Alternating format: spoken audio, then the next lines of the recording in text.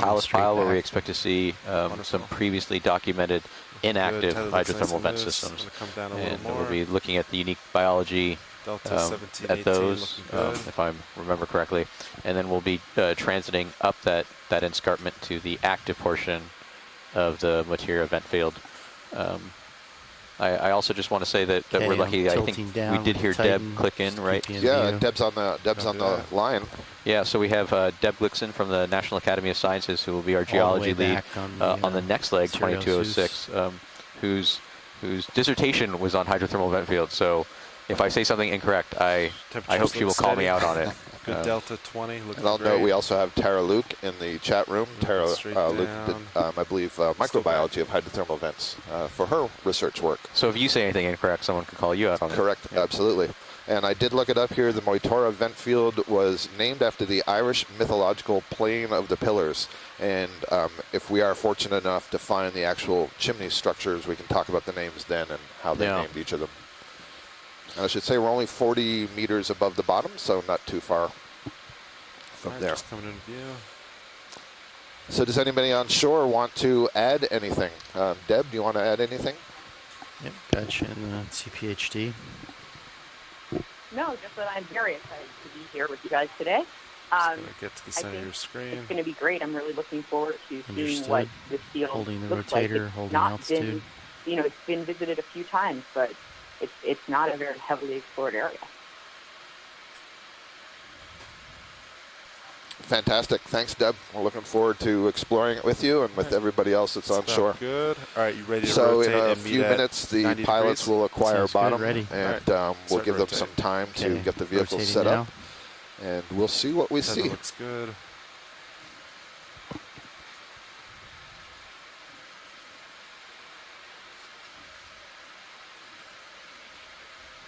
Awesome.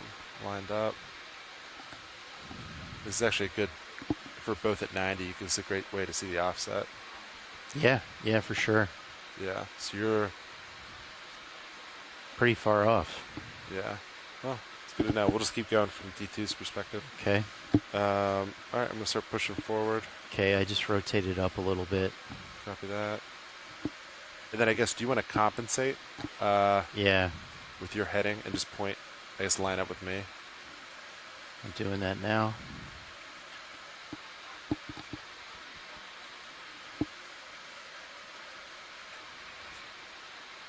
Yeah, I think the declination change made it worse. So it looked like it was better though. Yeah, I agree. I think if it's okay with you, I'm just going to undo it. Yeah, I'll hold here.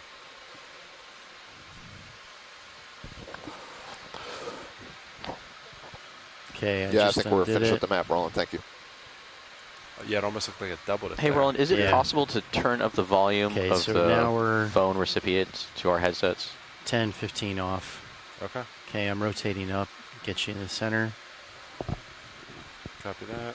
Thank you. That's at just about a 70-degree rotator angle. Copy. I'll push a little bit further.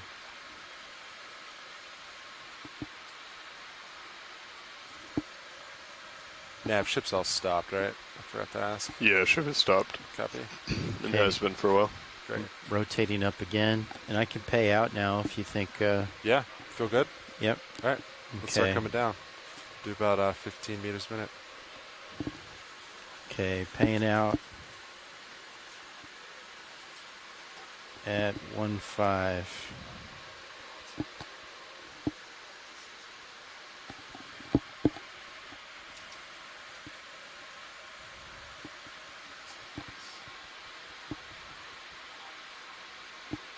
Okay, and I'm rotating up. I should also have noted that Cindy Van Dover is in the chat room. And Cindy has done an awful lot of work on hydrothermal vents and some of the earliest work on the hydrothermal vent shrimp here in the Atlantic. So great to have you here, Cindy. Will do. Looking forward to your insights. Maintain Delta 19, 18. Looking good. View is, all right. Good eyes on bottom. Temperatures look steady from what I can see. Keep going.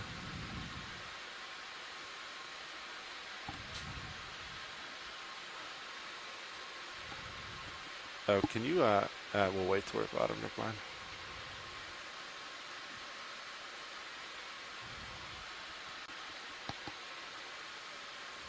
All right, temperatures look the same. I don't see any heat sources registering. Here's our first view of the bottom. Copy. And so I think you said, Ashton, that our dive target was at the base of this talus slope. Our first fish as well. Bottom, about there. Copy. Still paying out at 15 meters per minute. Got a 15 delta. Copy that. You can come to where you feel comfortable. Okay. Get a little bit closer. I'm stopping now. Copy that. Rotating up.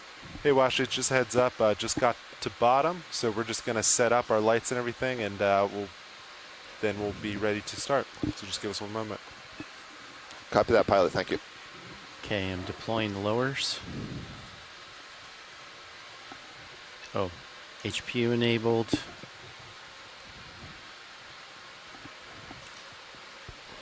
Valve pack's looking good.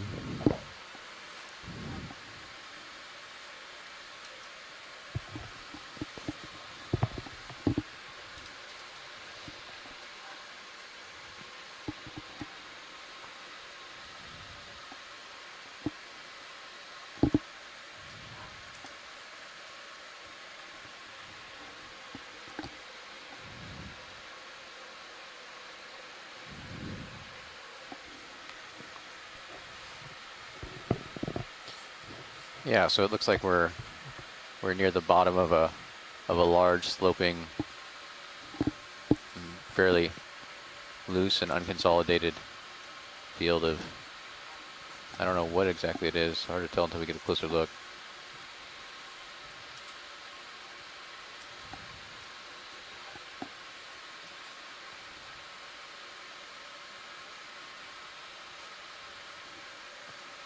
And then from your perspective, just roughly east.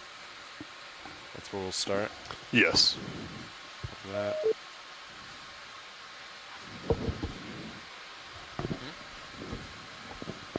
Not yet. We'll wait for them to get set up. And so once the ROV pilots are all set up and ready to proceed, we'll take a Niskin water sample. Just playing near with the the bottom. uppers real quick to try and not make it too hot. Yeah, of course. It might drift a little bit. I think we saw that on deck. Okay. We were calibrating.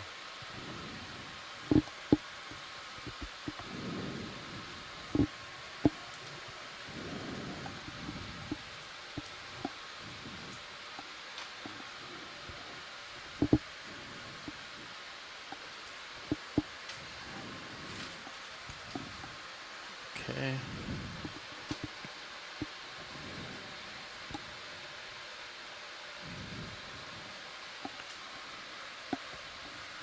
All right. Video co-pilot. Go ahead, co-pilot. What do you think about the lighting? Right here, it looks pretty good. It looks pretty spread out. Let me check from Sirius's vantage point. Yeah, I think that looks pretty flat. Okay. Copy that. All right, Washleads, we're pretty much ready at this time, and I think I heard you said you wanted a Niskin sample before we start. Is that correct? Copy that. Yes, please. All right. Yeah, co-pilot nav. Go ahead and work for that. Caitlin gives thumbs up. All right. So I reset already. Should I reset again, or I should not reset again? You always can. It's always a safe practice. Okay. You can't do anything negative by double resetting. All right. Reset. Okay. All stations ready for the Niskin. Ready. All right. Firing now. And that's a good fire. Good fire. Okay, so we have taken our second water sample for eDNA analysis. We took one in the water column. We were a bit remiss and missed the deep scattering layer, but we did get one up there at about 1,400 meters. And we are now ready to begin our transit. You want to direct us to that? Valve packs. Bridge, this is ROV now. Sorry. Kidding. I want to inform you that we are Pilot, on the bottom at this time. Can we have a look at these fish closer, to please? verify that the center rotation is set to the A frame. Yeah. And when you're available to discuss a brief Pilot, can we get a close look plan. at these fish when you're ready? Thank you. Yep. Just adjusting headset volume. All right, look at a fish. Good copy. Bailout will be due west. That is a 270. Video, you want to zoom in? Pretty far. Might not get much detail from here. Good copy, Rich. Thank you. Video, do you copy? Sorry, pilot. Do you want to? Yep, you got it. We're pretty far out there.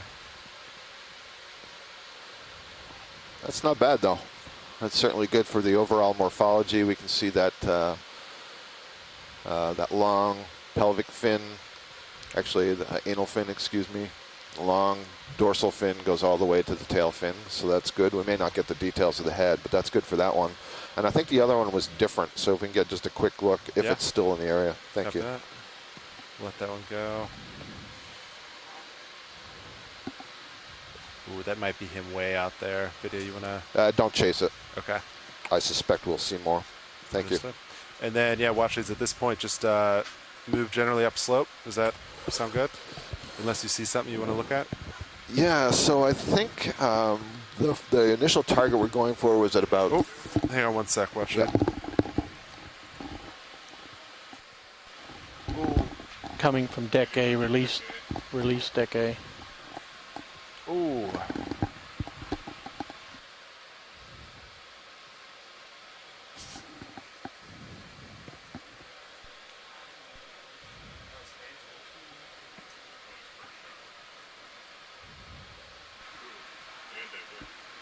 Hey, watch it. Sorry, we had a spike in our headsets. It's gone now. Okay. Sorry, can you repeat your last watch leads? Yeah, no problem. So I'm just checking the paper. I want to see, we're looking for some extinct vent chimneys that were down. I'm just trying to get the depth. I think it was 3,020-ish. Copy. So yeah, that's about 15 meters up. Yeah. From where we're at. So yeah, I think if we start to go up slope, that's certainly good. Okay. And we'll see what more information we can give you. Actually, we have that overlay. That's what I'm looking for. Let's see. Do we want to get a move in? I'm looking at 6 degrees. It's not too far. At least if we can see on the bathymetry, what's the depth of those points? Actually, I can. You know what? 336. Peek up. 3036. Yeah. So should be somewhere. Yeah, it looks kind of like a local. Just see if there's a hill behind this. Maybe that's where we want to go.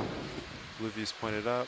Yeah, pilot. So we just checked more carefully on the detailed map, and it should be around this depth. So maybe if we just sort of spin around and look with the blue view to see if we see anything standing up down at this depth. Yeah, copy that. Thank you.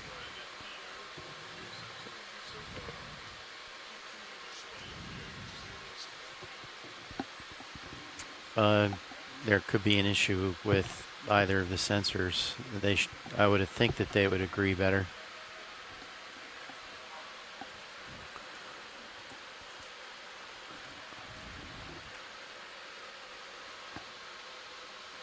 So I'm looking, yeah, blue view is about 50 meters out right now.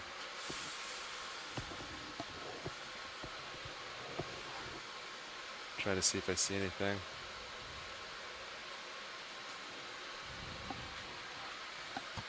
Yeah, one thing I'm not certain, I'll look in the paper, is the height of the chimneys at this particular area. I suspect they're smaller than the ones that are upslope. Yeah, understood. I see some items. Nothing looks large, but about 30 meters forward from this structure. Do you want to head that way? It's roughly east. Yeah, that sounds good. East. Okay. Yeah, east sounds good. I think just situational awareness, it looks like the bathymetry seafloor starts to drop off north of us. So I think as long as we stay east, which is the direction we'll be moving anyways, to be moving up slope and look for any features on the sonar. These are inactive vents, and I think they weren't visited except for a few years ago. Yeah, in 2019. Yeah. And there should be a talus pile down here, so I'm seeing some scattered rubble. Yep. So I suspect we're headed in the right direction. Target bearing for Sirius is a 9-8, so maybe move it like 100. Or at a 90. Let's do 90. We don't trust Sirius is heading right now. Copy that. So I think, yeah, due east. Yeah, you want to start with 30 meters. Sure. Looks pretty clear ahead. I don't see any obstructions. You okay with that, co-pilot? Yeah, that sounds good. 30 meters due east. 30 meters due east. I'll call it in. Thanks. Bridge, this is ROV nav. We have a move if you're ready. Range will be 30 meters, bearing How's 090 degrees, speed 0.2 knots, please. Video, test. Good copy. Thank you. Pilots, that move is underway. Copy. You're almost out of leash, pilot. Yeah, copy that. Nav, sorry, were you saying it's in? Yes, move is underway. Great, thanks.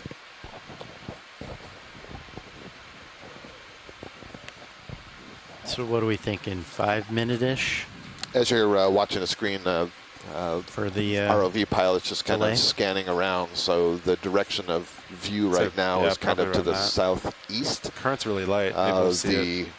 Well, I don't know if The it's slope faster that we're than going to be but- climbing today is more or less due east. So now we're starting to pan back that way. And so this view now is almost due east. So as we progress that way, we'll be going up slope.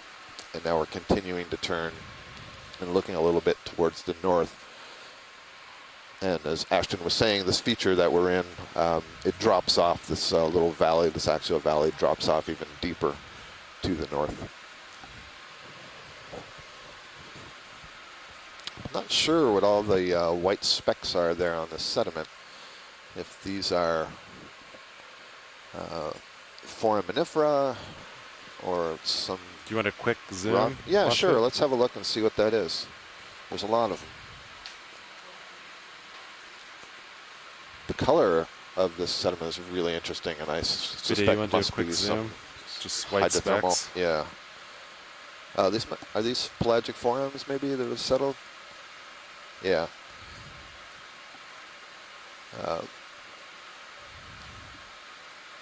Not forams, that's not what I meant. Somebody help me here. These are the shells of planktonic organisms that have... No, they're not diatoms. Pteropods, thank you. Mike Vecchione and Daphne. So these are shells of pteropods, which are pelagic gastropods. And so when they die up in the water column above, their shells sink to the bottom. In many places, this is what forms a lot of the sediment, a lot of the particulates of the sediment. That's great, pilot. Thank you. Yeah. Interesting. That's a really interesting sediment. Yeah, sediment. It's very soft and sandy here. I'm seeing a lot of tracks in there, and I don't know if that's just from tumbling sediments down this slope or if it's organisms that are moving their way through the slope. Just to the left of the lasers now. The lasers are right over it. There's something elongated. Yep, right there. Video going in.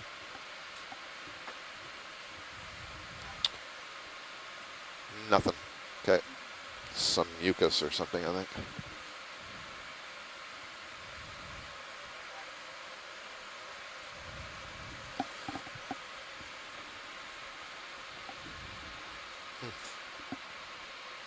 Not sure if it's mucus that was in some kind of a tube or former burrow or what, but that's okay. We can move on. Thank you. Sounds good.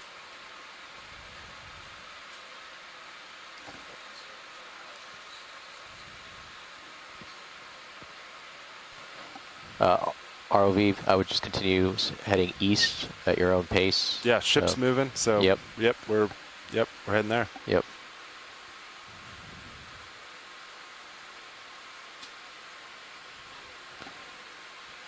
And so it looks like we're just coming up and over this kind of this field of probably very iron sulfur rich sediment, I'm guessing just that had precipitated out of the black smokers.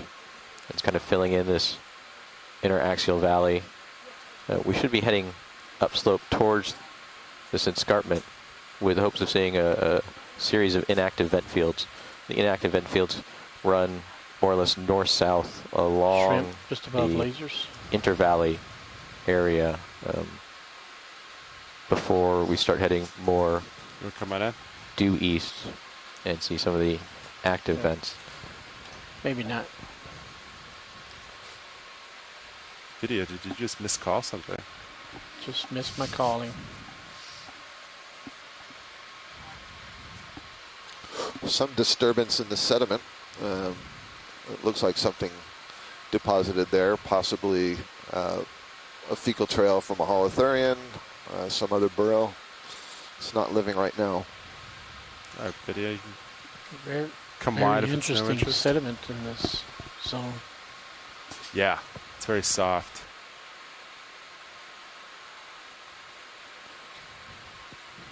I don't think I'm moving yet. How long ago was that call now? That call was put in 5 minutes ago. Oh, okay. So you might just start. We're also relatively deep compared to yesterday. Yeah, for sure.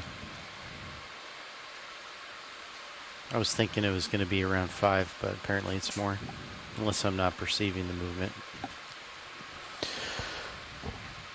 So unlike mid-ocean ridges in the Pacific, like the East Pacific Rise, Go ahead, Bridge. where volcanism is pretty copy, thank you. constant, on these slow-spreading ridges like the Mid-Atlantic Ridge, which only spread 2 to 4 centimeters per year, whereas the EPR can spread several times that. Volcanism is actually pretty rare. You might only have a volcanic eruption in one of these areas, maybe on the order of once every 10,000 years, I've heard.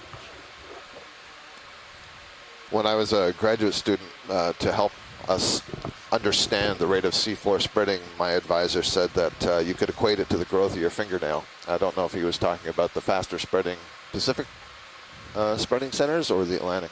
I think it probably depends on, the graduate student and how fast their fingernails grow. There you go. Yeah. I didn't bring a nail clipper on this trip and feel like I'm already... It's a good rule of thumb, though. So is trying there- to understand how these plates are being formed on our planet. Is that my eyes playing tricks on me, or is there some rubble just on the horizon of the light there? Up centered. Yeah. Yep. Yeah, no, that's where we're heading. Okay. Yeah, no, it looks. That's what I would call it. Yeah, so maybe we're starting to see some of this talus.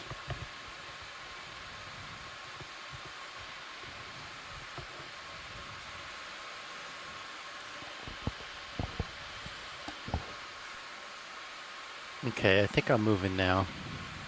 Now, Scott, do you remember from the cruise report for the Copy, Celtic Explorer, the roughly talus they 7 to 8 described, minutes. was it sulfide talus or was it basalt? Sulfide It talus. was sulfide talus, so Yeah. from collapsed chimneys.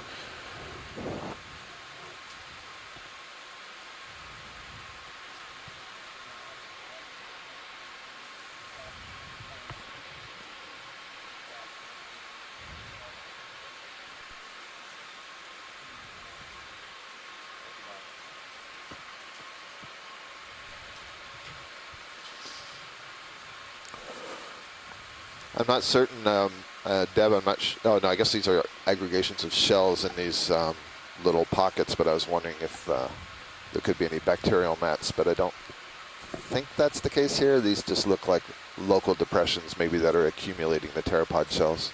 Oh, there's, I think, a sea cucumber right in the bottom of the screen center. Something pinkish. It's certainly different looking. 2 of them. There's another one far over to the right. You want to come on in, video? It's not oh, it's a rock. My bad, not a sea cucumber. Copy that. Do you want to keep moving or That's for Ashton. Oh no, keep moving. copy? Yep. But we There haven't is seen some any pink rocks structures before. on it, though. Yeah. Maybe the color bounces off. Very interesting. Is that a white sponge in the lower right? Yeah, so I remember somebody once asked me to compare and contrast hydrothermal vent fields on land versus at the sea, in the ocean. And the processes are actually amazingly similar. They're actually almost identical. There's some kind of quirks in terms of oceanographic hydrothermal processes. On land, things usually follow a hydrologic gradient, such as following the water table, which is topographically dictated, whereas under the ocean we follow pressure gradient. So on land, the water table will usually dictate that water flows from high elevations to low elevations, but in the deep ocean, given the pressure gradient, water actually flows from low elevations to high elevation. So there's little quirks like that. But I think, you know, what we're going through right now in this dive is a perfect example of the biggest difference, which is just their accessibility. You know, you can walk up, you know, right to a hydrothermal vent field at Yellowstone or something like that. You know, just drive there, pay the park price, and go see it. And here we need all these folks and an ROV team and a ship and 2 weeks at sea in rough weather, and just to get here and see some videos. And so I saw my first biology there, or at least the first biology I could identify. Oh, my bad. We saw 2 fish. Okay. I saw my first invertebrates there that I could identify, and on that rock were caprellid amphipods, are also called skeleton shrimp, and I believe in some places they're called noddies or nodders, and you could see them waving back and forth. Maybe we'll see some on some other rocks. so this looks very much to start to look like the talus field. There does look to be some outcrop of basalt and primary rock. Yeah, this looks like basaltic talus that's flown from that escarpment, Is this fallen from the escarpment. fish of interest? For, Yes, please. ID? Snap zoom on that. Thanks. All right, video. You want to come on in? And that's looking like a grenadier to me. We saw several grenadiers, different species yesterday. And one of the ones we saw was called the marlin spike grenadier. And it refers to that really elongate dorsal fin. Don't think this one's quite as long, so I think this one's something different. I remember the one yesterday was, Thank you. longer and sharper. Yep. In terms of more of a... Exactly. But this is a pretty species diverse group. Yeah. Thank you for that. Yep, you got it. Video. Anything else you want? Video's clear. Cindy Van Dover is saying it would be a good place to study. Yeah, if you could zoom in on some of those talus blocks in the foreground. Yeah, just dead center. Does that work? Yeah. Yeah. You get a little closer. So is that ship move complete now? Yeah, ship move completed One of my at graduate students 6:26. suggested that fish is Nezumia, All right. the genus So about 8 Nezumia, which minutes is ago. a grenadier. Thanks, Upashna. Okay. Sorry, 6 minutes ago. Would you like another one? Well, I'm just thinking All right, maybe we video, you put wanna one come in on in? because then we'll have 6 minutes or so around this area. Another 30 meters. That sounds good to me. Copy. Yeah, so you can see there, Maybe the rocks look like a mixture of, 20. Yeah, that of sounds sulfide, maybe Yep. some anhydrite, Bridges is some already really now. weathered, altered material. Like these to put another hydrothermal move if you're processes. ready. Range 20 meters, Blanketed with bearing these sulfide 090 sediments. degrees, speed 0.2 knots, please. Just want a That, general overview.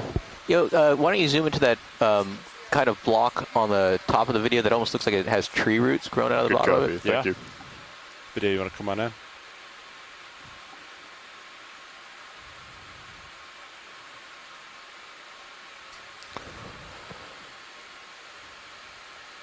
These are probably polychaete worm tubes. At the top there, you see that thing that's moving back and forth. There's 2 of them. Those are the caprellid amphipods that I was talking about. Very unusual amphipods. If you're familiar with what an amphipod looks like, we saw lots yesterday swimming around the corals, and we saw the ones that took over the salp houses. As we These wrap ones up are this, much be more nice to get a elongate, stable, and their legs are modified rock as shot. hook-like structures at the back, Copy so they that. can My hang on the rear back is end, and then hitting. they're So kind I of don't like know how praying stable I'll mantis be at able the to front. get you. And you see But, that it'll one be that's more in of the a center medium has wide a shot swelling. anyhow. Yeah, I can do They that. brood The their white thing in the embryos. top center of the screen. But back to the sulfides. Yeah, so one of the things we've been asked to look at is kind of compare and contrast what the biological communities look like at the active hydrothermal vents, and then what they look at the inactive vents. And so if you think let's about the go lifespan 3 of rocks. one of these black smoker chimneys, from an active to an inactive, then 3 to big a ones. collapsed and rubbly portion. Then you see a nice basaltic block in the top left there for comparisons. That's good Much composition. darker. You got it.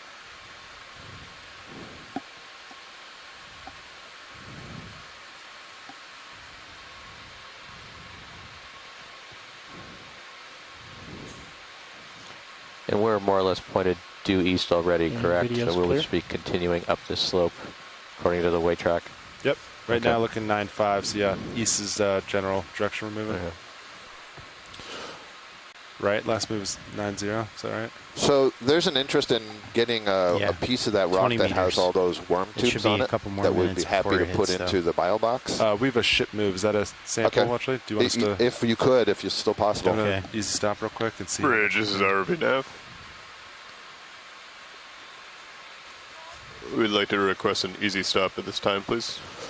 The comment was Thank you from much. Cindy Van Dover, who's got a lot of Very experience fast. with these vent systems. Go ahead. How and much you say she notes distance went in that that those move? It was are only 5 meters. not Oh, typical awesome. worms that you would Great. see at an active Yeah, and vent. you're still pretty And far this out is in one of front the me, questions so- that we have in the inactive vents. What sort of fauna are we seeing, and do they represent the typical background fauna, or is there some intermediate community that we see? So the question will be, I guess, how friable, how easy it is to sort of pick up Kinda this move rock, a little bit. and if it breaks apart. I don't know what you know about that, Ashton. Yeah, do you want me to start just kind of poking it and get a feel for it? Sure, yeah, that'd be great. And then we'll know if that's a suction sample or a... Yeah, I'm skeptical you could suction the worms off, but you know, who knows? But yeah, let's see what the situation is. Yeah, I'd probably just try and grab a hunk of it and hope it's pretty Yeah, loosely copy that. consolidated. If not, maybe a nudge and a suck. Yeah, sounds good. Yep.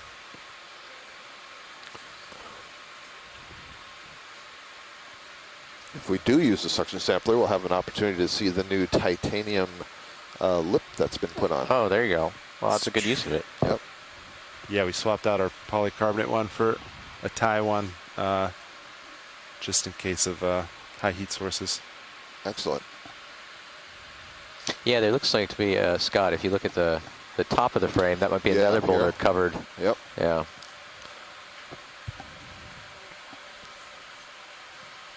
Either way, I suspect they're the same sort of things. I've seen them on a few rocks here. All right, Copilot, do you want to... Oh, hydraulics are up. Awesome. Ready to go? I'm going to start just by poking it and see if it's soft. These are almost surely some kind of polychaete worm. Yep. All right. It would be a biosample. Yep. Arms coming live. 3, 2... In fact, there's a Arms polychaete on. worm swimming up in front of the rock right now. I'm guessing it's a scale worm of some kind. You can see the way it has the wave-like motion of the body as the paddle-like limbs Okay, I'm going to rotate down. move in their power Mini stroke. Zeus. Yeah, copy that. All right, so we're going to poke at this rock and see how easy it is to break up so that we can get a sample.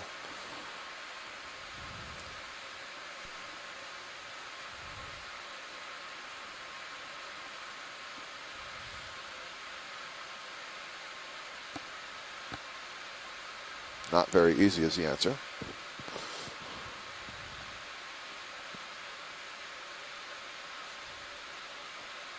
Yeah, pretty consolidated. Yep. So I'm fine, pilot, if we want to just move and see if there's a smaller rock that has some of these polychaetes on it. That would be fine. Okay, Thank you. sounds good.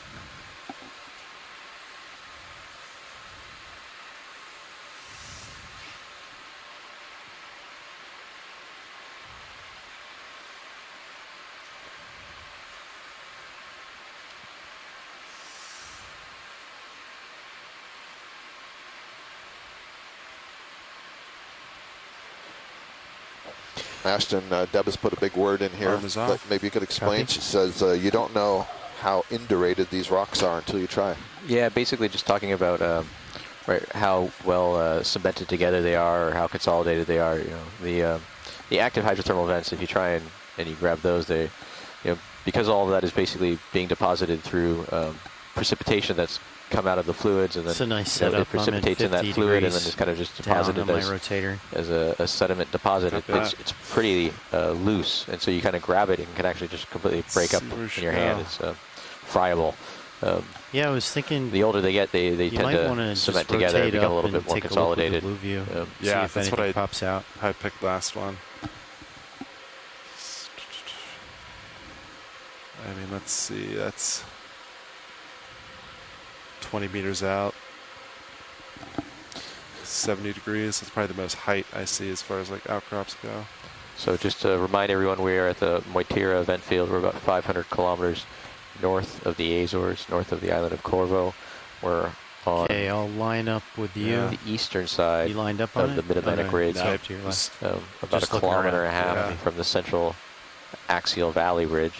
You want to go? Beginning to head up a talus pile. Looks like 7-0. mainly You wanna line a up with me? mixture Okay, of I'm lining up now. 7-0. sulfide, talus, hydrothermally altered basalt talus. Okay, overshot a little bit. I'm keeping my eye out for another hairy Yeah, rock give or us, fuzzy rock. 20 meters. We want to see if Yeah. Copy any of that. those 20 tubes have any meters, of the worms 070. poking out. That would also I'll help call us it now. identify what's Bridge is there. RV nav. Oh, you see the Like to shimmer put on it the, in a movie the if you're block ready. on the right? Range Block on the 20 right. Yeah. Shimmer. meters, I don't see bearing it yet. The big yellow one. 070 Big sulfide one. degrees, This one? speed Yeah. 0.2 knots, please. Shimmer, you mean like a schlern in the water? Yeah, but Oh, no, I it's, didn't it's, notice Zoom it. on that it's got clock. some shimmer Yeah, on the go for rock. Okay. Yeah. Oh, well, that's gold. Good copy, Bridge. Thank Oh, you. wow. Yeah.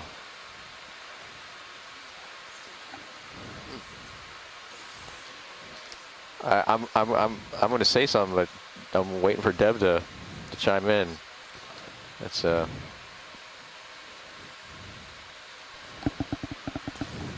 Well, I'll say something. There's Yeah. another caprella yeah. amphipod Is it there. a big block of pyrite? Yeah, I think it's a block of pyrite or chalcopyrite.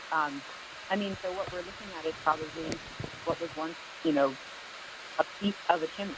Yeah. That's amazing. That is really, really cool. Yeah. So that's a big block of pyrite or chalcopyrite. As Deb Glickson was chiming in and saying it's it's a block of a former chimney. So that's a big block of what's colloquially known as fool's gold. I take no offense to that. And yeah, there's a whole lot of amphipods. Again, the caprellids, also called skeleton shrimp. You can see their bulbous little heads at the end. Don't see any of the worm tubes on this rock. Yeah, unfortunately, I think that that sample is probably too large for me to take. Yeah. If I just want to take the whole rock. Yeah. Foolish But to that try is to take that. That's a beautiful golden nugget. Let's get it tilt down to full screen. Yeah, there's lasers for reference. Pretty big. Yeah. About 40 centimeters across. Let's turn on the fog lights. Sure. Copilot, you got that? Yep. I've dove on the Juan de Fuca a few times, and so I can bring the hydrothermal vents there. lowers I've never inboard, seen too, to I've light never up seen that the- before. Oh, is that right? Underneath. Yeah, I've never. Oh, cool. Make it a little more even. Yep, that actually Well, that's looks good fairly because yesterday I got to see decent something I've Okay. never seen before. Today you do.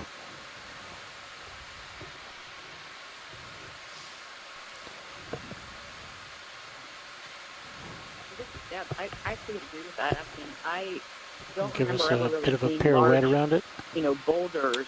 Yeah, I need to rise a little bit though. Normally it's Kind of low, and you there's want rocks to around. It's gonna change the view. Is that okay? Yeah. Yeah. And actually, at this angle, that rock that was upper right had some of those. Yeah, tubes. yeah. Seeing it referring as kind of as some secondary mineralization in a chimney before, but not a giant block of. Copilot, can you bring my arms up maybe like lowers, like up 30 degrees maybe? Sure. So to make sure I don't accidentally knock a rock. It just gives us a little bit of a reflective shimmer as you go around.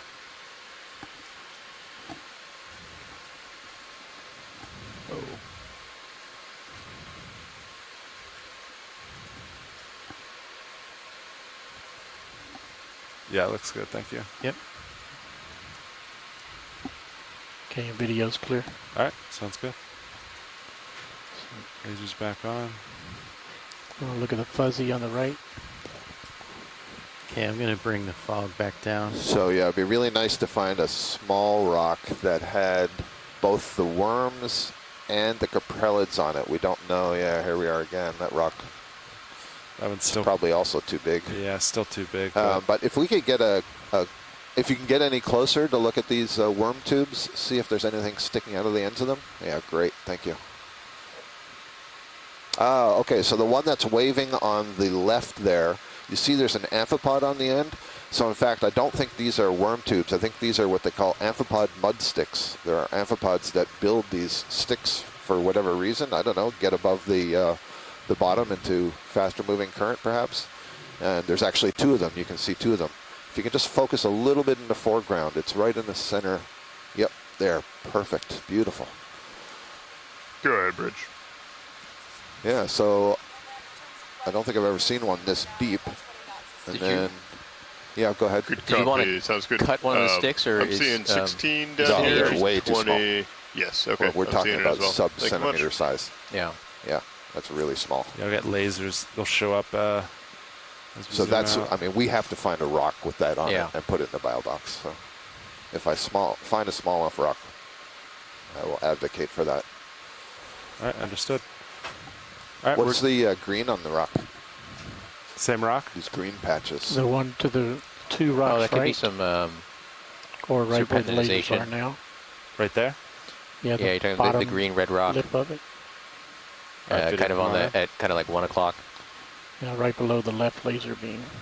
Yeah, like here, there.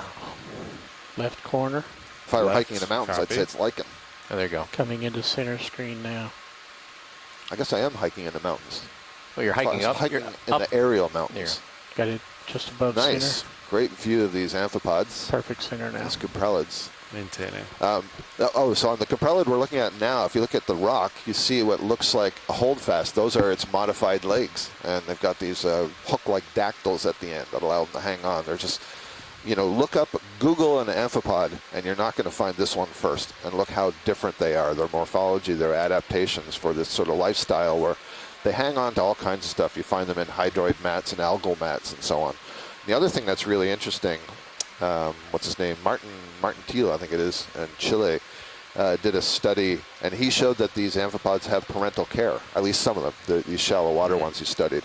And so all amphipods brood their embryos, so the eggs will hatch while they're still in the pouch of the female. But this particular species would also look after the offspring for some period of time afterwards, and so when there was danger, collect them all back in her pouch. Yeah, so All right, let's keep moving. Deb and Cindy chimed in. And it could also be some, the green could also just be some copper sulfide deposition. If we think about the main mineral constituents of these black smoke or hydrothermal vent fields these are the talus piles of, we get a lot of reduced inorganic compounds, precipitates out metal sulfide, so iron sulfide, copper sulfide, manganese.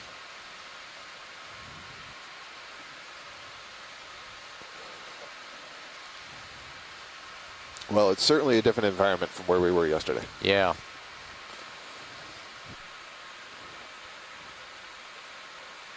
What's the white on top of this rock that we're passing over? Center. Video, you want to come in? What's that? What are we looking Yeah, for? the little needle Just at the the bottom. white? Yeah. Is this what you I think it's the wanted to thing watch at the it? very bottom of the screen. Looks what they're going for. Oh, bottom? Almost looks like it's dripping out of the rock. Oh, wow. Look at that. It's like a mini chimney.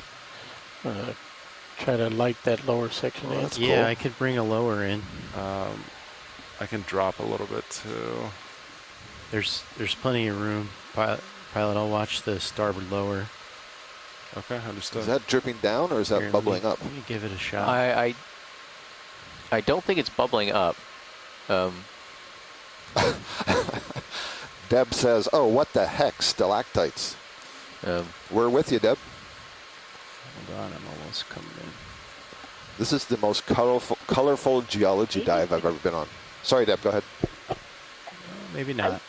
I was going to say, maybe Cindy could chime in. I've never seen anything Okay, I like can this, try fog. at an active or at an extinct hydrothermal vent site. Something, yeah. That being said, we often didn't have the opportunity to zoom in quite to That's this my max extent tilt. I'll have to back up. on inactive sulfides because we were often hunting yeah. for the active ones.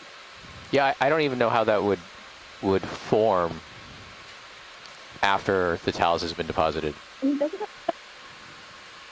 Yeah, but doesn't could it be? Just tilt down a little bit lower. I have to move back I for that don't video. know. You want Okay. that? Super No. cool and Okay. very weird. I feel like I need to call the I got a geochemist little and too get them on close the than line. I limited my rotation. Yeah, I mean, precipitating up from the bottom, or I guess if there's fluid flow through the block while it was still Yeah, I don't know. I'm reaching here. This is some stunning photography. So, Deb, you just said it, you know, the beauty of the Okeanos Explorer program is that we have these cameras, we have trained videographers who know how to do the lighting and the color balance, and I mean, look at what we're seeing.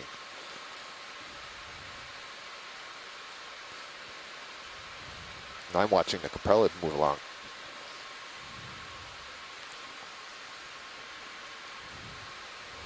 Cindy asked, could it be serpentization? Serpentinization, yeah. So alteration of the mineral products from temperature and kind of fluid flow through the rock, and if it was in the rock itself, yeah, I can see that it could be, you know, it could have been some type of alteration or serpentinization within maybe something that was not indurated, so not hardened, something loosely consolidated, and maybe the rock around it broke up and eroded out, and what you're left with is kind of just the more hardened material more fog that formed that serpentinous vein in between. But let me but I'm reaching there. It's something floating in the middle of the air connected to a rock in the seafloor, so I don't know. Yeah, yeah, it sure looks like it sort of drained out of that rock. Yeah. It actually, yeah, so that's what it looks like to me. It looks like you almost, you know, when someone's doing metal casting, right, and you kind of just have some molten metal and you drain it through.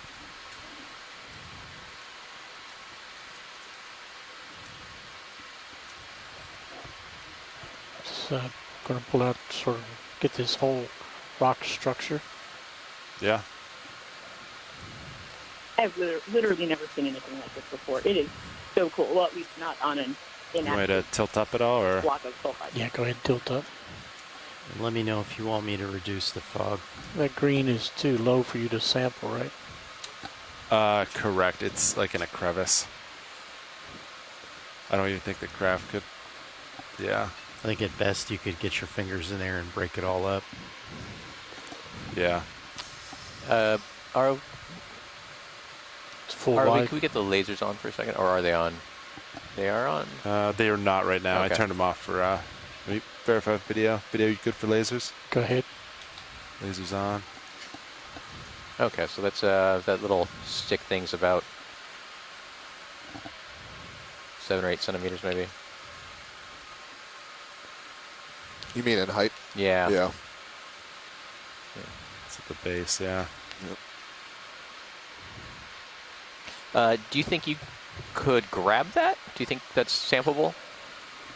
I'm not sure. So if you look at, tucked under. it's pretty low underneath us. Yeah. I don't know if I have the reach for it. If you want, I could try, but I'm not sure.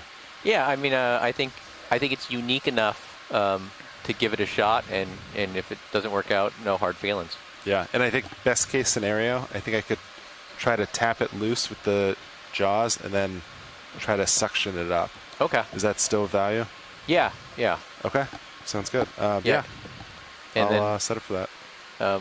You know, if it's too small for the rock box and you're worried about floating, or if it's not suctionable, we could always see if we can make a trade with the biology. I suppose. But you can put something in the rock box. So. Yeah, a rock. But a rock with worms. Okay. Copad, are you okay with ship position? Yeah. If that capellin's still on it, seriously, I'll just absolutely. haul in a bit. We're good, I think. Okay. Ship is stationary. Okay, understood. You want to back up a little bit? Maybe Yeah, I'm try gonna- and get under with the suction? Yeah.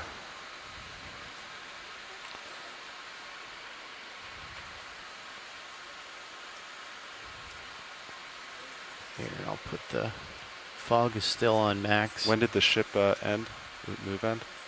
Ship move ended at 12:45, so almost 9 minutes ago. Copy. Do we want to move Sirius back 5 meters? You're right above me right now. I think it's okay. We've done samples like this before. Okay. I've got Just a wanna, 20-meter delta. yeah, I just want to bring it up.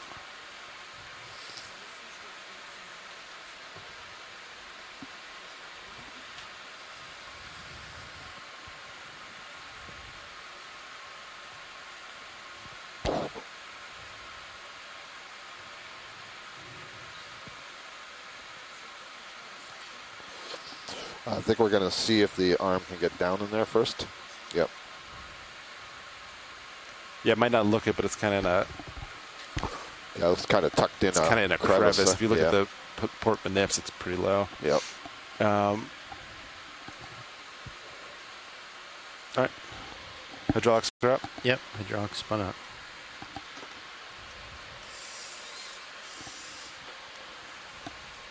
Arm coming live, 3, 2, 1. Arm is live.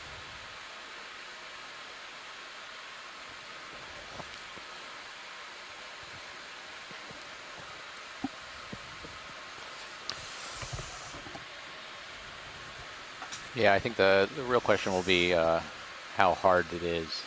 Yeah. Cindy thinks it might be friable. Yeah, break it might be. easily. It might be pretty weak. We'll put HD2 Yeah, on might the be able to scene. Oh yeah. poke it, Let's see. break it, and slurp it.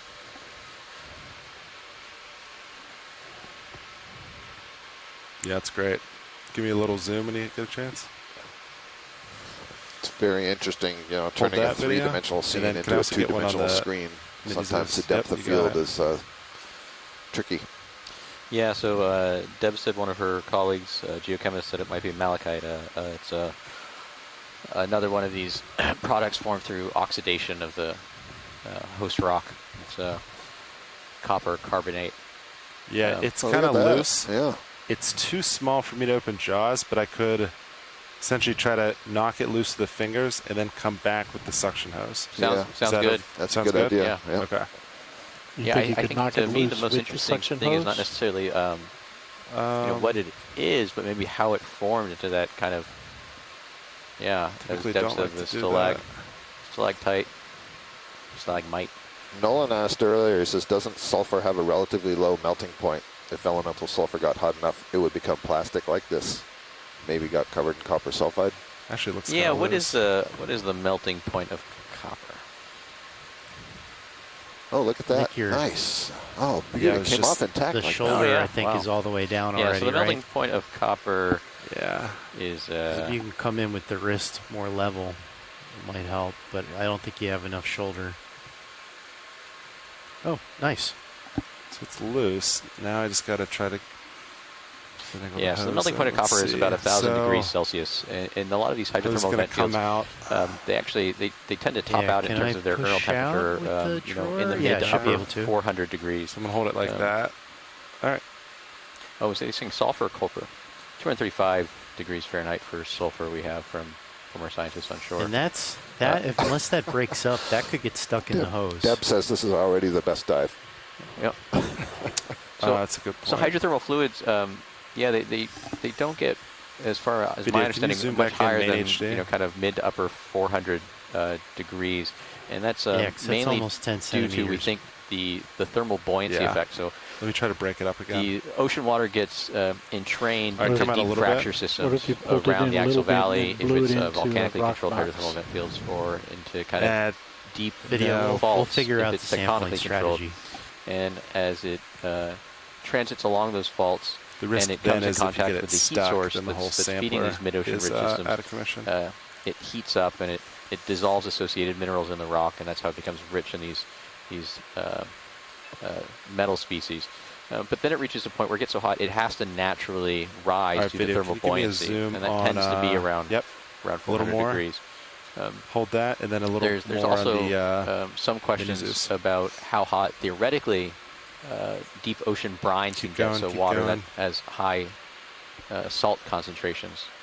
Yeah, hold Yeah, that. at these depths Thank and you, sir. pressures, these pressures and depths in the oceanic crust and temperatures, these hydrothermal fluids, these brines, actually exist as kind of a supercritical fluid. Actually, I might try to sneak jaws. Ooh. Yeah, you might just be able to get around it. I'm gonna try it.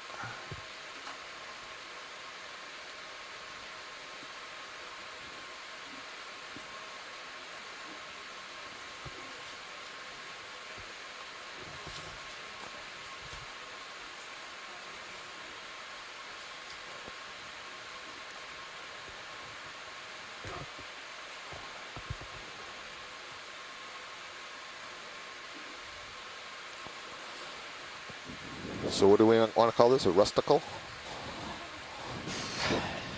This might be a little it's off, but could you potentially like push those small rubble out of the way so you could like open your jaw all the way and come down? They look pretty loose when you... We're so worried about the bigger ones. As long as I keep it...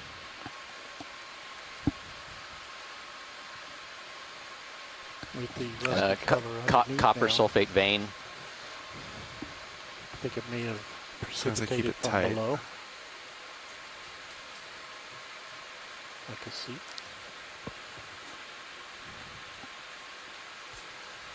Now it looks like a little bugle.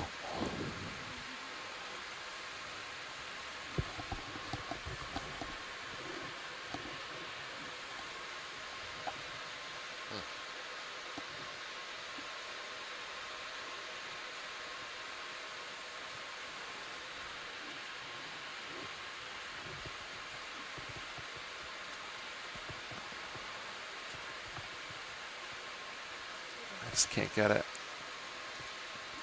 My wrist kind of gets blocked. There we go. Let's see.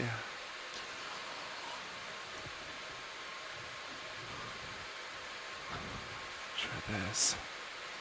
I kill my view though. Well, I'm still just kind of awestruck. We're just at the beginning of this Palace field. We haven't even gotten to over here if you want the inactive vent systems or the active vent systems, and we're stumping folks in terms of what we're seeing. It's pretty amazing.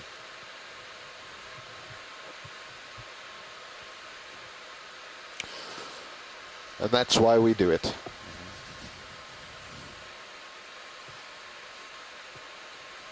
Yeah, watch it. So I'm concerned it'll be too big and it could actually get stuck in the suction sampler. Sure. So I was trying to either break it or lightly grab it. It's tucked down there, isn't it? Yeah. So...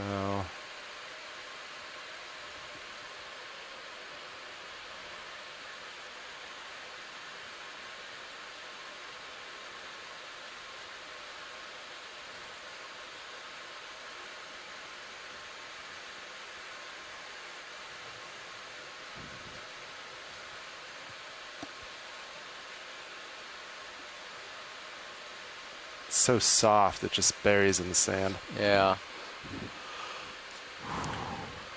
Do you think you could come in with like the outer finger and like grab it and then drag it a little bit over to starboard? Concerned I'm just going to keep burying it. Yeah. Let's see. What's the diameter of the suction hose? 8 centimeters? It's pretty much... I think that one's guaranteed to get stuck in there. Yeah. I agree. Yeah. Yeah, watch it. It's can't really get this one. Okay. Yeah. I could definitely spend more time, but I don't want to kill the dive time. Yeah. Let's get a good zoom in on the exposed part, so we can at least see what it looks like at the moment. And if we run across any more pieces of talus with that same blue-green coloration on it that we think are sampleable, just keep your eyes out for those, because it'd be nice to grab something that we think has similar mineralogy. Yeah, copy that. Video, you want to do zoom, main H2?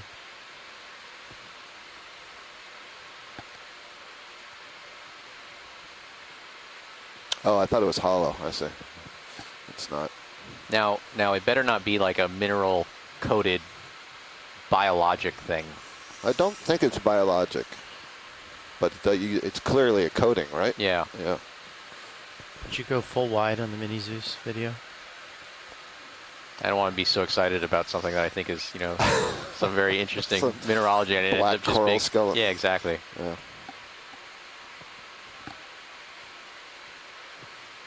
But that would be an interesting process if it was.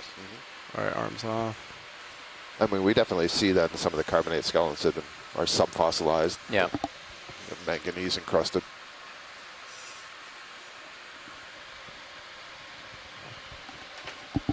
Slight tilt up.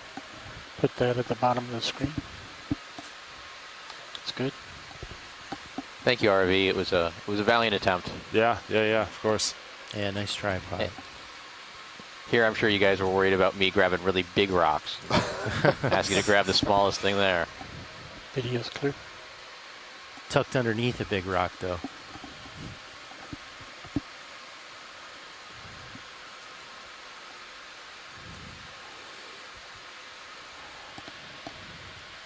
Okay, I'm 20 meters above you, pilot. So Copy you got that. plenty of leash. Let's keep moving forward. Sounds good. I think my fog lights are still on. Yeah, I'll knock them down. And I'll go back to jar 6.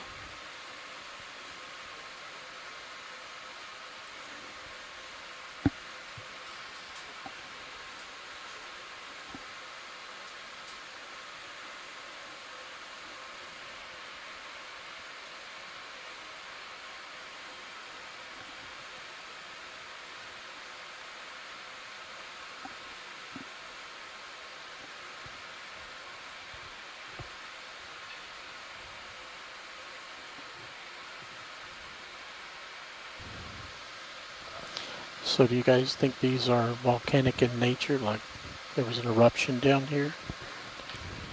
I think this is all one large, continuous, never-ending eruption. I think the blocks we're looking at right now are not what we think of. Pilot, we just passed, just off the screen lower left, what looked like maybe a smaller piece of rock that had some of that green on it. Copy, I'll back up. Thank you. Good eyes. Yeah, unlike the basalts that form all of the oceanic crust that we'll be seeing, these are all products of hydrothermal alteration of those rocks or mineral precipitates that are coming out of these hydrothermal vent fields that form these large chimney structures and then collapse, and then they form rubble. We also might see pieces more to of your left, your port the side. primary volcanics, those pillow basalts that are fragmented and get cemented with some of these hydrothermal precipitates. Yeah, so the one right on the edge of the nice. ledge there. Second one up from the big one on the lower left. Second one up from the big one on the lower left. Around here? Yep, Left just of your right, the lasers. ledge is on it now. Perfect. Copy. That's what I saw. You want to zoom in real quick? 10 centimeters, seems like a pretty good size. Yeah. You think that's enough of your... Oh, and it's got amphipods on it. There you go. Does that look good? That would be a nice sample. Yeah. Okay. It's got lichen. All right, video come wide.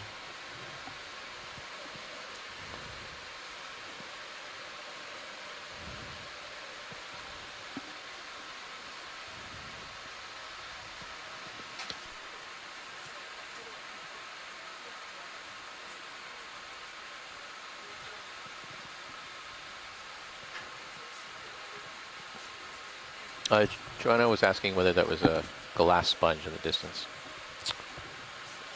I did not notice any glass sponge yet. So I'll have to raise my eyes. Boy, these ones have a much more brown texture, I think, than what I saw before. We're getting all the colors. Do you want to take zooms before we start? Yeah, we had some of these early on. This is more oxidation, Would this maybe be more a iron bio rich. or a? Watch it. Is this a biosample? Or is Yes, this a biosample. Got it. Thank Thanks. you. Want port or starboard, pilot?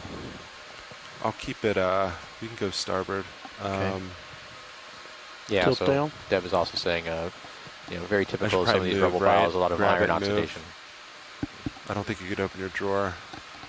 Or could you? I can't tell. It's pretty on that close. I side. think we probably could. Okay, we can try it. If not, I'll move. Yeah, So- so the oceanic salt that... Sorry, Yep. do we want to call this a geology sample with biology associates or a biology sample with geology associates? I kind of like the idea of a biology sample with geology associates, because how often do we get one of those? Video's clear. I've actually done them in the Copy. past. Okay. All right, so it's going to Yeah. be a B. So watch leads, at least in the past, it's always been a geology sample with biology associates. Uh-oh. Okay. Okay. I'm sorry.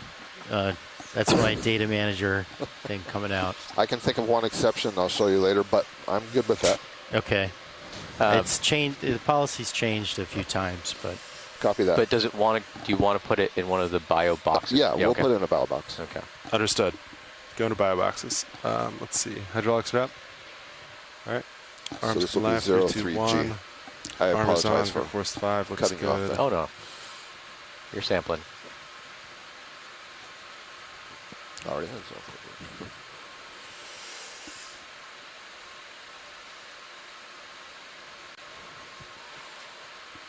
Just gonna give it a light tap, make sure it's loose, even though it looks pretty loose.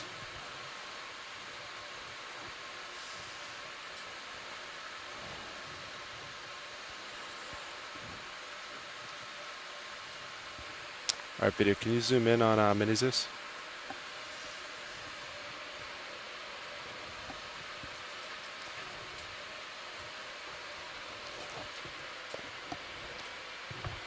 Yeah, hold that. Thanks.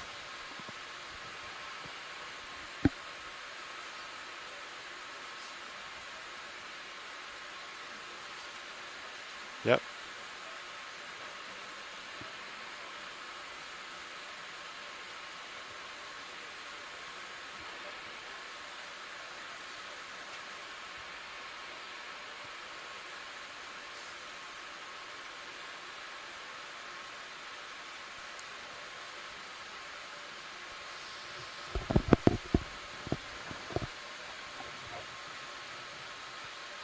Very nice. Bring it up into the light, give us a rotate with the camera tight. Do you want it up higher, or do you want fog lights on? Either one. You get fog lights? There. Yeah, that's good. Rotate up.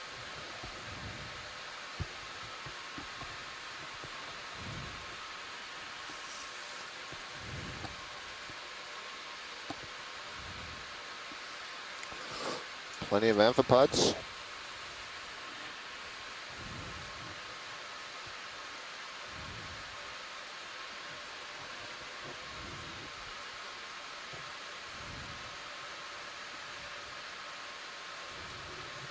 Very nice. Yeah, so Thank some you. of that copper sulfate or some type of copper-bearing mineral oxidation on the outside, and then the iron oxidation forming the red color.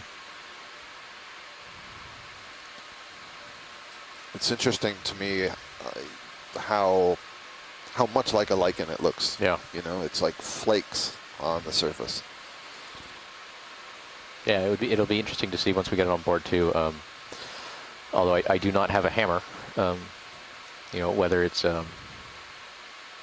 what actually the rock is, whether it's a giant piece of hydrothermal vent that's been rounded as a cobble, or whether it's actually a piece of basalt that has been coated. Yeah, bio starboard. Yep. I've got the pin extended, ready to push the Finish shore the out when you are. 360 spin.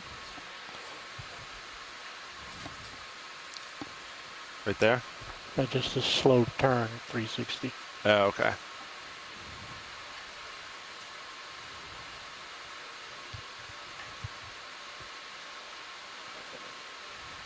Okay, we'll go with that. Is that good? Yeah. Okay. Fog lights are clear. Then can you come wide on Mini Zeus? Okay, I'm gonna move Mini Zeus to give you a better Deb view. says her money's on it being a and giant ready piece to of push out sulfide. when you are. Yeah. The whole rock. Yeah. Yeah. So when she comes aboard for next cruise, I'll Yeah, make sure she come gives out it a good slow. smack Make with a sure nothing hammer. hits. Yep, coming out slow. Pack your hammer, Deb.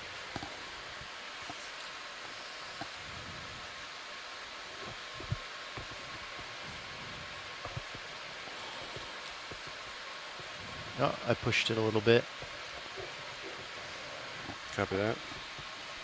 Want me to pull back in? Sure. I'll just rotate a little bit.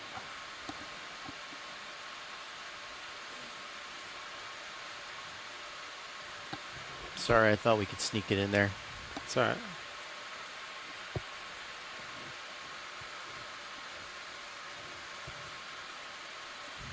We'll try that.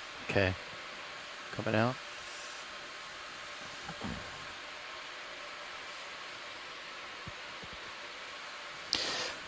Yeah, so That's full extension.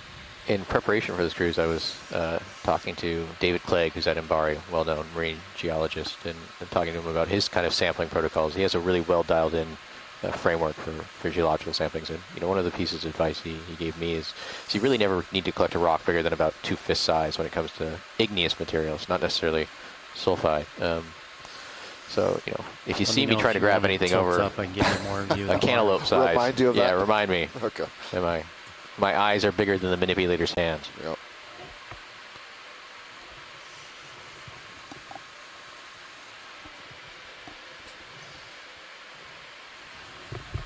Just letting that roll pass.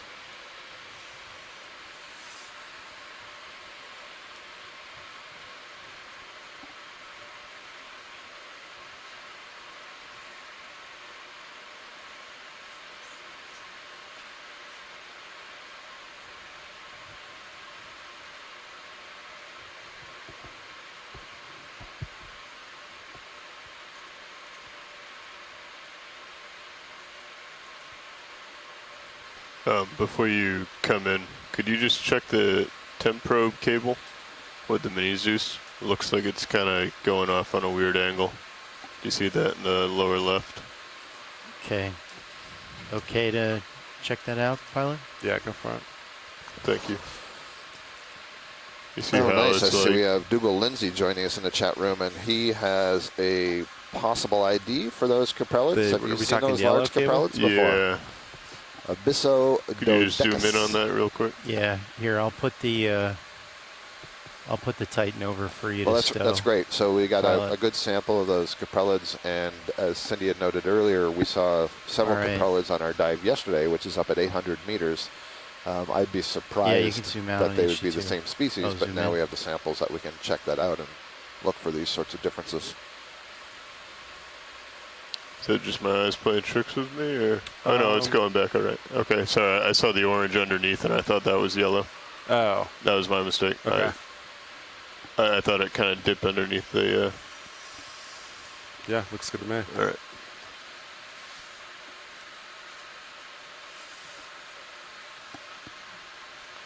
In the starboard inner.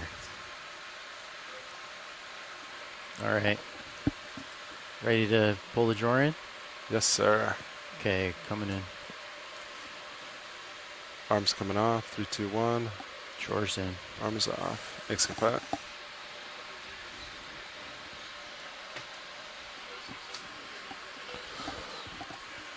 All right.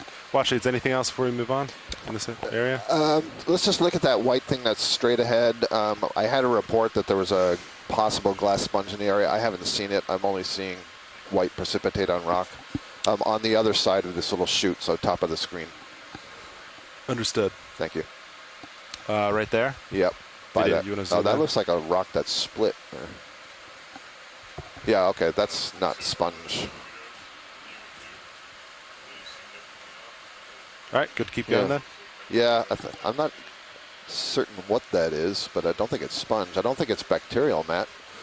That's not geology, is it? I mean, it could be some type of anhydrite, Okay. but hard to tell, and I'm not super good at identifying anhydrates. That's what Deb suggests. Yeah. Yes, pilot, we can move on. Thank you. Copy that.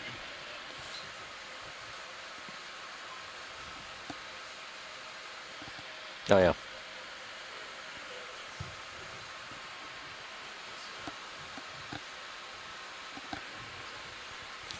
Let's see. So I'm looking.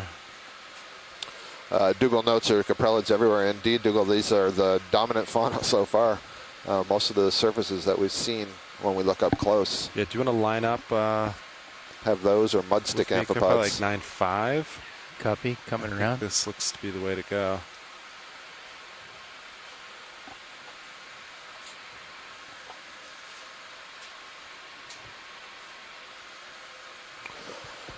Yeah, I think it looks. Can we get just a brief look at the white on the right side? Looks like a vase, sort of. Just again ensuring that this is not sponge. Yeah. Thank you. And then, do you guys want to get 20 meters in when we do this? I think 9.5 looks pretty good. Copy that. 30 meters, 9.5. I think 20. Oh, sorry, 20, 9.5. You good with that, Pat? Yes. And then white as in center? Yes. Okay. Thank you. Video, you want to come on in? Bridge, this is ROV nav. We'd like to put in a move if you got an opportunity. Definitely not sponge. 20 meters, 20 meters, bearing 095 degrees. Speed 0.2 knots. As I look at this, it looks like these caprellids are miners. They all look like they're sort of chipping away there at you go. these rocks. Good copy. Thank you. Yeah, so I'm guessing some some Red pallet type hydrothermal movies in. leaching of minerals and bleaching of the Copy. rock, mixture with some, Thanks, Staff. along with those, along with iron and manganese and copper, we also have calcium that precipitates out of these hydrothermal fluids, so that forms a calcium sulfate and an anhydrite, which is a lot of times associated with that white-colored mineralization. Thank you, pilot. We're good to go. Copy that. Moving on.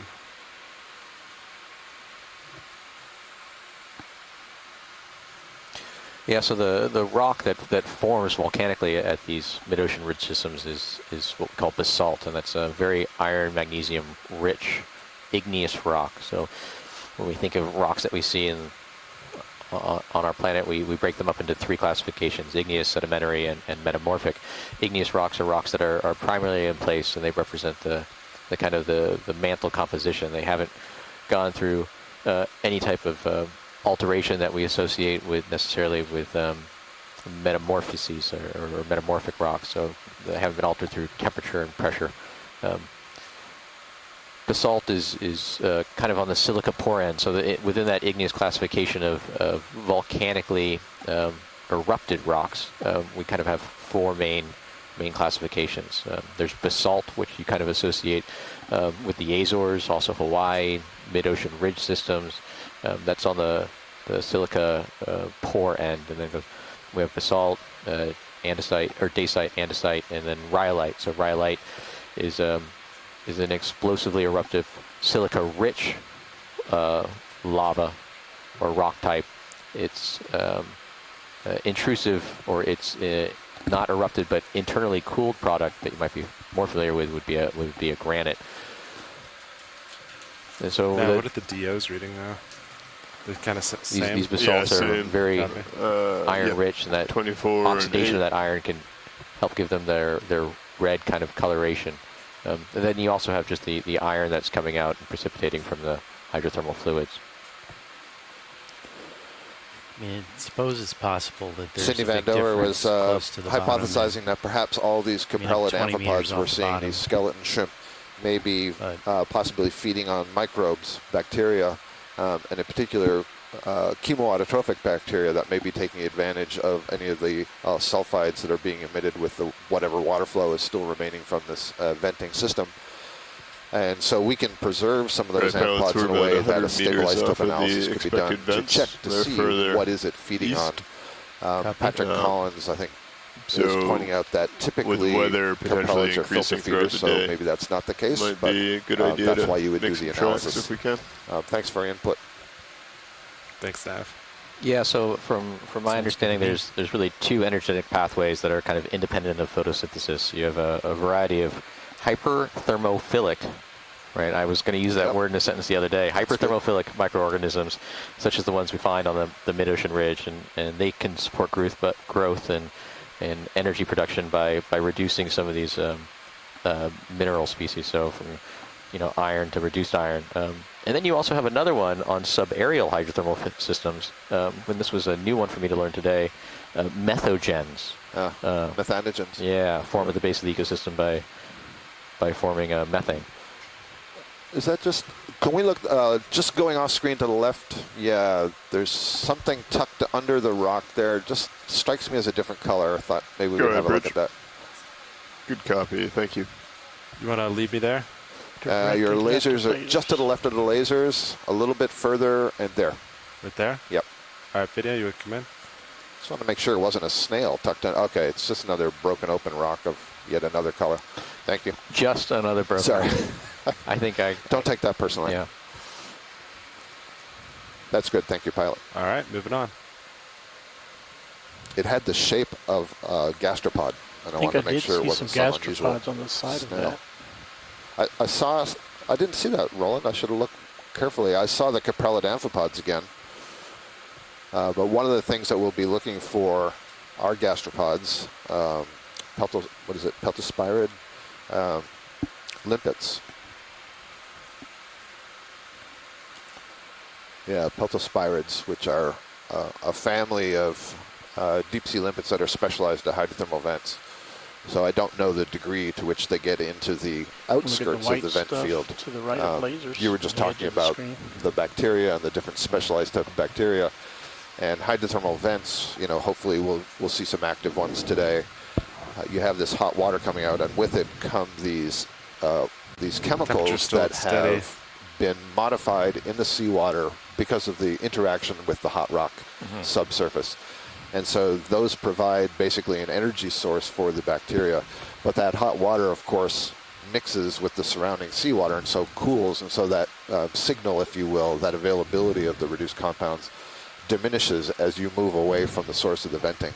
And so in that sense, all the organisms that are depending on it, we expect are also changing as you move away. So I don't know the degree to which those limpets can survive outside the influence, the immediate influence of the vent. Now, and I remember it being at some black smokers on the Wandafuka, and the thermal gradient away from the black smokers, it falls off amazingly fast. Ship move ended 2 minutes ago, almost 3. Swimming holothurian upper We row. see our first Yes. swimming cucumber of the dive. Is that right? Is that what I'm seeing We in the probably upper still left? have about like 3 minutes of swing left, Copy. or 3 minutes until Serial starts feeling Yes, that move. indeed. Video, you want to come on in? Can't have an Okeanos expedition without some swimming cucumber video. So this is a holothurian related to Ellen. It's getting photobombed by a scale worm. That's a polychaete worm. There's a fish in the background. And a too. fish. There we go. So there's biology here at these inactive fields. Anyway, the holothurian is a sea cucumber related to the sea stars and the brittle stars and the sea urchins. And we also seen crinoids. So we've now seen all 5 classes of echinoderms in our first 2 dives. Thank you for that. I'm sure we're going to see plenty more. Copy that. Video when you're set, just let me know. Copy that, we're moving. Do you have an idea on this fish? Yeah, if we can get a zoom on the fish, that'd be good. Yeah. Not sure that that's the same we saw Video, you earlier. wanna come on in? Let's see. That looks kind of cuskiel to me. Brochelid, is that? Yeah, Mike Vecchione is also saying cuskiel. So this would be different from what we saw earlier. So this is a good observation. Still more coprolids on all the surfaces here.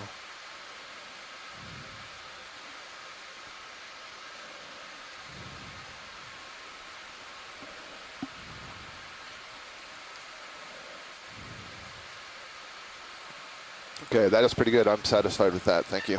Copy that. Shoot the lasers back on? Yeah. Thanks. There we go. It's not too big a fish. Okay. Maybe 15 centimeters in length. It's your starboard toe hitting something. Yeah. For those of you who are new to our broadcast, those laser dots are used for scaling, and they're 10 centimeters apart.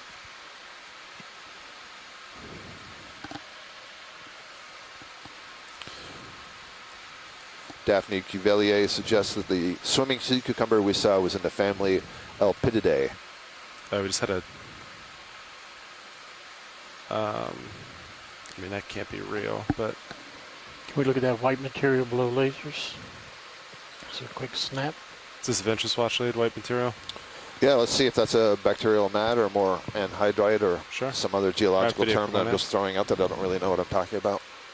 Oh, it's a pile of pteropod shells. So it must be, something about the downslope transport. They just accumulate here. Thank you. Yep. All right, video. Yeah, I think the general rule is if you don't know what something is mineralogically here, just say What were the you first think thing that comes to your couldn't be mind and real, then follow it with Tyler? the word sulfate. Okay. Yeah. The -8 Oh, temperature. And then check the chat room and have Exactly. someone correct you. You might get a sulfide every now and then. Yes, sir. Yeah. Sensors inverted. Yeah. It's But, good. but in terms of white mineral species here, yeah, it's almost, yeah, it seems as far as like I'm aware, almost always going to be temporary some type data of issue. calcium sulfate if it is a mineralogically, Yeah, I wonder if it has anything to do if with it is of a mineral origin, that extra vent cap from this morning. a lithological. Lithological origin.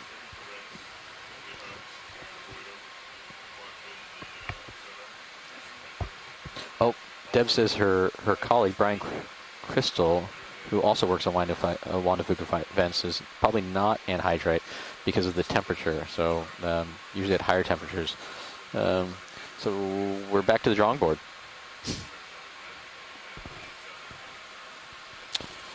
And my computer has crashed. Yeah. So her colleague thinks that if it was a calcium sulfate and anhydrite, it would actually probably dissolve after deposition. I see. Okay. If it's sat in cold slight So seawater. it wouldn't be persisting. Yeah. But I do remember that. Watch, we're going to do a quick pilot change, so we'll be right back in a minute. Copy that. Thank you.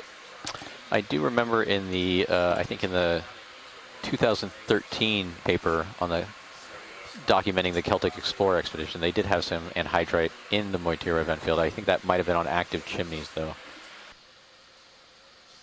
And so that would also be an interesting question. You know, maybe we should get a sample of that at some point in time if we see something sampleable Down in this area, away from the chimney because itself. you know, because if it is an anhydrite, that might tell us something about how long these products have been there from a pressure temperature stability standpoint.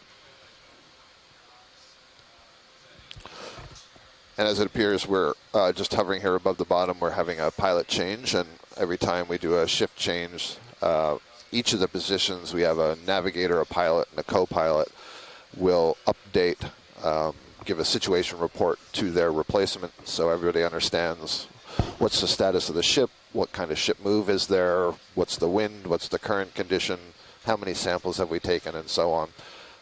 It's actually quite an intense operation here. Yeah, so just to give you an idea who we have in this, control room right now, we have the two scientists, but then we also have our data science manager, we have a videographer, we have a video engineer, video lead, and then we have an ROV pilot who actually pilots Deep Discover, and then a ROV co-pilot and an ROV navigator. So it is a busy room.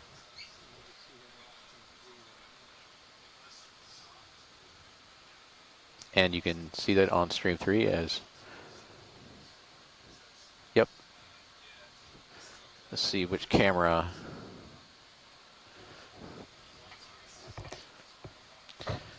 And so we're just looking at more of this rubble, and we're kind of just hovering here and holding position while they do this swap out of the ROV pilot crew. You see a lot of these look like fragmented pillow basalts and boulders, the darker angular rubble, and then there's a large, looks like probably sulfide block piece of rubble or talus. That's that kind of yellowish muddled brown block, almost centered to the right, and then some iron oxidized or oxide covered pillow basalt fragments. Those are the kind of darker red. You'll see the shimmer of gold every now and then, and if you're with us in the beginning, we saw a giant block that was full of pyrite or chalcopyrite mineralization, so an iron sulfide likely, and that's that pyrite, that fool's gold, that gives that golden shimmer.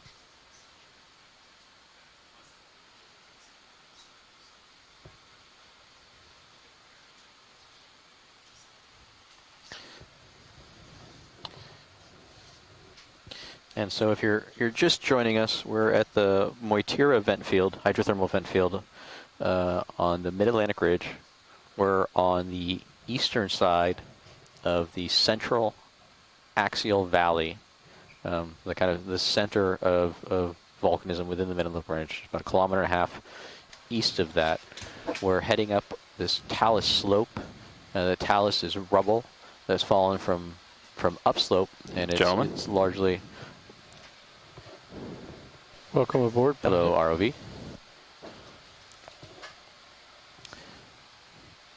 This talus is fallen from upslope, and it's mainly made up of fragmented pillow basalts and then portions of remnant chimneys.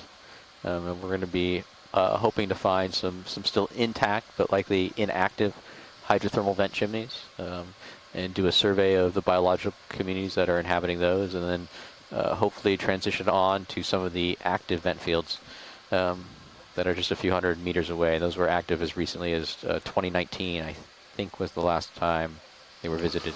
That's the papers that I've seen. That's my understanding.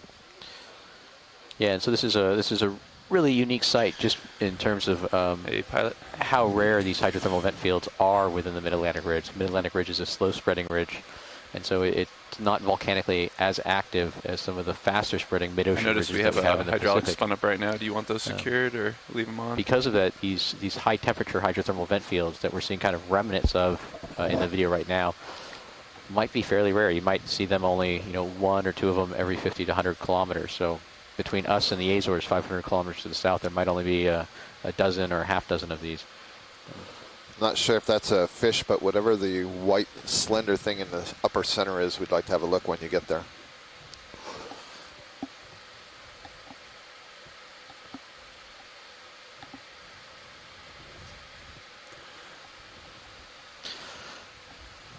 Yeah, so earlier we were seeing these white coverings on some of the rocks, and we weren't sure what they are, whether they were actual Hey, didn't co-pilot, you want to move? Yeah, we can get that in. The precipitant, previous co-pilot let me know. whether It takes they about 8 were a minutes bacterial before we mat. see We don't think they're a movement on bacterial mat. Sirius, We originally so thought they How many might be meters you some want? type of What was the anhydrite, last maybe a move we calcium made? 20 sulfate. meters. 20. We can do 20. But we don't think that's actually stable at Pilot's this comfortable with pressure that? and temperature conditions. It might Looks like they actually did likely it at, dissolve in the cold water. They do form on Think some of you the might be, active zero vents to at their higher pilot. temperatures. 095 But maybe? our shipboard's What, our 095? shoreside That scientist, works for me. Deb Glickson, is talking to her colleagues, and one of her Good colleagues path. said it could actually be barite, so a barium sulfate. And Bridges is RV now. Ready to look at the fish? Yeah. Going You guys through ready for my, shipment? list here of the Range different 20 eel-like fish. meters, that's I 20 don't meters. think Bearing this is a 095 halosaur. degrees, speed I decimal 2. don't actually see any dorsal fin on here, which is kind of interesting. you're relatively stretched out there, pilot, but you got a little room. Let's see. Good copy.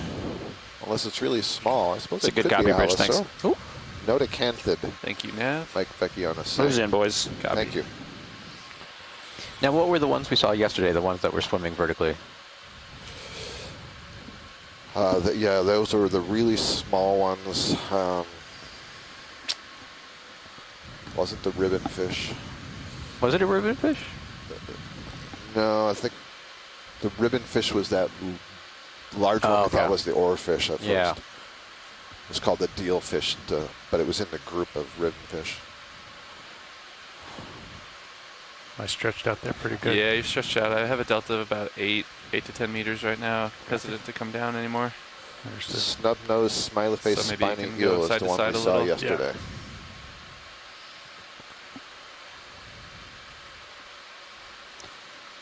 Love the geology down here. I got just a tremendous report this morning from Ken Sulak, who's a USGS colleague of yours, now retired, who's a fish specialist, deep sea fish And I have specialist. about a 30-degree camera And angle he down went through on the YouTube. entire dive Understood. and identified every fish that we saw. So go ahead and ask me something about them. Oh, there you I go. can tell you here, but only thanks to Ken. So really appreciate that input. It's marvelous. ROV, what's your status right now? We don't have a ton of tether here, so we're just waiting for the ship to move a little bit. But Okay. When you have capacity, I think I might want to grab one of these really white covered rocks. We're looking to see something that has that nice stark white color kind of overlaid over something else. Just something to keep your eye out for when you have just a little maneuvers. upslope from the lasers here. Yeah, maybe something a little larger than that. Okay. Understood. If you see a good one, just call it out, watch lead. Yep. Just want to make sure you have room to maneuver. You got it.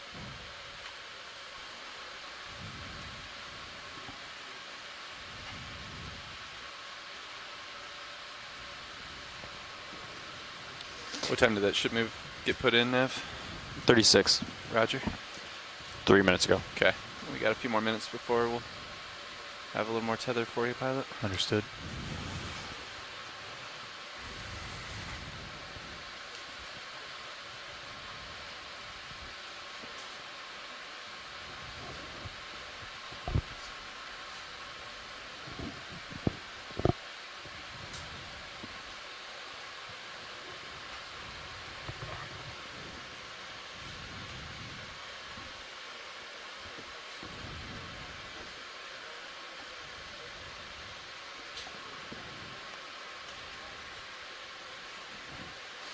Bridges RV now.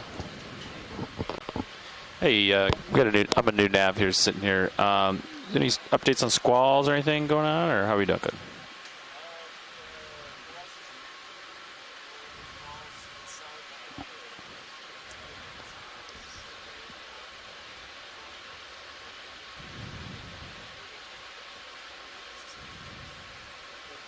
Copy that. Yeah, I'm looking at the wind too. Thanks.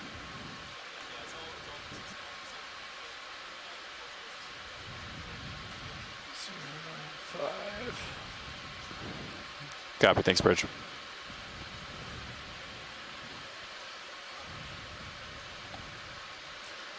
I'm going to turn slightly to port just to kind of line up with that ship move.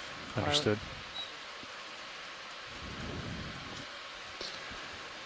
Coming back into your center. Copy that. You should get a little more tether as you do that. Is our ship sled heading still a little bit offsetted, John? Yeah. Okay. Yeah. By about the same amount as yesterday. Okay.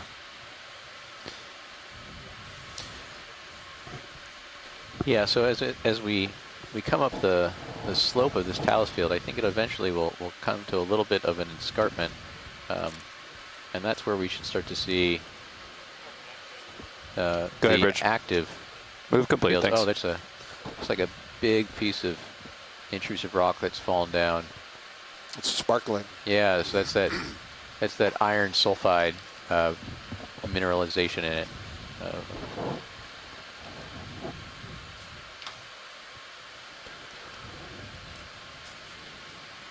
Closer look at that watch lead, or? No, but I think once you have room to maneuver, maybe there's a nice white rock in there somewhere. About right there. Yeah, how about that?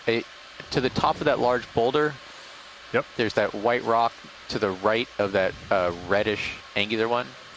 Understood. Yep.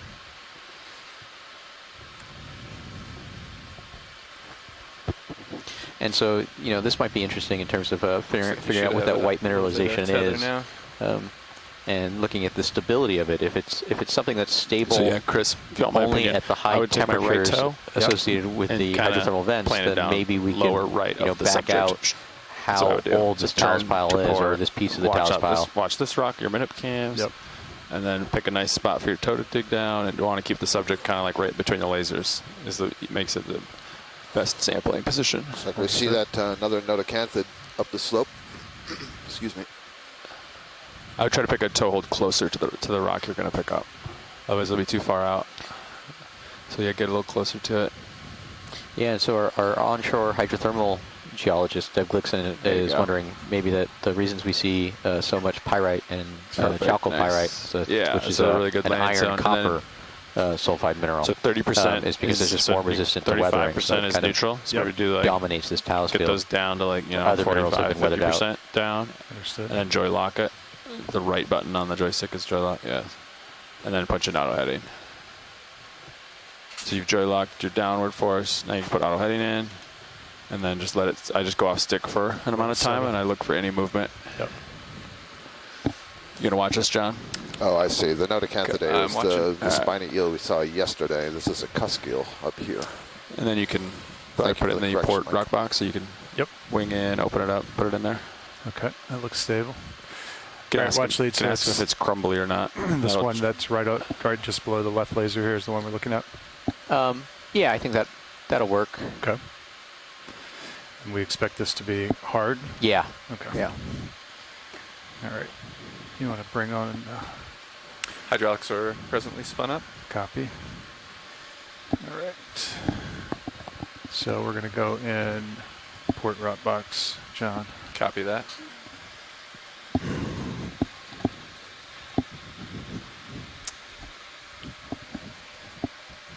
Let me know if you need any drawer adjustment. Understood. All right, you got the mini on for me. Perfect. I'll track you. All right, hydraulics coming on in 3, 2, 1. Twitch. Looks like you're at grip force 5. What do you want to call it? White rock? Or? Call it If you just follow me over, John. Roger that. unidentified anhydrite. Are you gonna go port rock box? I am. Okay. Yep. So we're going to go ahead and open that up. Would you like me to draw her in? That'd be great, yeah. Copy Please. that. We haven't zoomed on that yet, if you want to get a tight image. Understood.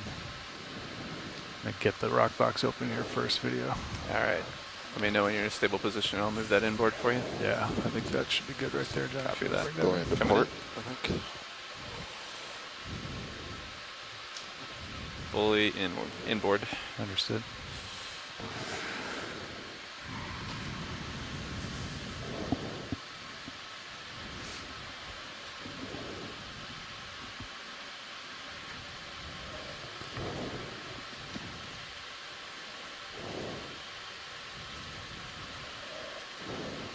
Nice.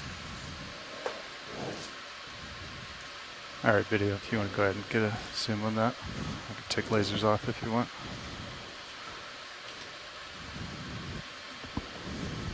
Feel free to zoom mini Zeus as well if you'd like.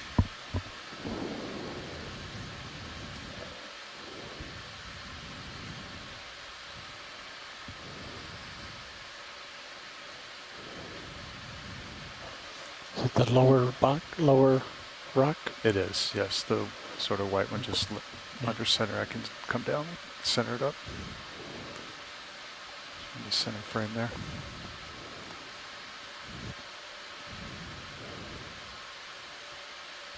A little buried there. It's good. Okay.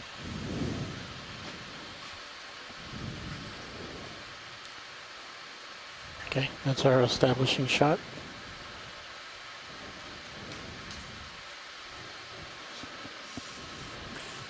Tether looks good. Understood. Very good position. You can adjust the cameras as you need for your sample. Okay. I'll go ahead and give it a little touch first and see what we're dealing with here. You can zoom in for me a little bit, video.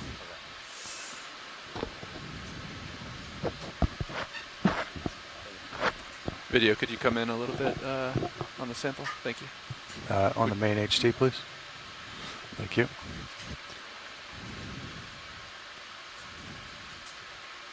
Partial. Okay, so that's pretty loose.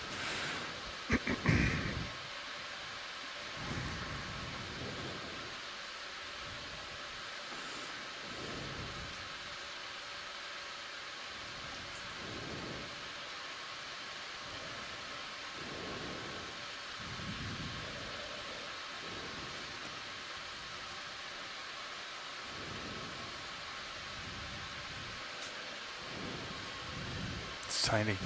Yeah. All right.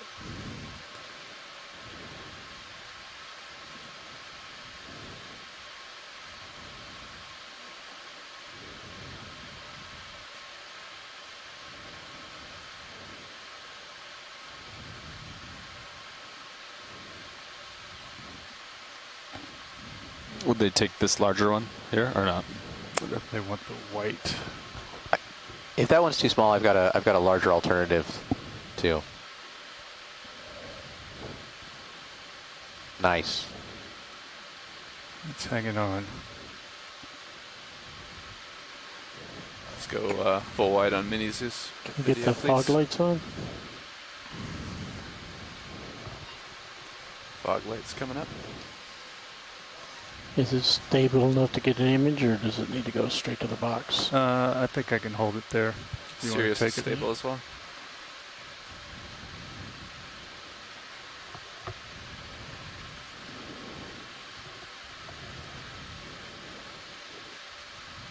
Looks like some oxidation there. Yep. All right, video, you tell me when you're clear. Do you want to rotate it, or I can. not safe? Okay. I don't want you to drop it. Yeah, I just have it by the fingers there, so.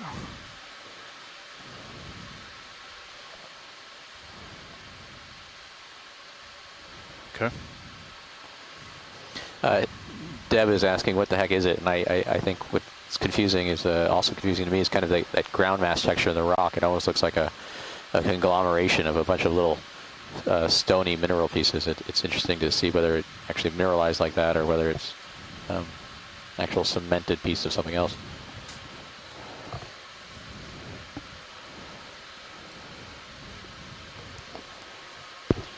Just hold that for a second.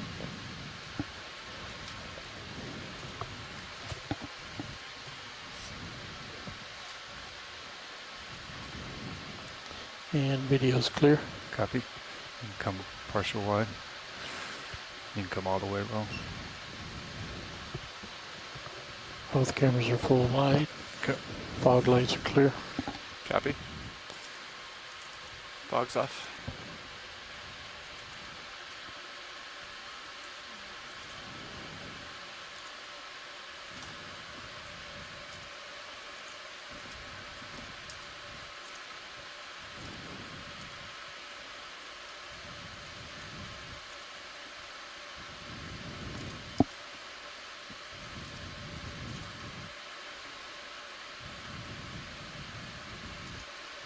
Very nice. Thank you, ROV. I think I'm going to grab one more in this immediate area, and it's that green one that's just to the right of the port side rock box that has that little kind of white upside down L on it. This one right here? Yep. Understood.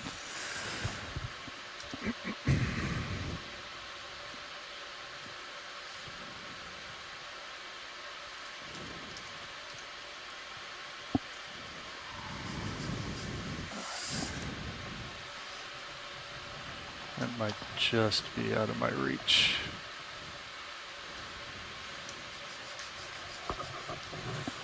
Yeah, I don't think I can grab that from the position that we're set up in right now, so I can reposition for that. Perfect. Should we worry about closing the lid? Levi, what do you think? If you want to put that in the same box, typically we do different boxes. No, different rocks, but we can do the same box for that one. They're different enough for. Okay. So leave the lid open is okay? I'd say if it's not in your view Sure. and you feel comfortable with it. All right. You can always open it back up if it closes, but yeah, just leave it open. Okay. Can you bring Minnie around? 13, Copy. 52. Nice sample, Chris. Thank you. Very nice.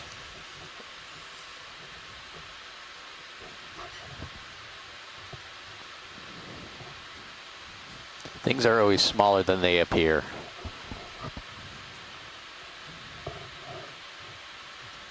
Cutters in or out? In. You're good. Thank you. All right. Hydraulics coming off.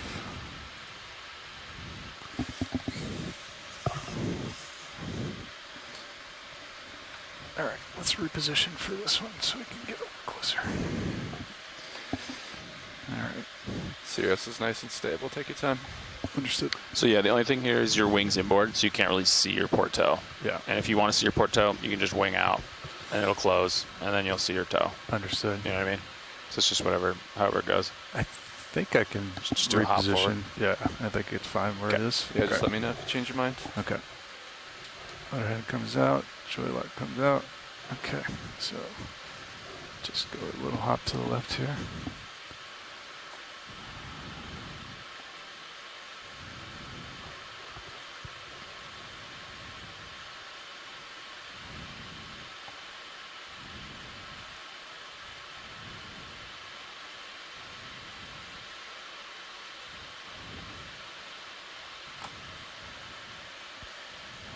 Okay.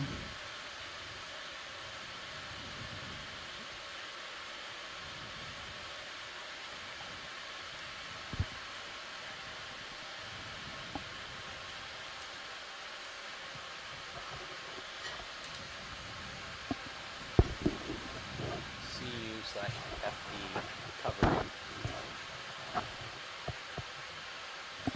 All right, I think that's stable. I concur. Looks good. All right, John, if you can bring Mini Zeus back over for me. Roger that. All right. Jock's coming back on. 3, 2, 1. You can talk louder, Chris. I can hardly hear you. I got you gains maxed out on my system. Understood. How's that? Yeah, it's better. Okay. All right. Let's give this guy a little tug. Looks like you're at grip force 5. That should be good. So this one right here, watch lead, just to confirm. Yep. Okay. Roland, do you want to come on in and get a a zoom on that guy?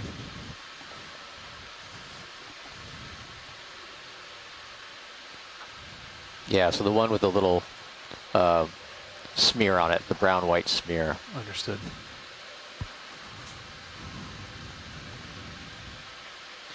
Okay, video's clear. Understood. Pull back. Yeah, that's good right there, Roland. Holding.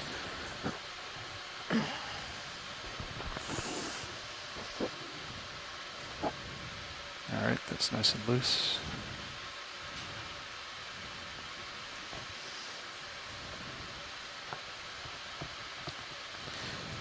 And so if you're watching, we're just we're collecting the second of 2 pieces of talus, of rubble, that have fallen down from this hydrothermal vent field.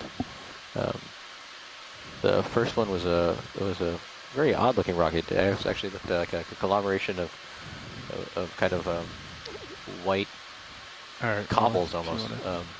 It's unclear whether that was actually a Fogs on? conglomeration of materials that had precipitated together or were actually mineralized like that. The second one we're collecting is a piece of sulfide talus, likely with some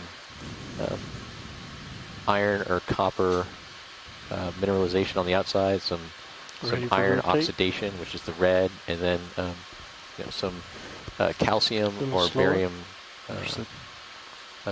precipitate on the outside, that white streak. And so one of the reasons we're collecting this is to actually identify that white mineralization and see what it is. Calcium sulfate does precipitate out of these hydrothermal vent fields, but it seems to be, from my understanding and talking to our shore-based scientists, really only stable at the higher temperatures. At these colder temperatures, it would probably actually dissolve. So it'd be interesting to see what this is, whether this is calcium or barium mineral. And typically, as a geologist, you want to collect rocks, what we call in situ, that you have grabbed directly from the site that they originated. Okay. And so we don't collect talus too much, but these pieces of talus are just so interesting, and actually the fact that they're talus and have these minerals on them might tell us part of that story of how long have they been here, or are they stable, are these mineral phases stable away from these hydrothermal vents? Arms very closely.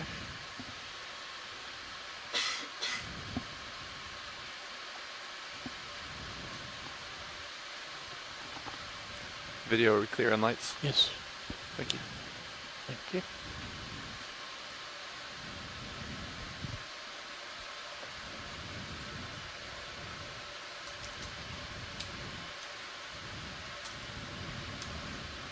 And so if you were with us yesterday on that escarpment that was covered in the Nice coral collection, skeletons, we didn't actually see too many rock outcrops. We saw some occasional pillar basalts, but we were mainly covered with biology. I think now we kind of have the opposite. We don't see too much biology with the naked eye, although we do see some occasionally, but the geological story is absolutely fascinating.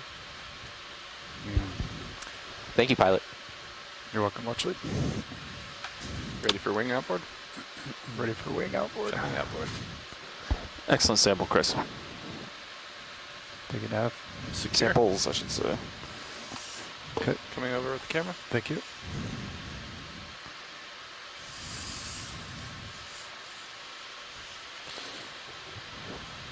And so on the beginning of this dive, we saw these weird, almost stick-like features coming out of some of the heavily altered rock, almost like tube worm casts or something. We're still keeping an eye out for those because I don't think we've identified them. Or bring it down?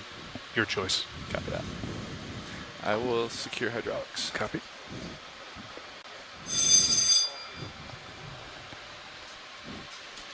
Valve packs and HPU secure. Understood. Nice work. Thank you. It's funny, in the chat, our shore scientist, Seb Glickson, who's the geology lead on the next cruise, was saying that was the type of rock she would normally stay far away from because of the weathering, especially on a hydrothermal vent. But she said it's going to be interesting from an assessment side of sulfides. A little bit of tether, take some time. You good with a 20-meter move? I 100% agree, and I am. That was the exact type of rock I told people I would not collect 25 degrees because of how weathered and altered it is, and not just to get us more directly towards the the point. I'm really curious on that. 20 meters. Barium or Bridges is calcium RV nav. sulfate question. Hey, we're ready for a ship move. And I think collecting something away from the vent. 20 meters. That's 20 meters. Bearing 100 degrees. That's 100 degrees. So I have an 2 excuse. knots.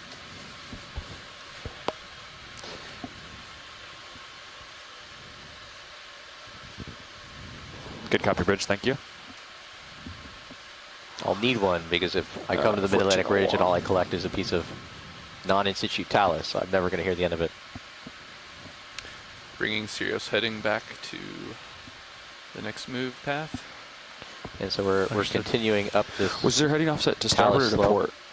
I think it's the starboard. Okay, so if you're at big piece of rubble, like 110 or 120, you're really on we're continuing up this rubble field, this talus slope. Just want to make sure I'm going the right way. That's made of talus, both from collapsing hydrothermal chimneys at the top of it. Yeah, but these hydrothermal chimneys are also located on the seam of a fault that forms the eastern edge of the axial valley floor.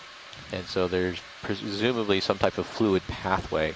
And so given the tectonic structure of it, we're going to see rubble and talus, not only from the hydrothermal vents, but also from shearing of that fault system. So we're also going to see pillow basalts. Really like to see. But they're going to be heavily weathered and altered, so you might see a lot of what you would expect to see black basalts, but they're going to be covered in this iron oxide coating. John, what did you say the delay was? 9 minutes? Oh, yeah. Andy said about 8. I think I saw it just a little quicker last time. All right, understood.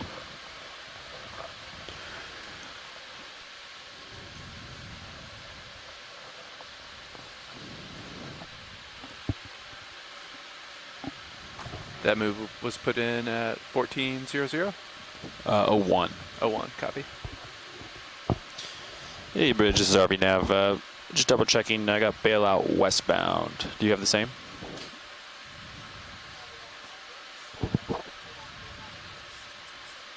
Great, thank you.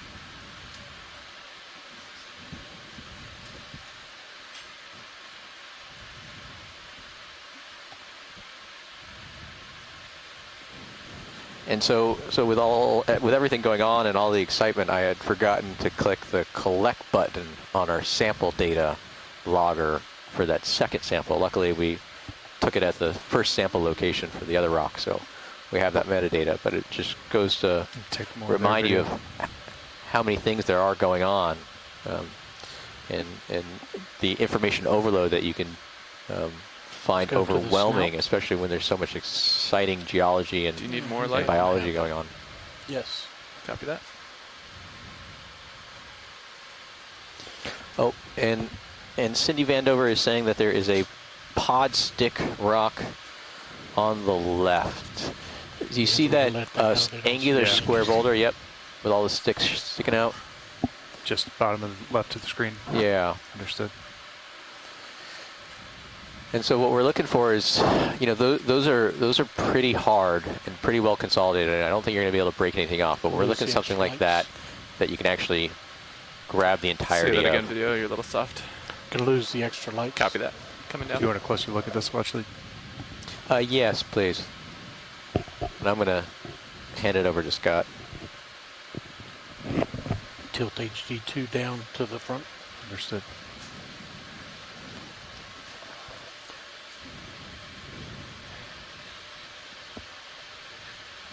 Fuzzy rocks. They want fuzzy rocks. Give them fuzzy rocks. They have all the good stuff on them. Roland, how do I change the side tone on this? Or is it the whole thing? Yeah, it's a whole thing going into the program mode. Okay. Well, it looks like we need those fog lights again in this shot. No worries. Coming on. Go ahead, Bridge. Move complete. Thank you, Bridge. All right, Rowan, you can take that. It's interesting that these little sticks have only been on the larger rocks. I haven't yet seen them in a smaller rock. There's a little, it might have been a little cup coral there. I just retracted. We can see these are actually, now these that we're looking at, I'm not convinced these are mud sticks by amphipods. These might actually be foraminifera. These might be arborescent forams. And I wonder if we have any better expertise than me on shore that might chime in there. Foraminifera are single-celled organisms. Think about an amoeba, and there are many species that put together what's called a test, something like a shell, and they can use foreign items in the environment, sand grains, other discarded shells of phytoplankton and so on. So there are arborescent forms, that is, forms that grow kind of like a tube and that branch kind of like a tree. So that might be what we're looking at here. Okay, that's good, pilot.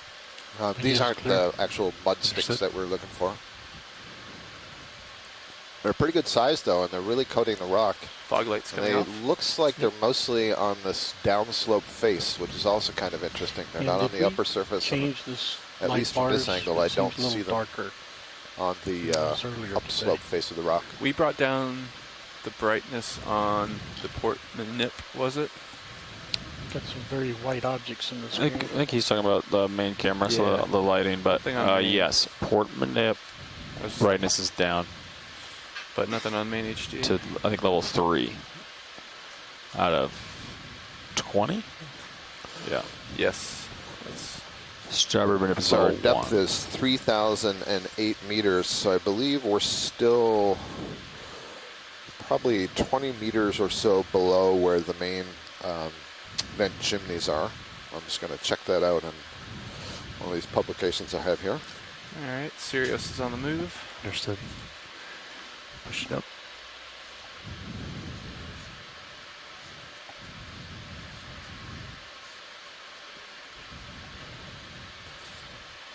Yeah, they were at about 2,960 meters, so we're still about 70 meters below that level. We're climbing this talus slope. So lots of opportunity for us to look here at the biology that's colonizing these sulfides from this once active vent. Gives us a wider field of view. Yeah.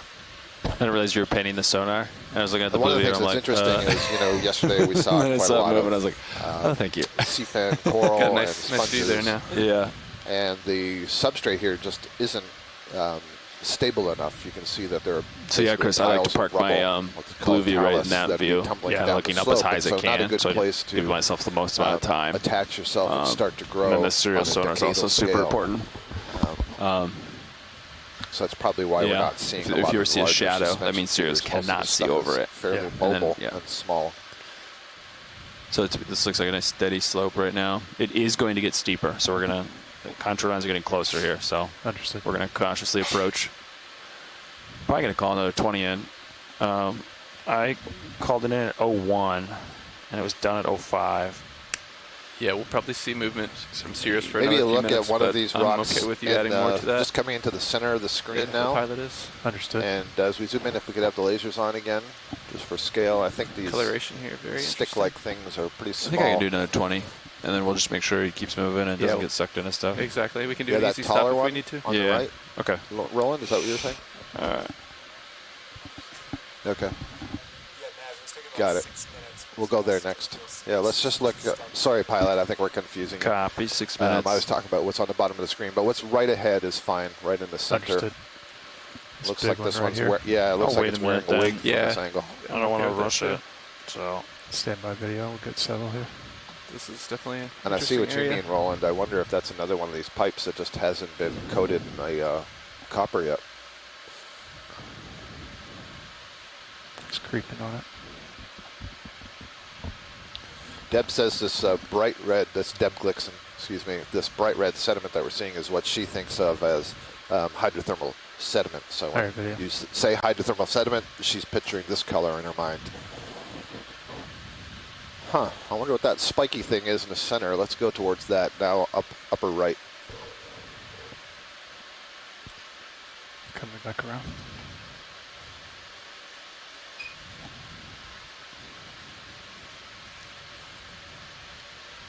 There's several of them on this rock, so that's interesting. What do you know? They're octocorals. Wow, so this is the first cnidarian I think we've seen today, and it's an octocoral, so this could be Cornularidae, that family. Basically, they have kind of like what's called a perisarc or a chitinous sheet. Oh, there's also, oh, that's a scale worm that's tucked down there on the lower left. We've seen several of these worms swimming in the water column. To the right, that's what that is. More of those. And then we're seeing more of the stuff that I suggested might be arborescent foram. I'm not sure. Right.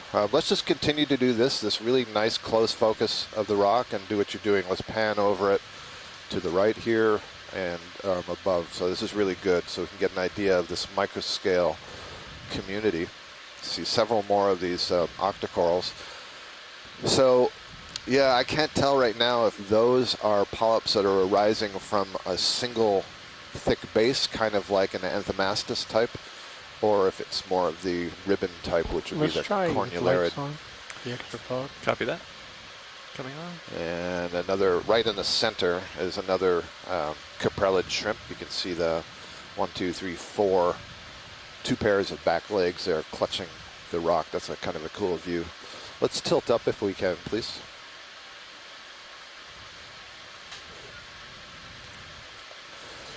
Yeah, there's some interest on shore and from the seat here in these octocorals. We need to find them, I think, on a rock. I mean, I suppose we could try to use the slurp to see if we could scrape the surface here. But let's continue just to look over the surface here for a little bit, see what else we have. Just to be clear, so they're just the lower left right Perfect, now, beside that shrimp that's going up and down, just below it, there's a little white tree-like structure. Just settling out. That is almost assuredly an arborescent foram. And Cindy was noting earlier when I said that, suggested these other things were that she didn't know them to be flexible, and I would agree generally. And you see this one looks much more rigid. So I'm pretty sure that that's an arborescent foraminifera. It's really kind of cool if you think about it. It's a single cell is able to do that construction. You see this thing walking? Okay, thank you. What is that? You see that? Just pan up some more, see what else at the top of this rock. Did you see that thing? It's pretty wild. We'll swap you guys at 30. I'll give you guys each an hour. Cool. I like the color mode on these cameras. I think it's optimum. So kind of more of the same. And as we pull out, are the lasers still on? If they're not, let's put them back on just so I can get a sense of the scale of. Lasers are on. Okay, this is really small because the lasers are out of screen. Understood. Just want to fill the screen a little more with the image. There you go. Yeah, so that whole feature is maybe that rock face is what, about 30 centimeters across. So those corals, that's really small. I'm not sure that would be profitable to try to slurp. You're pretty soft rolling. I can barely hear you. Maybe it's them all, so we would need to find them on a smaller rock. I got you maxed out at 6. I'm checking my level now. So let's see if we can find a small rock that's fuzzy. Thank you. Small fuzzy rock, understood. Yeah, that was really nice. Thanks. It's great. Understood.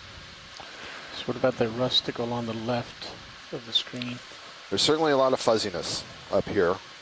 And, these rocks are more in place, right? They don't seem to be tumbling like that, all that other talus, which gives more time for this sessile stuff to develop on the surface. Small straws next to that bigger one. Coming in center now. Cindy, earlier when we saw a rock like this with these tubes, and we tried to knock it with the manipulator arm, it certainly didn't break up very easily. But I hear you. If we could break it and slurp it, we would. Get the camera back. Fogs are still on, just be advised. Okay.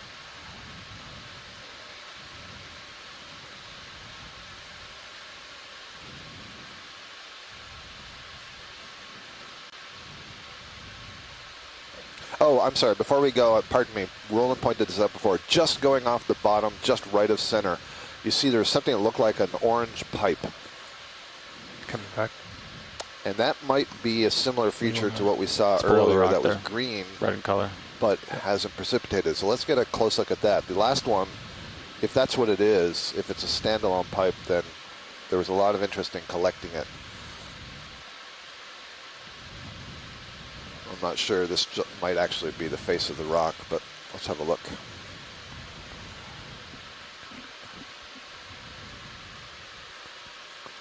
And Ashton's gone to lunch, so geologist on shore, I could really use your help here. Yeah, it looks like maybe there's a series of them, right? It looks like they're dripping in a line right here. Oh, this is great. That's what I was trying to get you guys to see. Yeah, yeah, Those thank you, Roland. stars. Yep, it's fantastic. Okay, laser's clear. So I'll bet this is Deb. So hey, Deb, great. Yeah, go for it. Tilt down center. Are we looking at what we think we were looking at right at the beginning of the dive, that were the sort of greenish blue crusted, what we will call stalactites or stalagmites for lack of a better word? Exactly. And you can clearly see that these ones are dripping from the rock. I mean, look at the smaller ones to the left of the main one. It's almost like frozen liquid. They've hit the rock, and then they're tumbling down the rock. That's beautiful. So it's just that these ones haven't been coated in the copper, I guess, or whatever that green was. But it does seem like that these are not mineralized biology, right? Oh yeah, no, this is not biology. Those little walkers. No. Yeah, do you see the walkers? Very interesting. I mean, I've never seen those. The geologists They are seem happy to all be of a sudden. double jointed, 2 feet. This is really fascinating, and I yeah. do not know Look at what that. it is. I feel like I'm going to be sending a bunch of emails tonight. I don't know how they know heading, but they trying just... to talk to some of the other, talk to the geochemists and see what this might be. Sure. So that one we saw earlier, Deb, really came loose from the rock very easily. So I'm going to suggest we do the same thing here, see if we can knock the bigger one and a couple of these smaller straw ones, and then see if we can scoop them up. We're certainly in a better position. They're not tucked away behind some other rocks, so we'll check with pilots and see what they think. Understood. So we're looking to collect the Clear the big. fog lights. The big and one or two of the small ones. Understood. And if we could just, I'm not sure that we got a full look at the small ones from top to bottom where they're sort of flowing over the rock before you collect it. Video, you want to come back in and grab the small ones? Go ahead and bring the lights back on. I think we Mike might have Vecchione to says this rotate reminds him them of more left. rusticles on the Titanic. Just look at the top of it.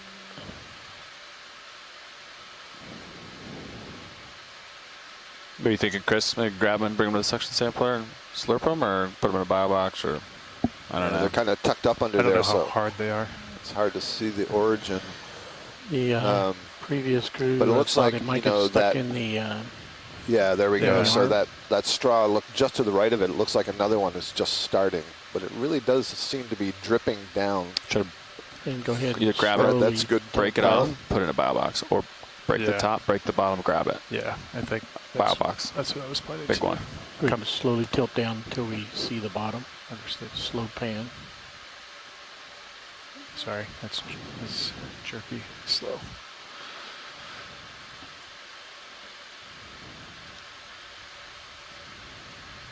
Looks like here we have these So if two you were that to get kind of that merge back big together tube, at you'd the get base. both the big And one even and on the small right one. side of the thick one, Falling it looks right like under that, yeah. a smaller one has started to work. sprout from it. Yeah, very cool. Sirius is stable, FYI. Understood. All right, so that's great. So pilot earlier, yeah, the one that we saw that was green really came apart from the rock quite easily. It was Okay. almost soft. So we expect this to be very, very brittle. You know, insofar as we know anything about it, because we've only known about them for 3 hours. Understood. Oh, good, Ashton's back. Look what we found, Ashton. You know, I just tried to have lunch. Yeah, I didn't even have a chance to have the pudding. yep. And Okay. I get told that you're up here trying to sample more stalactites.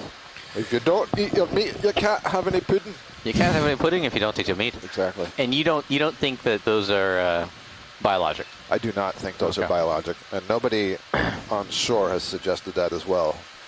Just rusticles. Mike Vecchione says rusticles on the Titanic are supposedly caused by microbial action on iron steel. So if we do have microbial action on this rock, then I suppose they are biological or biogeo in origin. So we're looking at biobox or rock box? But I can probably say with certain this would be biobox. Probably. Okay. I'm not sure we're going to be able to wing inboard on the port there, so we'll probably grab it, come back put off. this in the biobox. Those straws are probably pretty small, fragile. and it might go through the holes in the rock box. Yeah, agreed. Cradle it, you know, like low grip force, and then kind of have it over top of the rock box. Yeah. And then that when you draw out, if it falls, right it falls into something, you know. You think 5's good? Are you ready for hydraulics to be spun? I sure am. I'd probably do 4. Try Copy 4. that. Spinning up. So Deb, do you want to get on the air and say something about what this article is talking about? Prepare. Which biobox are you thinking? So we're going to do port side. I'm not sure what's been used so far. Port side, copy that. Both port sides are vacant. Both are vacant. Anyone you want over there. Okay, so we can port outer is probably fine. Port outer copy. Port bioboxes are prepped. Okay. That talks about Go ahead and get hydraulics on. Hydraulics are on. action that causes And then them. give it a little So, test when you're in there, I think so you get a feel Mike for it. might be Make sure right it's what you about want. this, and therefore it is a biology thing, and I'm passing it back to one of you. I like that. Yeah. Well, so what I can say is that bacteria are very well known for being extremely diverse in their physiology, and there's probably a bacterium out there for everything. And so there are some really well-known ones that consume different species of iron or modify different species of iron. I don't know anything about the ones that help precipitate or form these rusticles, but doesn't surprise me at all. Rusticles. I like that. So the first thing we're going to do is see, are they as, not necessarily soft, but can they be broken from this rock? And then we'll go from there. Okay. Let's see if we can get down here.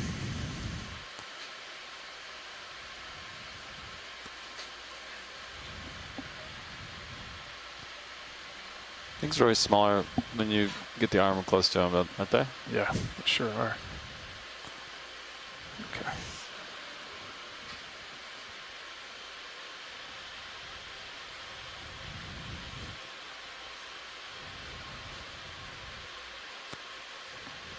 It's tucked back in there pretty good.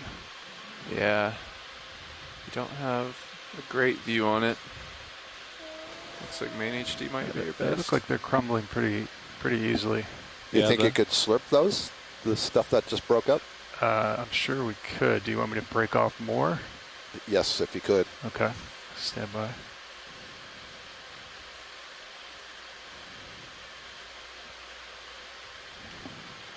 Yeah, that's coming apart really easily. Look at that. This is crumbling. So I wonder if the last one that had to precipitate on the outside was preserving the structure of it. That's what you had said, right? Yeah, that's what it looked like to me. Yeah. And Nav, we have nothing in So is this worth the sucking rosette up at so the we moment, can is that correct? have a look at I it? think rosette's empty. Starboard outer biobox is the only one that I use. Zoom So. in on what was opened up. What do folks think on shore? Yeah, clear. Is it worth suctioning up the You particles say here? clear to zoom? Yeah, clear. Would for example, if this was Looks like it just crumbled microbial away. in origin, would the very microbes brittle. still be Super associated with just these structures? barely holding on itself together. Let's get a tilt up. Coming up. Yeah, Deb thinks so. What the heck? Yep. Hold there. You broke it, you bought it. Just rust in the wind. I'm going to go grab our sample data manager. Okay.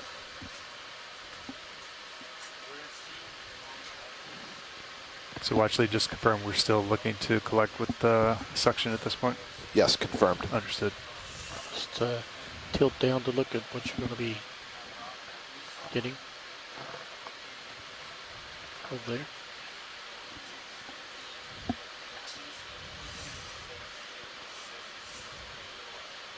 And let's look at that tube upper center. Upper center. The small one that goes off to the left. That's it, right there.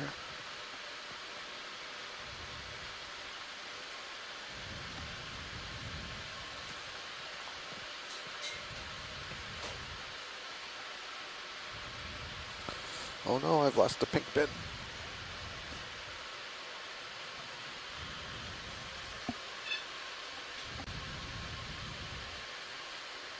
Okay, video's clear. Understood. All right, co-pilot, so we're going to put this in a jar here. Roger that. Let me get... And remind me, Nav, is there a particular jar we'd like to start with? Just C1's fine. Turn on the jar lights. I know they have different mesh screens on them.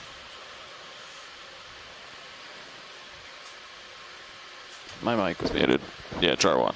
Copy that. And then you can bring the light all the way up. Copy that. Light enabled. Suction sampler ready. We got full wide on... All cameras are full wide. Good copy. Thank you, Roland. All right, let me come back down and get the skids here. Here we are.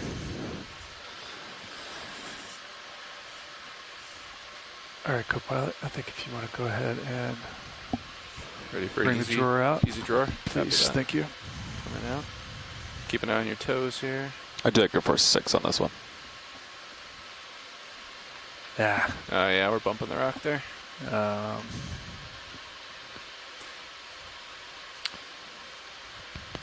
Are we still winged in? No, we never did. We never winged in. No. Yeah. Okay. So should we come off, grab it, and come back? Yep. All right.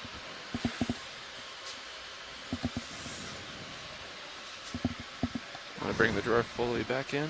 Yeah, please. Thank you. Secure. Okay. Let's go ahead. Come out here.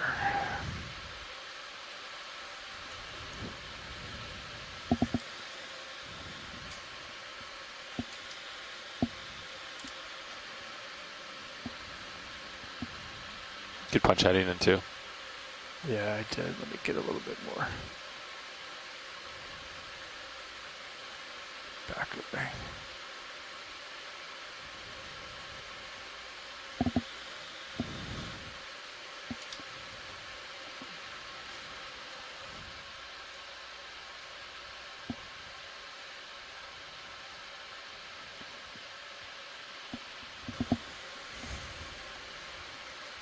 Turn off the high beams. Fog's coming down. Okay, autos are in there. It looks like we're pretty stable. Okay. Ready for drawer? Stand by 1. Copy. Okay, let's go ahead and get the drawer out. Drawer coming out. You want me to turn you up to 6? Please. There you go. There's 6 for you. Yeah, we left the bio box open. Let me secure the pin on that real quick. So you turn the arm off. You gotta turn the arm on. Thank you. There you go. He's back. All right. Drawer coming out, pilot. Understood.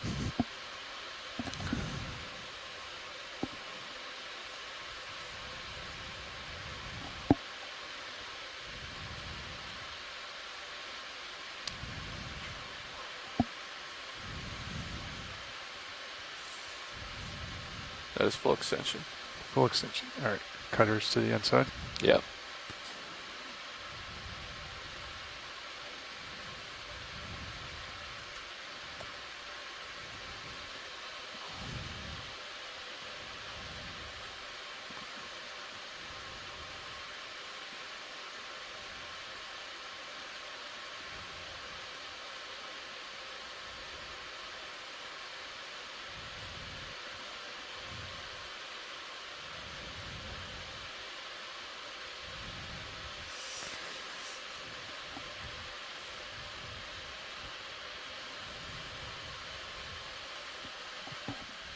And then when we close the jaws, we try not to get the blades on the... Understood. Yeah.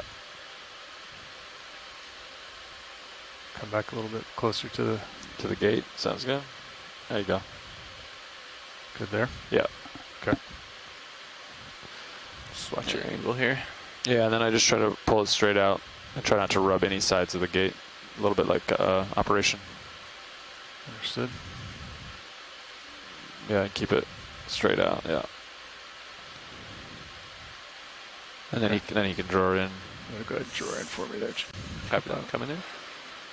Nice and slow.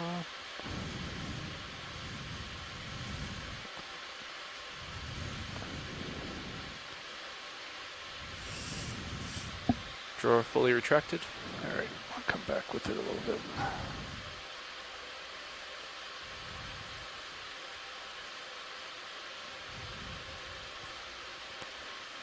It's a nice grip you have on it too.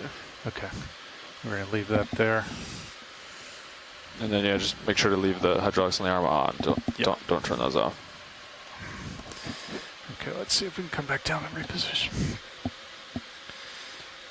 Auto's coming out.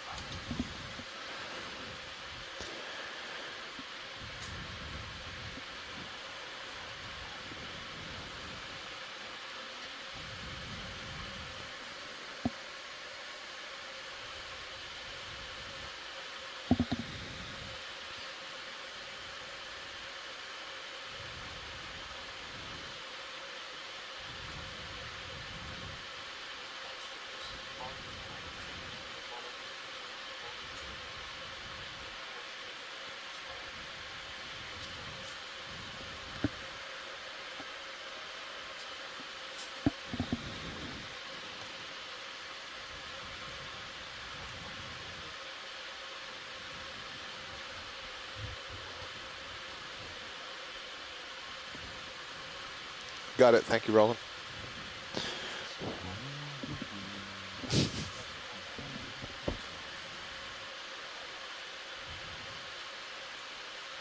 All right, I feel like that's pretty steady there.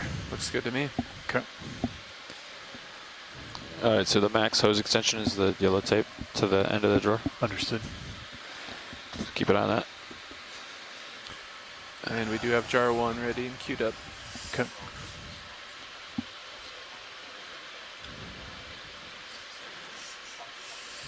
All right, so hydraulics arm coming back live.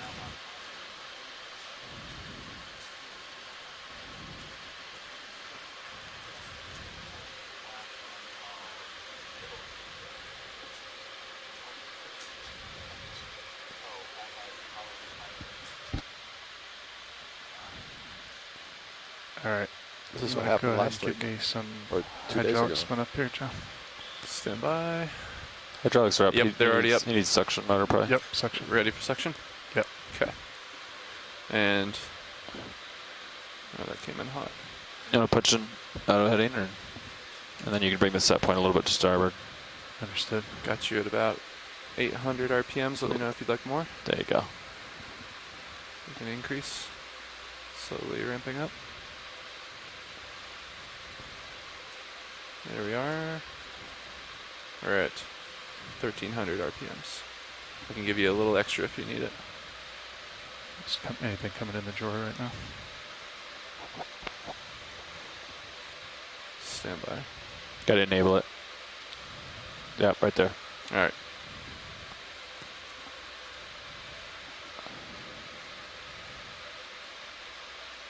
Yeah, just do the slider.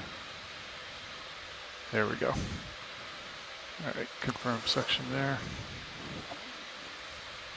Oh, suddenly got a red dust storm in the canister. Yeah. There's definitely chunks in there. We got full suction. All right, I think that's probably most of it. We definitely have some in the can. Yeah, you can see it on the stuck to the filter. You have quite a few large red chunks. I think we're good there. And then you got to draw out before you fully retract that hose. But yeah. Sure do. All right, so I'm going to bring it back in, then we'll come back off and reverse that procedure. Copy that. Nice. And then after this, swap it up. Yeah. Yeah, so I think this will be a really interesting sample. Just not only because of what it is, whether it's microbial or purely neurological, but also just because of how we found it, the structure that it formed. Yeah. I think that's good corollary data with the video. Blowing out now. Wind 18 knots. That's full exhale. Yep. So it's spitting out there the minutes. All right, that looks clear. Copy that. Okay. Just hold there. I'm going to come back off and we're going to I got to push the button. this. Thanks. Roger that. Thank you.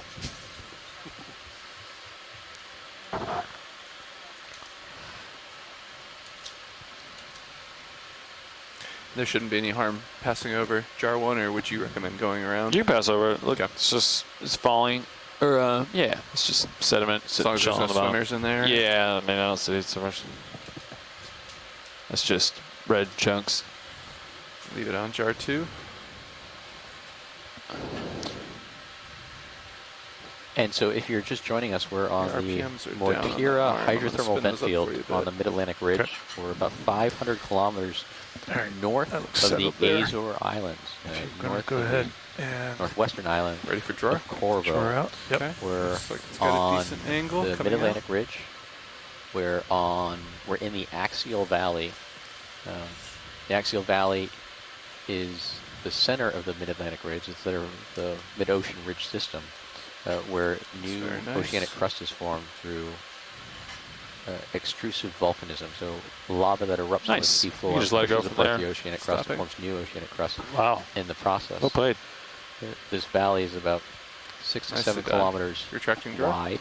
Draw In the center of retracted. it is a volcanic ridge, which is an elongate Slow down a tad. volcano. We're on Very nice. the eastern Thank you. side of that elongate volcano. just leave in it a on little, us little to do the valley pilot change. before the larger valley structure slopes upward. We're on a talus slope that's formed Say again, Watchley. by rubble of collapsed hydrothermal vents and chimneys and black smokers, as well as some oceanic basalt that's been erupted previously. Stand by one. We're going to go ahead and do a pilot We're going to change here. start heading upslope in Just the get next the 5 arm to 10 steady here. minutes. John, if you can come And around. we're Roger going to that. hopefully Follow me. see some of these intact, inactive vents that are collapsing and forming a lot of this rubble. And then a little bit past those, we'll likely see active hydrothermal vents and black smokers. The last time they were visited was in 2019. Hydraulics. Very nice. Understood. We just collected what we've been calling a rusticle, a red elongate iron oxide column, let's say, about 10 centimeters long. It was very it was very friable. It kind of collapsed when we tried to sample it, so we actually slurped it up with the slurp gun, and it's now in one of our bio boxes. We're unsure whether it was just precipitating out of the ocean water or whether it was formed through some type of microbial activity. And so we collected the sample, and we'll see how it was made.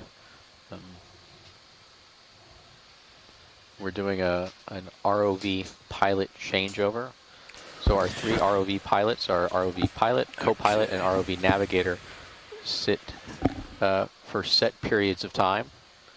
You can imagine it's a very nerve-wracking and tiring procedure to be driving the ROV, especially when they're sampling. They're using these really sophisticated 3-dimensional joysticks to I think I noticed operate you the were flying manipulator without arms. too many autos on. Is Oh. that correct? Once they get sit, maybe we'll do another round of introductions to the team.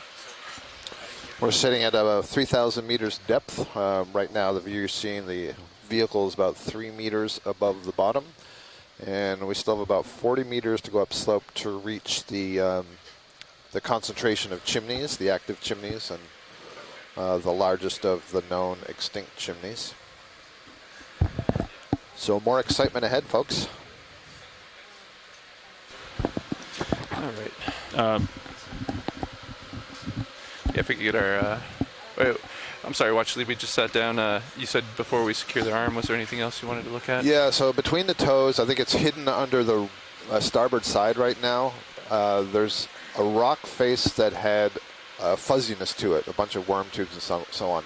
And one of the scientists on shore thought perhaps it was a small enough rock that we could pick it up. We've been looking all over for a small enough feature.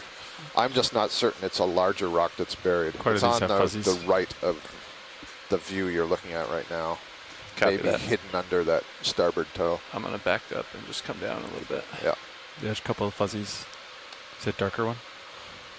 Yeah. Yeah, red. so the question is, what we're looking at here, there might be a whole lot of stuff that's just buried, and we're seeing little bits of outcrop. On that main rock right between the toes? I think the one actually she saw was closer to where we're doing the collection. I can see what would look like blue-gray sediment, and in front of it there were 2 rocks. Copy that. Let me move into position real quick. Yeah, so just coming in the top center now.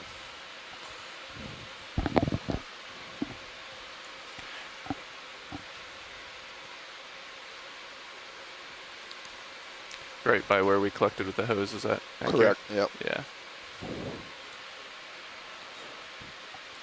Yeah, so we should get a really close look, but I think either of those two would be fuzzy, and if either of the two is small, okay, I'm not convinced they are, but let's check it out.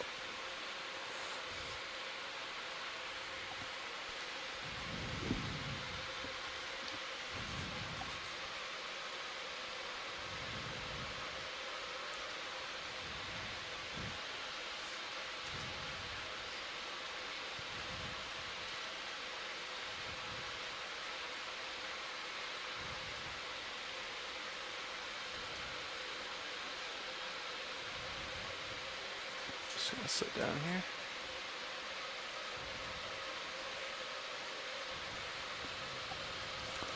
Yeah, so did our onshore scientists have any more information while I was gone about whether they think that's remnants from when it was in place originally, or whether it's Hydrox are still up. colonized there? You mean this stuff? Yeah. The hairy roots. drag your fingers to see Oh, if no. it's loose. Roger that. Is it it's the fuzzy center screen right there? Is what I think Yes, they it want, is, yeah. I want- see, I'm seeing three surfaces facing me, and there's one on the right, looks kind of flat above the, I don't know how to describe it. There's a flattish looking rock that's to It's the the one above the two. Yeah. southeast of the gray-blue pit that we left when we suctioned. Roger that. I think Yeah. I see what you have in mind. Yep. Stand by. Are we, I kind of think it's Good, a bit just stable, hydraulics outcropping spun and up. it's buried. yeah, if you could The get question eyes on the is arm that for loose? me, please. Thank you, co-pilot. Here you go. Thank you very much. Honestly, you could probably grab that big red one and put it in the starboard, but maybe that's too big. Oh yeah, I think Elizabeth is also indicating a little bit downslope. Okay. There's a Hydraulics smaller coming one, on. so 3, we can 2, check that 1. out too.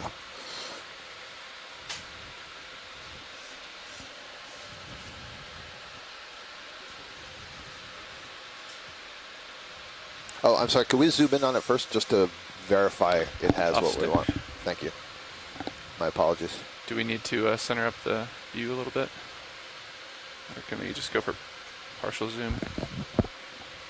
The partial might tell me if you're asking me. I'm not sure who you're asking. Video, yeah. Stand by. You can come on in video if you want. It's that rock just to the right of center screen, right? Yep.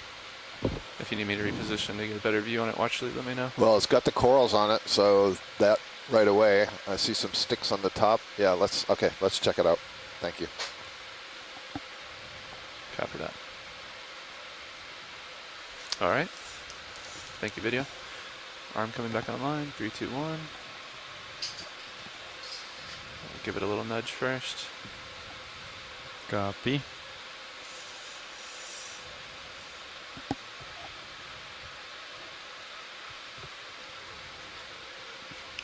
Copy that. I think we're okay here for now. For the nudge. Let's try it from the other side here. I think I saw it move a little bit. It did move a little bit. I wonder if it's like an iceberg.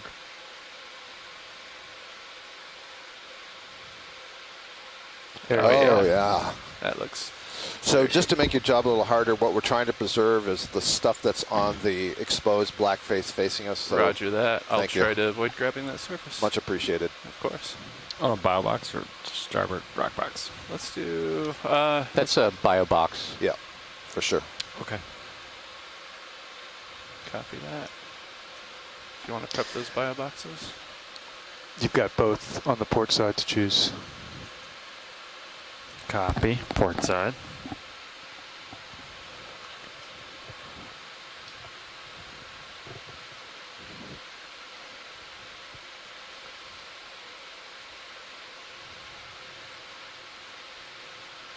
Oh, that's not good. Hold on, stand by. Grip force 5, right? 6, you want 5? I would do like 4. Yeah, if you could dial it to 4, appreciate it. Stand by 1. I'll try to get... Okay, you're set for 4. Thank you. I think I'm... Yeah, there we go. We're pushing ourselves on the rock there, stand by. Might be like soft. Might be able to get the jaws in the sediment a little bit. Yeah. Yeah. Oh, looks like it's crumbling. Watch lead. Wow. Yeah. We got a fistful. Yeah. Wow. A little too soft. Okay. Apologies for that. That's very interesting. Yeah, that does not seem like the same type of rock that it was on previously. Yeah. Yeah, that's pretty much all precipitant. The rock is gone now. So, let's see. So can we zoom in now just to see what's remaining there? I'm just wondering if we can suction something up.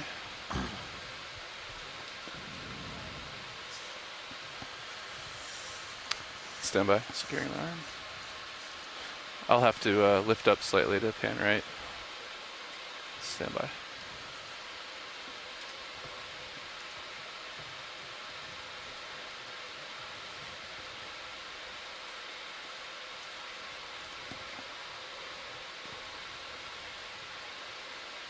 Copy.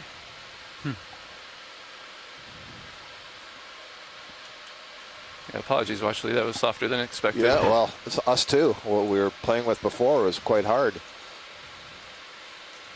Huh. So, you see what's just going off the screen just to the right there. I'm not sure if that's a broken piece, and I'm seeing there's 2 white dots on the front connected to one another, a little white ribbon. That's partly what I'm looking for, but I don't know if that's small enough to suction up. Stand by, yeah, just adjusting position.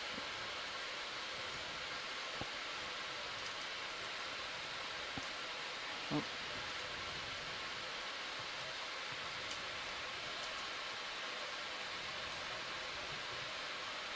Yeah, if you want to come in a little bit tighter, we can. Thanks, video. Yeah, that is what that is. What do you think? What do you think of the size? Do you think that can be suctioned, or is that too big a piece? It's pretty small. I think it's pretty small. Yeah. So what if we pull out the suction sampler, try to suction that piece, and then just scrape it along this fuzziness on the slope in front of it? I think we can do that. I think we'll want to clear the hose a little bit more. Okay.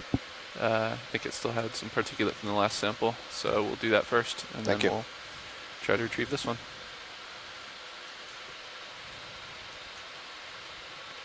You want me to inhale on 6 or blow on 6? Yeah, we may need to. Yeah, let's go ahead and try to inhale. And actually, if you could inhale on 1, it was Dye Super that recommended we do that, since the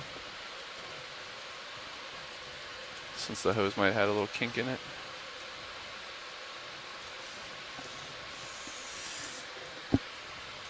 I'll let you do that first. All right, I'm on 1. We'll give it a little extra inhale, I guess. Roger that. It's fine. I'll leave 1 alone. I'll go to 6. Yeah, I think whenever we extended the drawer and let the hose retract, it straightened it out. I'll blow out on 6. Copy that. I don't want to do too much of that for you, but... Sorry. I just stole that. My apologies. Yeah. I think the hose is clear. Copy that. All right, then I think we can go to canister of your choosing for collection. Okay, we'll go to 2. Roger that.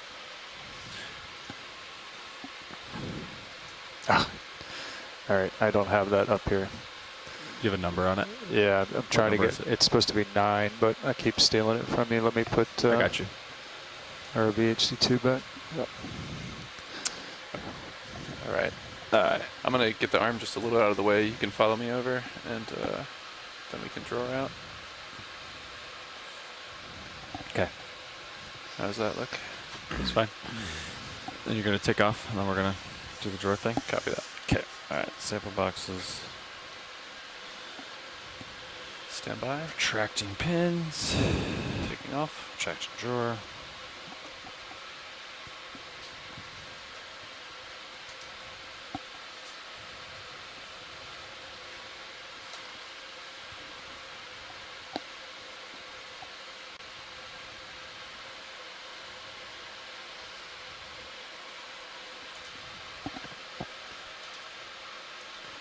All right. Just stabilizing here.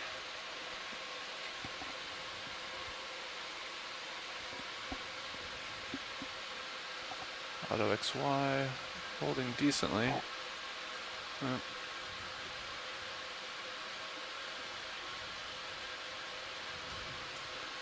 All right, do we want to try the drawer? Sure.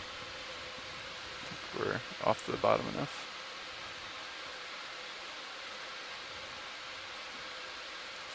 Is that enough? I think so. All right, bringing the arm out. If you could just follow me. Copy. Coming on 3, 2, 1. Yeah, if you Number could just 7. line up that camera for me, thank you.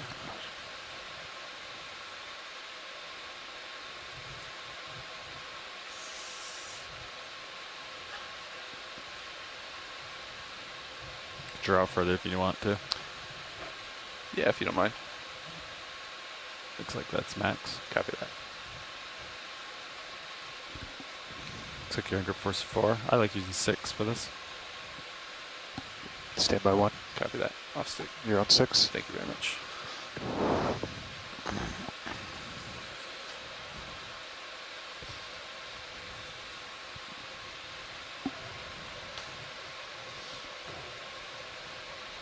Our fearless leader has just walked into the room. Derek Sowers, our NOAA expedition coordinator from NOAA Ocean Exploration. He may be fearless, but he induces fear when he stands behind you. He does, but it's his hard work that makes this expedition come together. Each one of these expeditions is put together by a team of people through NOAA Ocean Exploration, and their partnership with GFOE, Global Foundation for Ocean Exploration. And their GFOE is what makes both the ROV operations and the wonderful videography that we have possible. And and all the databasing. And the databasing, the metadata, and our wonderful federal employees like Derek Sowers through NOAA Office Exploration. They come out here with their mapping team, and they're responsible for the hydrography and providing the wonderful background multibeam bathymetry that we use to plan our dives, and then also coordinating all the various moving pieces of these expeditions. I do not envy them in terms of their responsibility. I don't know why the wrist is doing that. Stand by. You want to just draw in from there? Yeah. So John, I think you pushed down on the. It may have a tear on the other underside we can't see now. See that? Yeah. Can you zoom in on Mini-Zeus? It was seemed to be caught on that collar when I grabbed it. You want to zoom in on Mini-Zeus? Yeah, come on in. And so we were yeah, I see it. Trying to do a rock sample. It was caught on with the collar. These, what would you call them, Scott? The little worms? We can try. There's worms, amphipod mudsticks, and there's a ribbon-like coral. A trifecta. Oh no. Yeah, there was a tear on the underside of the hose. Zoom out real. And so it looks like there's a tear in the ROV slurp hose. We're going to try and slurp up this sample. Apologies, watch lead. It's okay. We had a little catch on the collar there.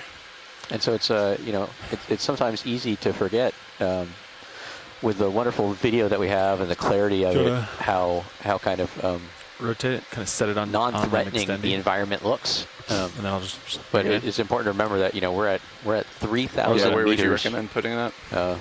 Below sea level, under an immense amount of pressure. Probe and hose right there. Or let it dangle down. Yeah, copy that. Two options. Freezing cold temperatures at the bottom of the ocean, and so it's really a hostile environment through all sense.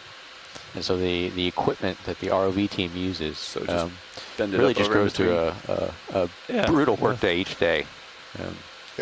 And so sometimes instrumental failures like this, they're bound to happen. The spring force might just it's interesting to think when we're tuned in and watching this on the screen, we're not appreciating all the work that's going on after the vehicle is recovered and before it's deployed in the morning. So that's long days. The ROV team is up at 5:30 consulting with mapping hose and then to get the waypoints that we're visiting you might be able input into the navigation system. And then they go through a whole process of setting up the vehicle on deck before anything is ever launched. Go through a whole bunch of checks. Looks like I'm caught on the... It's a long day.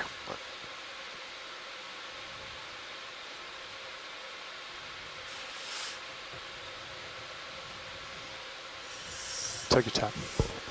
Yeah, just you know, for comparison, you know, at 3,000 meters, you're about 300 times atmospheric pressure. So I'm trying to remember what I did when I did this. I think I could wing in, and you could try to stop it in the starboard wing. Imagine trying to cut it. Vacuum the floor in your house if you weighed 300 times more. Yeah. I might after this cruise. I'm open to suggestions. Yeah, well, they do feed us well. Yep. Although, I will say, I have to remind you, I did miss my pudding with lunch. Can you get it in that starboard rock box and then Sure, try I'll to put some aside. Yeah, are we worried about it floating away if it's in a rock spot? Just grab it, put it back in the port rock box later. Okay. And I assume the hose will just retract. Yeah. Okay. Stand by.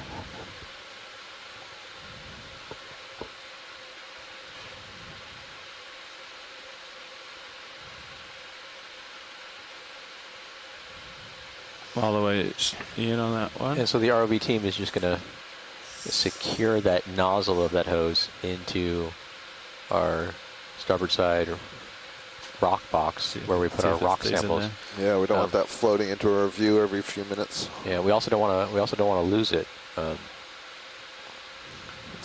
about it. I'm going to try releasing it. That's good.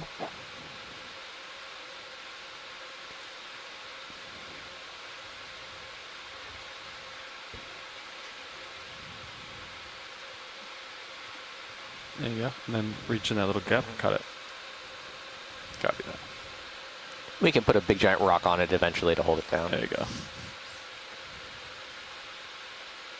And so now they're going to purposefully just cut that little bit of hose to make sure that we don't get any tangles. That'll keep that nozzle secure in the rock box. All right, that looks good to me. I'm going to try cutting it. Might get a chomp on it a little bit. There we are.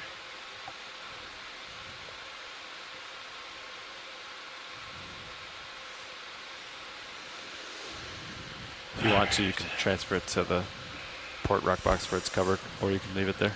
Yeah, I think that might be the safer idea, just so we don't have to worry about it. If White Lead's okay with us storing it in the port rock box as well. Yeah, that's fine. Copy that. Thank you for your patience. Oh, thank you for your efforts. Yep, sometimes we have these days at the office. And if you want me to drawer in, and then you can get that box open? Sure. Okay.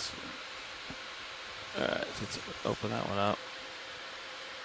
Over there. There you go. Copy, thank you. And then we'll do the transfer. Copy that. Coming on. Should be room in there for it. I think so. Yeah, if we run out of room, we could always put it in a biological box. There you go.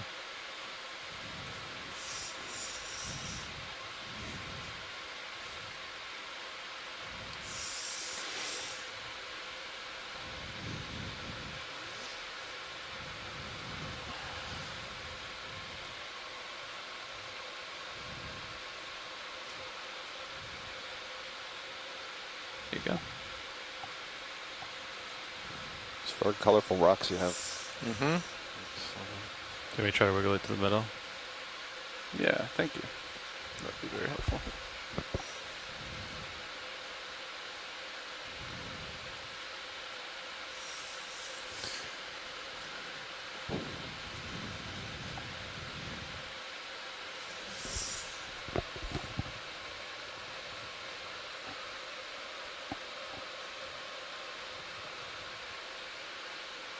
And so again, we are 500 kilometers north of the Azores on the Mid-Atlantic Ridge at 3,000 meters below sea level. And it is currently 1500 UTC on Thursday, July 21st. Get that minute cam too. Not sure if you're looking at that one, but yeah, thank you. I can also draw out if that makes it easier. I think this is fine. Okay.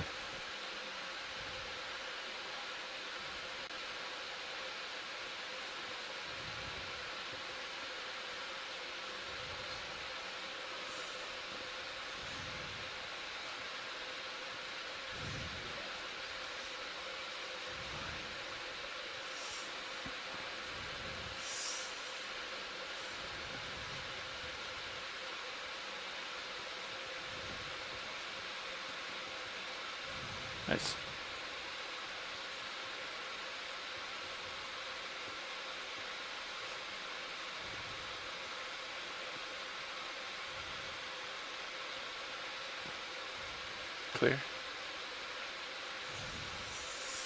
Let me shut that for you. I can try shutting it this way too. That's okay. Okay.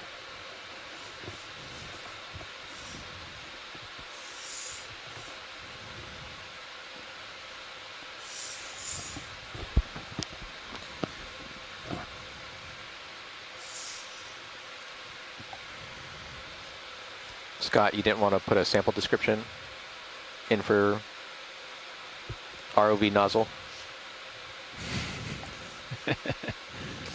You had me confused there for a while.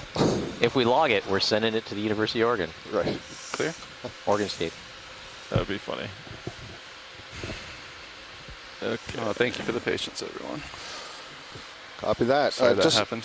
Yeah, well, stuff happens. Just for informational sake, I'm not sure I want to try it here, but do we have the scoop with us? Negative. No. No scoop. Can we get a view on the arm there? Yeah. Sorry. Boom. And so the scoop they're referring to is sometimes we also carry a small, essentially shovel that we can use to scoop sediments up and into one of the bio boxes. I apologize. Sorry, was that co-pilot? Did you say no scoop? Is that what I heard? Correct. No scoop today. Copy that. Thank you. All right, great. I think we're ready to move on. Let's see these towers.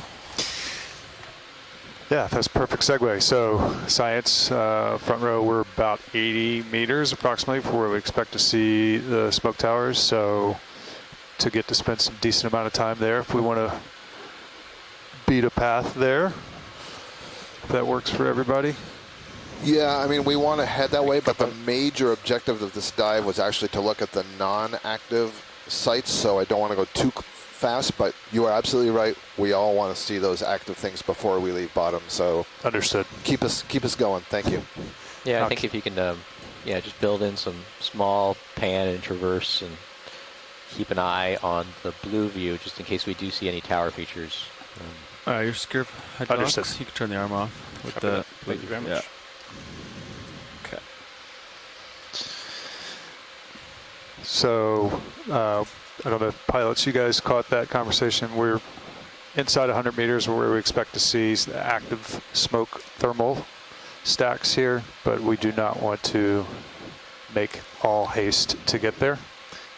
They would still like to take time to look at non-active dormant along the way.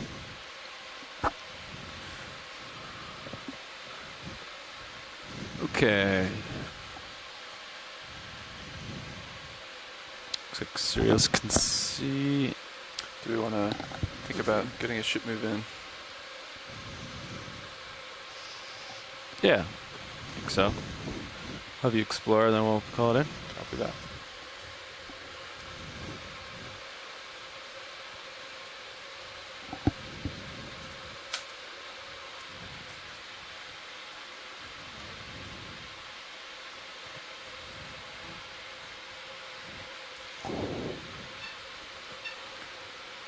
And the bearing of that last ship move? 100. 100. I think, Ashton, you were at lunch before. Deb said when she sees this orange sediment, it speaks to her as hydrothermal sediment. That's what she dreams of, I guess. That very muted red-brown color of the hydrothermal precipitant settling down, oxidizing. What's the difference here between that, flattened sediment-covered slope and then clearly this is soft on eroded away or failed? Or Maybe it's a more recent failure surface. Yeah. It definitely has undergone some type of post. If you think that hydrothermal sediment blanketed pretty much everything maybe in this area kind of uniformly, it's undergone some post-depositional change. So yeah, maybe rock slides. I mean, better, it's a talus pile, so it's actively failing upslope of it. These are really small. Yeah, they are. Cobble size, or I forget the exact. I think cobble size is up to 10, 15 We haven't got a centimeters. serious USB update in a while. See that? We might start, maybe stop tracking. Pilot, can we just get a quick tracking. zoom on the bottom just to confirm that most of the white that we're seeing are these pteropod shells? Yeah, roger that. Thank you. Setting auto def standby video. All right, I can go for a zoom.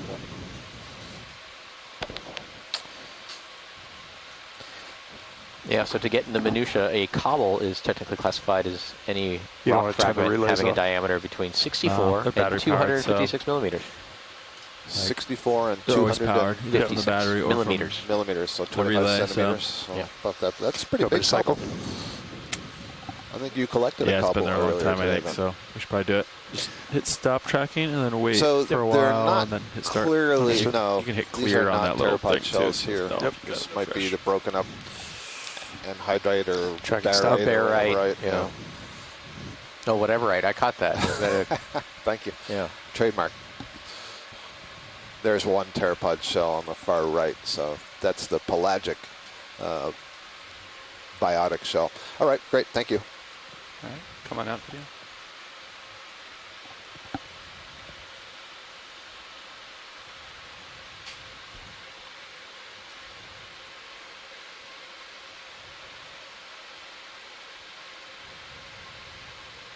If you want to move towards the center of Sirius view, then I call move in. Yeah, roger that.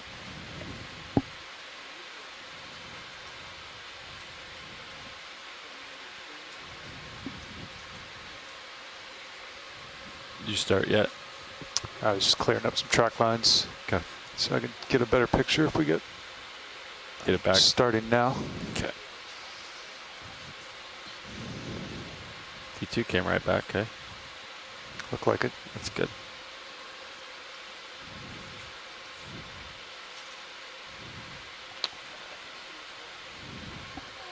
Yeah, there's the sled. You got one for sled? Yep. Oh, nice. Okay. All right, so we want another 20 meters here. In just a minute, yeah. Tara Luke's passing on some information from a colleague, Rocky Sievers, who says about what that rock that we tried to prick up that just crumbled. The reason why it's so crumbly is because it is clearly a sulfide-based mound. I can clearly see what appears to be pyrite sparkles and probably massive hematite, magnetite Yeah, being the I think we do dominant 20 layer. meters. Copy. 100. Yeah, works for me. Cool. Bridge RV nav. Yeah, it was interesting to me. Hey, Bridge, I'd like to request a ship move, it please. definitely seemed to be on a Range different 20 substrate than the meters, first one we saw, bearing which was 100 degrees. really hard. Speed Really 0 hard, decimal yeah. 2 knots. But that was more of a reddish-brown iron sort of color, wasn't it? Yeah, it was, but it was, I mean, we never really That's were good able to copy. break Thank you, off a Bridge. piece, so it was hard to tell whether it was just kind of consolidated precipitant that had been indurated or whether it was actually a rock with a manganese coating or with a iron oxide coating. Got it.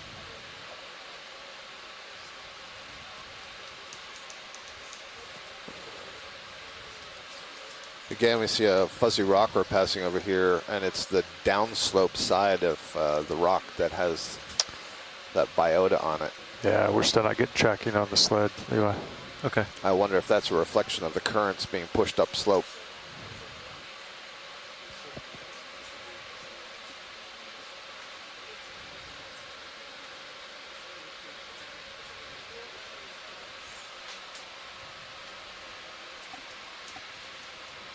I think the next thing to do is either let it sit for a while. Off, you mean? Maybe. No, I just let it keep trying. Yeah. Or run a wake up again. I can stop it and do a wake up. Yeah. It seemed like we got D2 right back. So Yeah. I think it's worth doing a wake up on address too. Copy, standby. Just another good angle of Stop. you know, Could the be like a difference bunch of about where it bubbles sort of that are collapsed messing and with it. failed, You know what I mean? where Yep. it hasn't. Yeah, where you still have that Just a little pervasive draping. jellyfish here, it's sort of wafting through.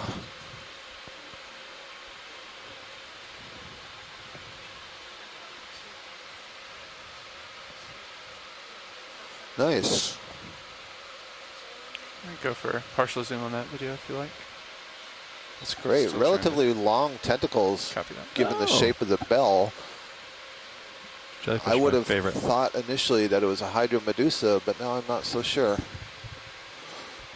Maybe, yeah. I guess it could be. Oh, look at that. Oh, that's fantastic. Beautiful focus. Outstanding. Oh, I hope Dougal and Alan are still on the line. You can see that dark structure that hanging down in the center. It's called the manubrium, and the mouth is on the bottom of that tube. And those lighter orange dots that you see, those are gonads. They arise from the floor, basically, of the stomach, of the gastrovascular cavity. And they're very diagnostic. And then the lines that you see that are running from the top center around the side, those are called radial canals. It's basically extensions of the stomach that distribute the food to all parts of the bell. Oh, beautiful. Yeah. Crasota, Alan Collins, who's at the Smithsonian Institution and does a lot of work with hydrozoans and hydromedusa. Z-bias is still giving me a little trouble. Stand by. And he suggests it's the genus Crasota. That's fantastic. That's going to be such great video. Thank you. Pretty tight. And if you thought that was really cool, you can do that all day long tomorrow, because we're planning a midwater dive, and we'll be looking at all of these gelatinous creatures and crustaceans, and who knows, maybe we'll get lucky and find some midwater cephalopods. Oh, good, it's cooperating. We can get another view here. You're right at the end of it, but fine. I should start moving 6 minutes after.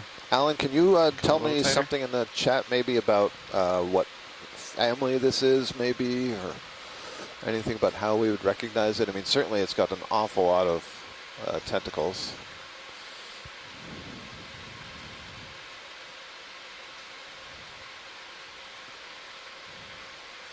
It's great. We can see the underside. You can see there's that little velar margin to the ring of the bell. They called it the umbrella, and then the sub-umbrella is the space underneath that. But there's this little sort of transparent sheet hanging down below it. And what that does is make the underside, when it contracts, a little bit smaller in diameter, so when the whole bell squeezes, it forces the water out of a smaller hole, and you get jet propulsion that way, so it can move faster for its size. Whew. That's some sweet video. And so that little green shimmering that you see on the underside, that's from the reflection of the light? Yeah. Thank you, video. Yep. Yeah, it may be there's some bioluminescence in this group. I'm not sure, but I think that's just reflection we're seeing.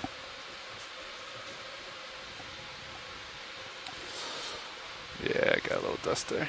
Lots of call-outs from shore about how magnificent that video was. It's as you might imagine, as hard as it is for us to do any work down here on the sea floor, we've already seen some of the mishaps, and every opportunity is precious. It's almost more difficult in the water column because the vastness of the volume and the space, and to find these organisms, and they're so fragile to be able to collect them is really difficult as well. So when we can get video like that, still no joy on the sled tracking. Copy. We're leaving Sirius behind. The family Ropalinamatide. Less track than Sirius. I wonder if it's the bubbles. I assume that name, Ropalium, refers to my understanding of Cnidarian biology, the sensory structures that you find aligned around the margin of the bell of jellyfish. Ropalium. Now I would have, and I'm being serious here, my first mind actually went to Rapunzel in the etymology of that name, and the kind of the long, dangly. Oh, yeah, sure. Yeah. Well, the spelling is R-H-O. Oh, well, then I'm completely wrong. See, you weren't looking at the chat. Yeah. So that may be a fish on the top upper left, just out of screen. Might be one of these spiny eels again. Now, when we were planning this dive, we were originally shooting to hit kind of, at first place, these inactive vent fields, and I think we were probably a little off target. It's hard to kind of geolocate the positions of those, because we basically digitize it off of a manuscript and then plan off of there. And so you can imagine, only sometimes having the ability to transect over the length of one of these dives, 500-600 meters. If you're 100 meters off in your guess of where those vents are, then that makes it kind of inoperable. Copy that. Yeah. So it looks like we actually kind of ended up on the base of the talus slope field, probably just to the east of the inactive vents we were looking for originally. And so we're going to slowly make our way up this talus slope field Getting a little too to the high summit, for us, I think. where we'll be on the top of this little ridge and an escarpment, a little fault surface on our eastern side, and the active hydrothermal vent field. So I think this is what Mike suggested before, was the deep sea spiny eel, family Notacanthidae. John.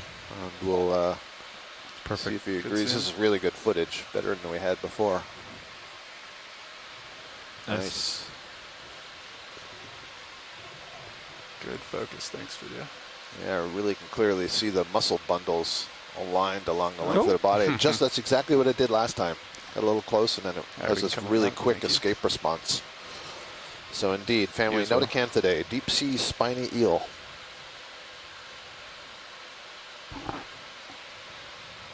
There's another fish. I'm reading some information on the family. I don't know that species I saw a serious ping. specifically, but they feed on benthic animals like polychaetes in a head down position, and that's how we've seen it. I think we'll just let it run. Both times. Come They've in been on this fish. hanging in the water, facing down, head down. So this is a different fish from what we just looked at. Would you like to come in on this watch lead? Yes, please. Go for So the this top of the head. looks like maybe it's the cusk eel. We did see that earlier as well. Is that full zoom? You see those sensory barbels that are dangling from below the chin. All right, now I'm going to ask a basic question. Yeah. What makes an eel an eel? I think just that it's a long, slender, snake-like fish. Okay. And this is the thing about common names, right? They can be applied. This is fantastic video of the top of the head. Thank you. Look at that.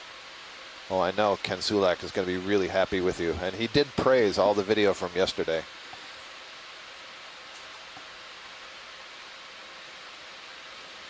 So there's no type of taxonomical... No. Yeah, for an eel. Yeah, it's a common name. Yeah. Okay, thank you. Whenever video's happy, I'm happy. One of the characteristics of this group I saw earlier is that they are sluggish in their movements, and I think that was demonstrated right there. Full wide. Oh, he's back. Did we want any more footage of that watch leader? Are we okay? No, thank you. We're good. Copy that. Thanks. Now, it's hard to tell, but I do think, at least in that kind of talus slope field that we're seeing on the move? to the left a little bit, it does look like things are getting a little bit more Are you still feeling sulfur rich. I don't think so. When was it done? This is getting more blocky. 15:12, 6 minutes ago. I'm hoping that was just like a little outcrop, not something biological. Take a peek to the right here. Coming up a little bit. Lots of hairy. Lots of fuzz. So now the fuzz is on the top sides of these rocks. I suppose one of the things could have been that you actually suggested this earlier, and maybe you weren't intending to suggest it this way, but they grew here, tumbled down, and now they're on the forward face because the rock actually changed position. I won't take credit for that. Actually, what I was thinking was whether they were growing at the active sites and then tumbling down. Oh, I see. I see. Yeah. Yeah, no, I don't believe that these are reflective of the active vent community. Yeah. Well, that's really interesting. Peek off to the right. I want to characterize the a lot slope more it's at. fuzziness. The steepness is certainly picked up. Yeah, and so you look at this pervasive draping of these hydrothermal precipitant sediments. You imagine what's got to be generating them at the summit of this platform. Roger that.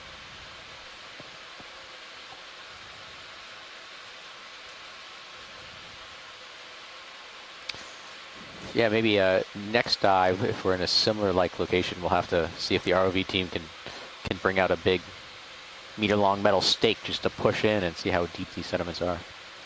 We had a meter-long stick like that on one of our previous expeditions. We called it the sea poke. Yeah. For poking the bottom. Pilot, when you're in a position waiting for Sirius to move, or however that works, give us another zoom in on the fuzziness of the rocks, please. Roger that. Doesn't matter which one. Stand by.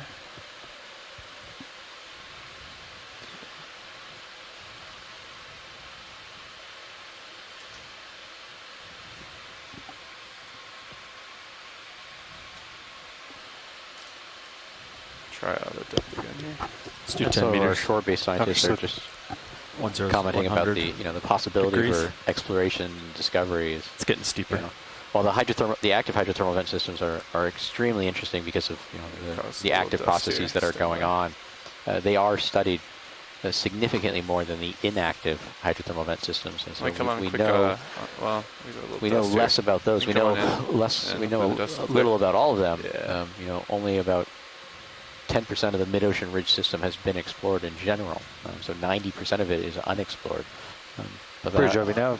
of that 10% that is explored, you can imagine Hey, that Bridge, we'd like to even a request a smaller shipment, proportion of please. the Range inactive 10 meters, hydrothermal vent bearing systems are 100 explored at all. degrees. It's 100 degrees. I was typing Speed away in 0 the chat, decimal not 2 seeing knots. this beautiful rock. So a lot of the fuzz here is octocoral. We're back to what we'd seen earlier. And one of the things I'm noting, I said that I wasn't sure if it was an early developing something along the lines of an anthomastus or more of the ribbon type, cornularidae type of octocoral.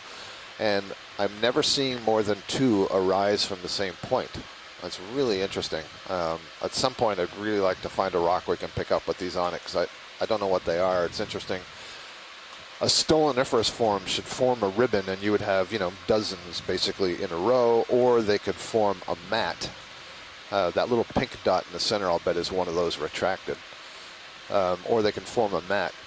But I'm not sure which kind it is. That Chris, I don't know if I told you, if you go to settings layer manager, I mean, it is possible that they're connected and they're just below sediments, Yep. I suppose. You don't want to try and just make sure you grab know that about with a delicate hand. Sure do. We're creeping on it. I wasn't sure. I didn't see how big the rock was when we zoomed in. Okay. Another 40, 50 Neither did I. meters. Yeah. Okay. I thought most of them are pretty big around here. Is there anything else you'd like to see here? Watch this. No, well, we'd like to know how big what we're looking at is, the rock, because if it's pick-upable, yeah, that's... No, never mind. Oh. Well, yeah, that's pretty big. Yeah, that's it's too pretty large. big. but if it's But you see the 2 up to, it's about 1 o'clock from there. There's 2 smaller ones. Roger that. Let's check that out.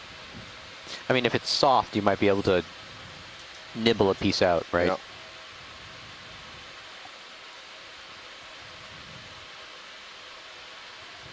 Actually, that might not be 2. That might be 1, just with sediment. Sediment draped down the over. center. Yep. These rocks right here. That's right. What you had the lasers on? I'm gonna reposition facing into the current. Give me 1 second.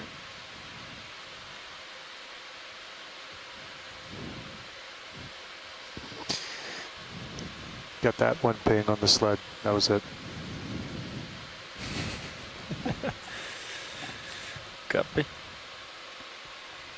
Yeah, that's looking to me more like it's 1 big piece. Would you like us to give it a poke? Well, yeah, I mean, what I'm looking for is one that can be picked up, as the size it's picked up. So if whatever you see in the line here, they all have the stuff growing on it. Whichever one seems most reasonable for picking up and putting in a bile box, that's what we're interested in. Roger that. And we were getting several comments in the chat room that this is not something we know. This is unusual. Not just unusual, it's unknown. We don't know. Roger that. How's our position look here, Copilot? Good. I have a 10 meter move, but I can just move 10 meters, look down, and be safe still. So, okay, go for it. Roger that. Let me get hydraulics up. There you go. I mean, I guess if that is all 1 piece, it's still only about that big. Yeah, and if it's as soft as the other one was, I hope it's not that soft. was just thinking, yeah, nibble a piece off to you have something manageable, and then now that you know that you're grabbing something that is significantly softer, they can dial back the power on the ROV manipulator. Hydraulics on? Hydraulics are up. Copy that. If you could follow me with the camera. Okay. Taking HT2.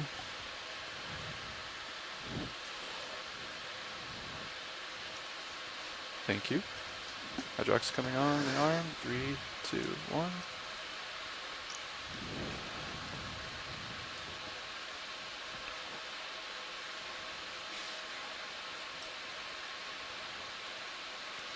Any one that you'd like us to try in particular? Watch lead? I think whatever one is easiest for you. Okay. I see the one just behind where the lasers are, and then the next 3 just beyond it. all of them have what look like the same material on it. Roger that.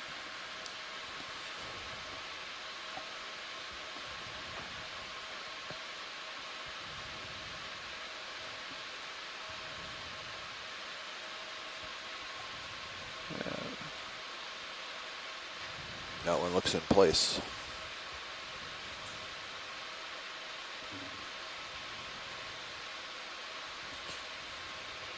That one looks crumbly already. Yeah. Option Is this going to be a Goldilocks thing?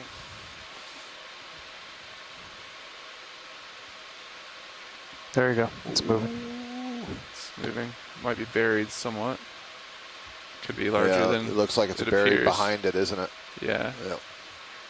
We can try to grab it, but I think there's a lot more underneath there. Yeah, that's pretty big. Maybe too big for the bio box. I think so. Let's try this guy just for kicks. I think it's just part of the larger rock group here. Yeah. Yeah, I guess this is all basically, it's in place and is partly covered by the sediment. So it's fooling me into thinking they're loose rocks. Thanks for checking it out. No problem. Worth a shot. Yep. And then once you get, we'll keep going after this. I caught up to you, so. Copy that.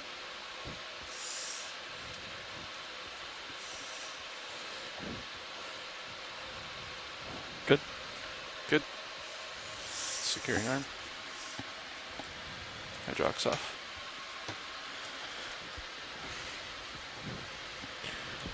We'll go up and acquire. Copy that.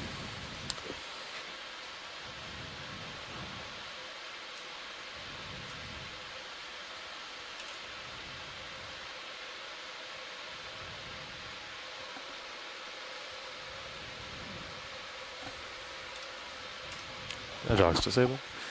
Thank you. So it's interesting to think about the history of deep sea biology, deep sea science in Gets general. a little steeper. See the mini Zeus? I'm sorry, can you look over to the far left, just out of frame, upper quadrant? You see that white thing that's sticking out from the rock? Are we able to go over there, or is that too far away from the tether? There's another one up here. On the rock outcropping above us? Talking about the white whip. Yeah, the whip watch lead. Yep, exactly. Yeah, there might be one right above us in our path. Yeah. Very good. Do you want to see that one, Scott? I'm gonna It's just come wide stood here. out as something very different from anything we've seen yet.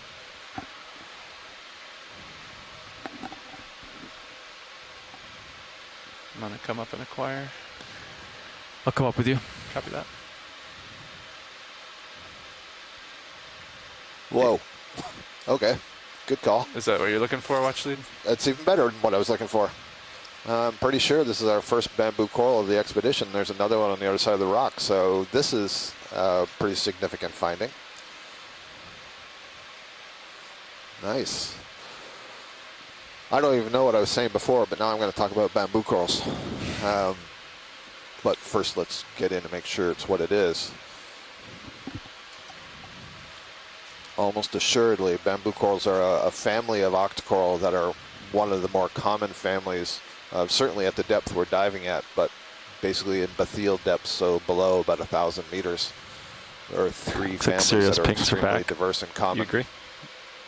I do agree. I'm not sure if the brown thing down there is it just started coming back pretty sponge or sea consistently. star. It's a rock, but okay. Would you like to go on for any zooms on this? I sure would, yes, as close as you can get. And so another thing that's interesting here is we're also seeing a number of brittle stars that have climbed up this. And so it's kind of like the first biological structure that we've seen that is sticking up from the bottom is creating habitat for other organisms. And so these are the first brittle stars we've seen. I see some barnacles there. I see some hydroids growing on this. So we have a whole little community of organisms that we haven't seen during the dive, all growing here. I'm also seeing on the rock behind some yellow stoloniferous octocoral, so very interesting. All right, great. So the orange things here you see are a bunch of brittle stars. Their legs, very spiny, are wrapped around this bamboo coral. It is indeed a bamboo coral. You can see the holdfast down there at the lower part of the screen. And I've seen enough of these. I've got this sense that this is probably the genus Jasonisis, and I'm basing that partly on the color and the, if you want, the feel of the tissue. Beautiful view. We can see inside the skeleton through the tissue some of the black lines that are the protein nodes that come between these calcareous internodes that qualified as a bamboo coral. And then the other thing I'm seeing is those really nice, sharp, needle-like spines. Those are sclerites on the polyp. We can just try to hold that steady for just a second so we can get a freeze frame later on. Center it. Yeah, a little bit higher. I know I'm being difficult. Back to the left a little bit. I saw some. Thank you. Yeah, up there. And the reason I'm saying that is, okay, right there I see in the middle there's two polyps, and you can see the sclerites all along the body, and that's what's really important for us to get an idea. I would say that, you know, we're not going to know what this is based on the depth and where we are, but. Oh, fantastic. So what I'm looking at, the sclerites are at an angle. They go all the way from the main stem to the tip. The tentacles are all retracted here, but I can see that there would be these intertentacular needles. There, I can also see that there are curved needle-like sclerites in the main coenenchyme along the main axis. Fantastic. That's about as good as you can get for identifying. Does that auto-depth the water a little bit, Levi? In situ. Yeah, it's one pretty tight. All right. Yeah. Let's see what else is on this rock. I saw the barnacles. I saw the little stars. I can see the yellow stoloniferous there in the background growing on the rock. Those are the ribbon-like ones that I was talking about earlier. There's an anemone also growing on this bamboo coral. This bamboo coral, I would love to be able to get a collection if you're stable. And I saw there's one on the other side of the rock if you need to go the other side. But this is almost assuredly something new. Copy that, watch lead. Thank you. Thank you, nice work, video. HPU is enabled. Increase in RPM. There is one more piece of information if it's possible, and it can be we should take a look at the before or after collection, other and that one, is if it's Copilot, branching. or should we go for a midwater sample on this? Photos are holding. Okay. Then whatever you feel comfortable with. But right. yeah, I think you have a pretty good position here. I would just clip it off the top. Copy that. Bring it in and drop it in one of the bios. Yeah, watch lead, is there a particular section of this you'd like? Yeah, just clip off, you know, 8 that. inches at the end. Roger It's that. fine. Let me adjust my position slightly. Copy, thanks, video. But pilot, just to let you know, it would be helpful when we leave if we could look back. I just want to see if there's any branch points in this. Copy that. Thank you. But we have all the close-ups we need. Okay. Stabilizing. Yeah, but if you want to watch the So at serious this view on depth, the we're jar at cam, 2,980 probably not going to use the jar meters. cam. Understood. There's and really then I only will a couple do of this. genera of bamboo corals that are known. One is Bathygorgia, which usually grows fairly ramrod straight. Might be a little too close. And the other is in what we call the J clade, which includes Jasonisis. And actually, as of this week, there's just a brand new publication by my colleague Les Watling and his student, Abby Lapointe. It's 12, right? Abby Lapointe, and they described another genus in that same Says clade Jericam. that Yeah, also try to came change from very it. deep off Tasmania. All right. And that Nice was standby Dokidisis. Let that settle. And that There we go. name means small beam or All right, rod. I think I feel comfortable and here. it refers to the sclerites, those structures that we were looking at. What I saw there were a bunch of Hydraulic needles, so spin up? I would That's correct. suggest that that is not Arm coming that online. genus. Enabling hydraulics. 3, 2, 1. Just a little off the top. Roger that. I got the cutters on the bottom, so I'll need to reorient.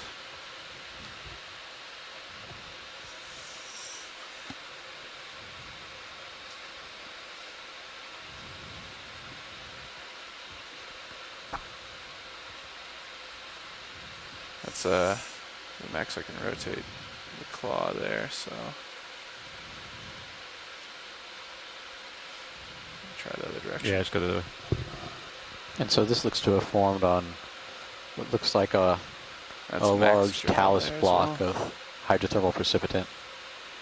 Probably not necessarily part of the chimney structure, but spin it around too. part of the larger mound that was probably fallen off downslope. I didn't see it as we were coming up to it.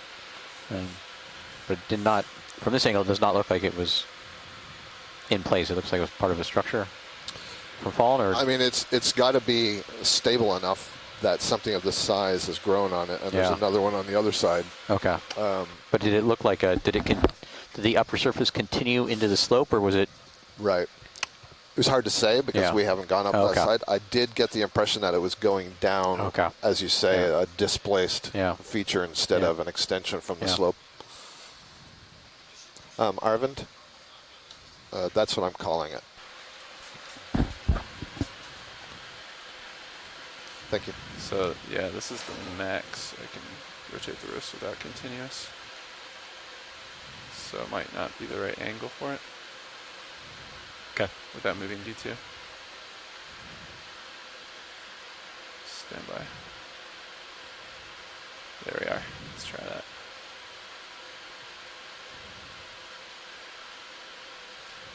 Yeah, Deb seems to agree that she would suspect it's not in place either. Yeah. Can you bring it down?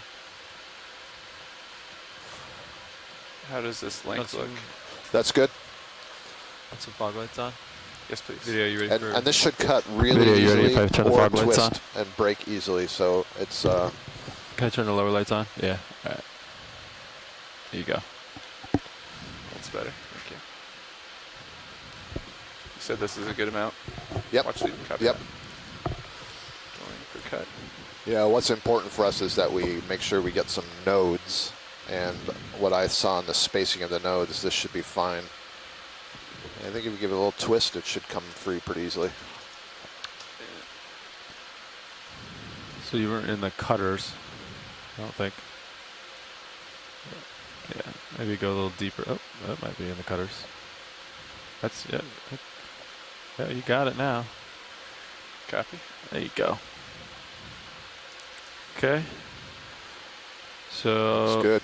I'll draw out. Copy that. Oh, good. So I can see from this angle that it, yeah, again, so I don't know if this is branching or if there's multiple colonies that have settled on this first one. It's hard to tell, but it does look like there's a little branch down there. Watching the wings here. Copy that. There you go. Both port bio boxes are open and starboard inner. Dash in the port side there. That'll probably just bend out of the way. Try to come up and over it. Now, roughly, Scott, not this particular one, but similar species? The other two that you said? Calyx. Oh, yeah, I was referring to genera. But genera. Yeah. Perfect angle. What's the growth rate? It's a good question. I believe on the bamboo corals, I would rotate. we're talking about something on the order of 300 to 400 years is the oldest one that I know has been aged. Do we like port inner or outer? Whatever you want. It's pretty long. I might go for outer. Okay. Stand by there.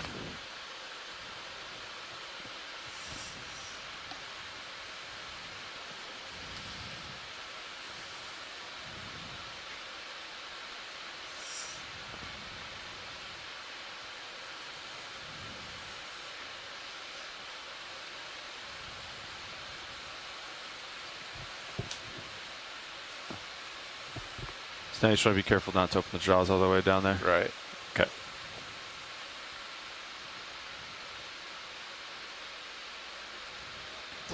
Flicker. Yeah.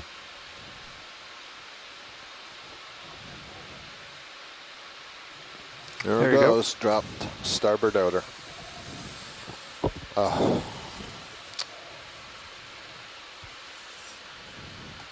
Okay. Clear. Clear. What is the problem? Yeah. Scott's two. Yep. Nice sample. Well, I'm sorry, what?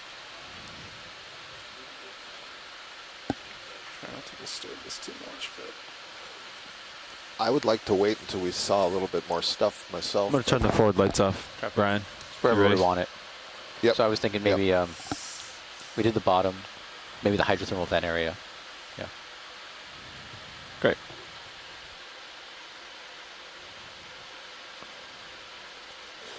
All right. Arms secure. Look okay, co-pilot? Looks great. Copy that. Disabling hydraulics. Okay.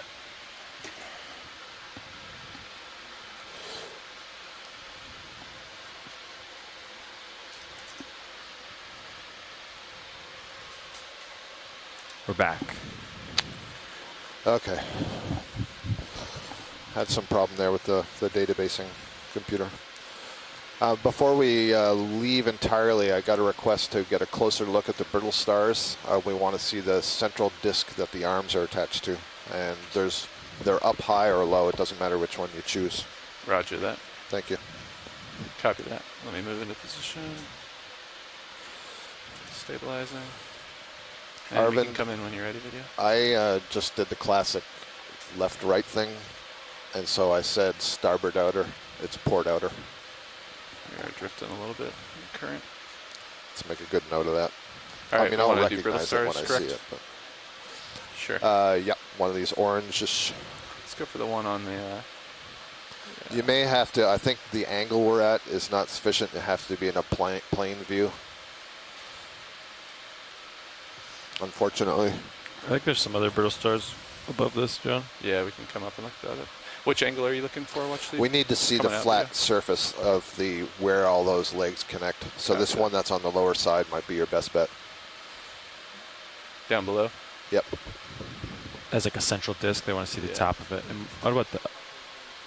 Yeah. Roger that.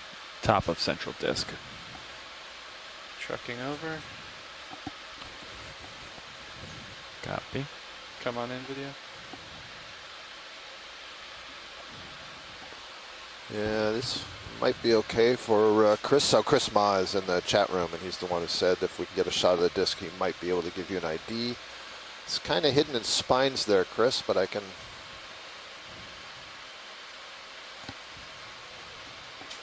So it's just that it's at a really difficult angle relative to, you know, how the ROV is set up and how these things are growing. I think the lower one was your better bet. Yeah.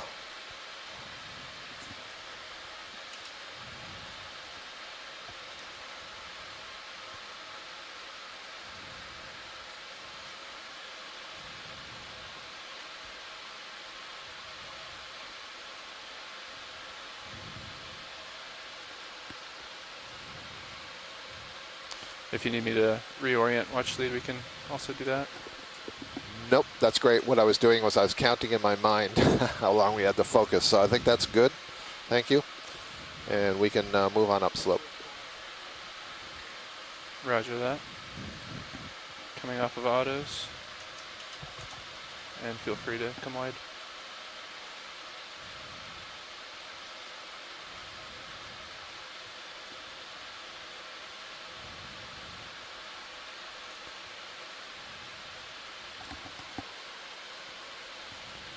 And for extra credit, try pure wet.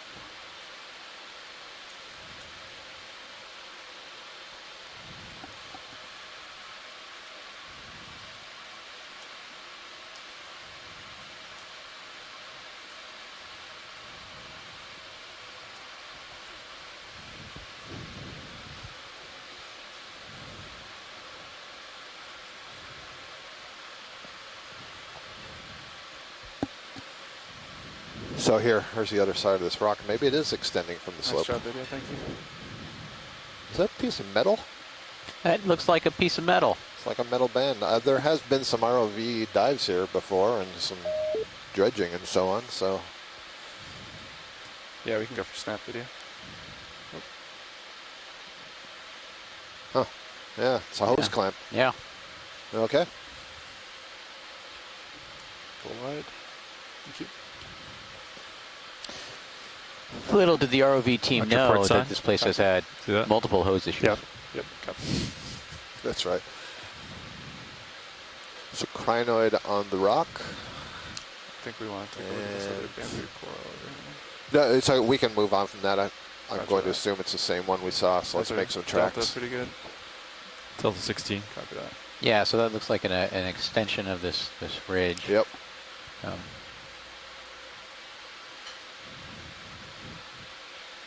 This particular coral here looks to be Levi, you want to long get some dead. pilot time? It's been colonized with Copy. hydroids, that fuzz that you see on the with it, John? skeleton.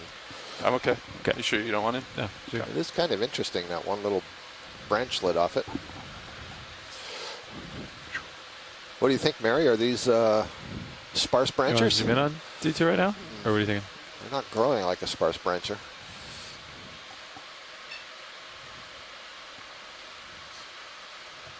Yeah. Oh, that's, Huh. Patrick says he saw a sea spider. I missed that. I can do this. Watch this. This is all I can do. I can deploy the upper more, and then I can do this. Like that. That's about all I can do. But I probably should give him his light back. There you go. And so I was looking through the Wheeler paper from 2013 when they're describing the Moytirra Vent Field for the first time. And looking at one of their images, they do see carbonate chimneys that they likely associate with abiotic methane oxidation. I'm okay with that. So definitely some type of abiotic bacterial. 100 degrees.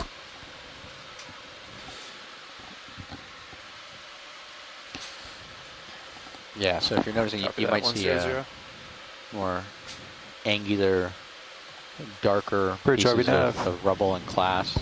Hey, Bridge, I'd like to request a ship move, please. Range 10 meters, bearing 100. It's 100 degrees at 0.2 knots. And less of the sulfide talus. Want to come up? Good copy. Thank you, Bridge.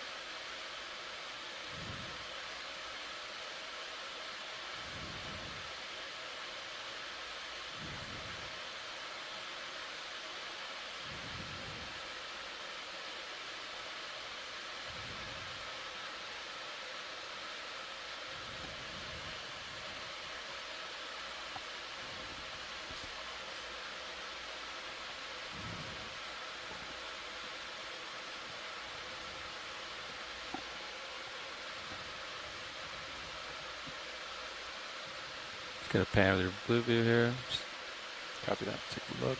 Coming up.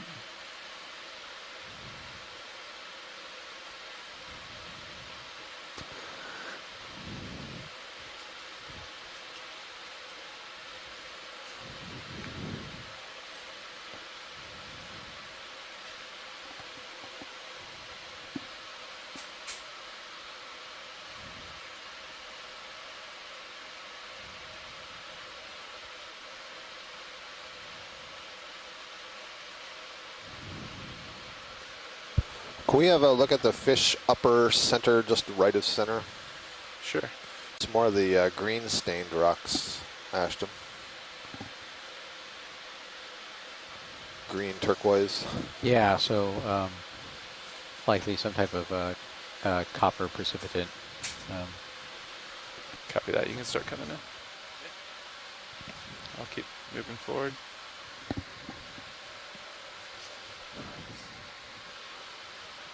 can come on in easy.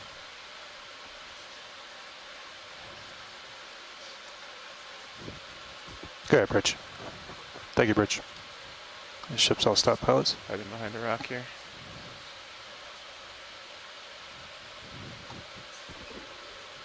Go ahead, watch lead.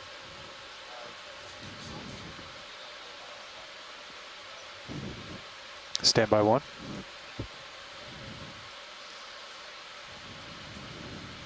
I assume that, yeah. I believe this is another cuskeel.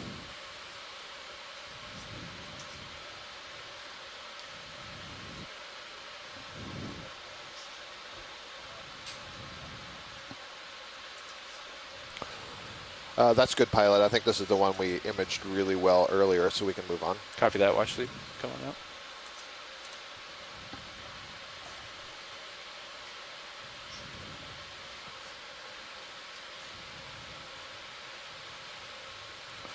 In fact, I just got a note here from Ken Sulak who says, in all caps, super fish imagery.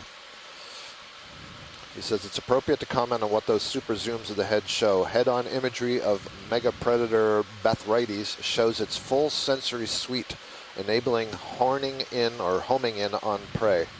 Thus, enormous nostrils, big eyes, Like lateral that's line right, configured on and around the head to detect vibrations. Working my way back, yep. Pelvic fins modified into Just mowing tactile along a and little. taste receptors, ready to trigger explosive sucking in of prey if those I think we get barbels another touch 10 another meters animal. in. Nah, That's you're awesome, good for Ken. it. Thank you Yeah, for we that just information. completed that move. Okay. Yeah, he stretched out, so let's do another 10. Yep, stand by 1. Watch lead, we have approximately 3 hours left on bottom. Copy that, Nav. Thank you very much. So we have about 3 hours to continue exploring the bottom here at Moytirra. Use it wisely. Yeah, I think it'd be interesting to get to the top, and then also Bridge RV now. we had a tentative plan of after seeing Hey, the Bridge, hydrothermal fields. request another ship move, please. Sorry, Range pilot, 10 meters. can we have a bearing look at that 100 rock degrees, that's just speed below the 0.2 fish, really knots. fuzzy? That has got to be a loose rock, or maybe there's an even smaller one on the right. You choose. Good copy. Thank you, Far Bridge. right, there's a small one. Stand by, Just watch left lead. of center, there's a larger one. Wanting a collection here, you said? Yeah, if that fuzzy stuff, we keep trying to get it, Okay. and we keep looking for a rock that's small enough and loose, of course. Certainly try this one. We did just put in a ship move. We might need I to. apologize. Okay. No, it's okay. We can belay that if we need to. Yeah, you want? I think you'd be all right. Okay.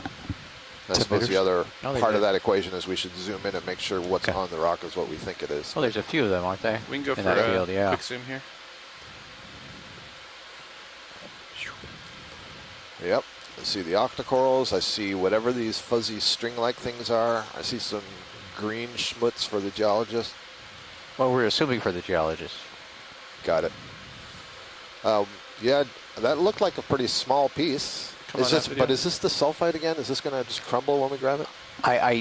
I, you know, from far, I thought it was actually Hydraulics are more up. consolidated. I thought it was actually basalt, but it's hard to tell until we actually grab it. Some of this Um, crop wash, we're good. That to me looks like basaltic rubble with an iron oxide coating. Okay. So I think it's going to be hard, but Sled is it doesn't look like those match that we saw earlier. Yep. Yep. Checking out the If you're a neighborhood. game pilot, we'd like to see a collection. Roger that. Stabilize here, and we'll try to collect it. I'd like We've to been s- seeing can we this stop the stuff all ship? day, and I feel nobody bad for really the- knows what it is. Bridge RV now. Thank you, Copa. Hey, Bridge, can we come to an easy stop, Should be in reach, please? yeah? Good copy. Thank you, Bridge. Ship is coming to an easy stop, pilots. Copy that. Only reason being, I don't know if I felt the full 10 meters of the previous move. That's the only reason, but maybe I'll see. Yeah. You're getting about a 6-minute delay, right? Yeah. All right. I think we're stable here.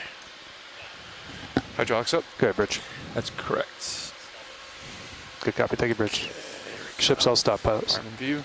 Thank you, Nev. Thanks. Arm is in view. Copy that. Coming on. Look at all these rocks to Two. choose from.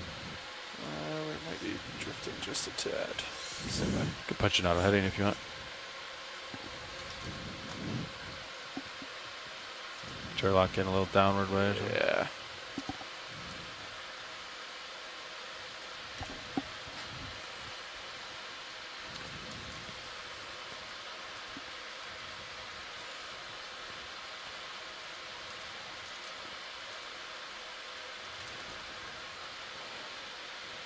There, feel a little better about that. Let's give it a second. Yeah, if you want to watch my my camera. Understood. You probably don't need the suction camera anymore. All right. All right. Arms coming on. 3, 2, 1. Jumps to life. Lots of options. Looks like you're on grip force 6. Nice. Okay. Give it a quick tap. Is this one right here in center view? Okay, watch lead to try. Yeah, the pointy one there. Yeah. Yep. Just give it a little nudge. Oh yeah. Oh, it's it might definitely be might be crumbly again. Arg. Would you like us to try, or let's see what happens. There's also the one to the right of the claw. I think I would need to zoom in on that one. Yeah, it might be attached to a larger cropping. Yeah. Okay. Well, we can try the original one here. See what happens. Yeah, it does look a little crumbly.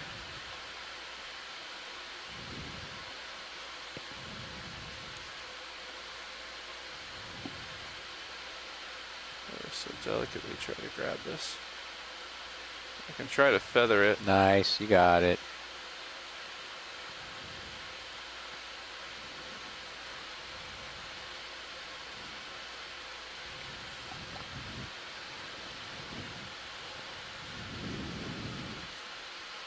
Alright.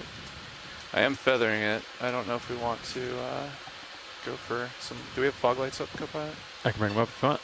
Yeah, let's get just a little better lighting. Please go in the box. Alright. And we're just going to try to put this in starboard rock box, is that right? No, that's got to go in a bio box. Box, roger. Alright. I hope that doesn't make it more complicated. I think we can do it. Are we able to draw out, or do we need to pick up here? Try. The only tricky part is that I'm feathering it. I think if I lock in the jaw, it's going to crush it. So if you want to try to draw out, we can do that. There's another option. You know what I'm saying? Yeah. You in? Yeah, let's try it.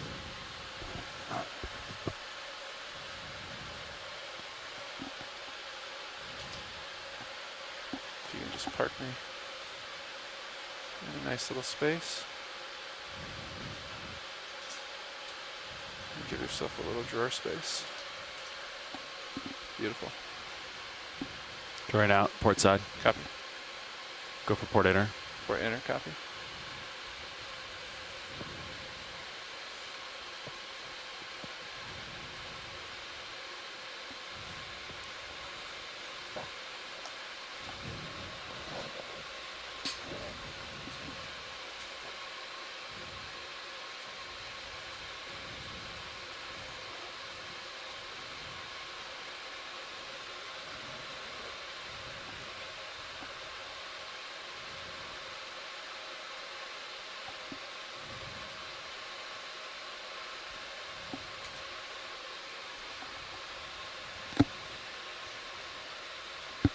Just drop it, probably. Try to suck it in just a little bit there.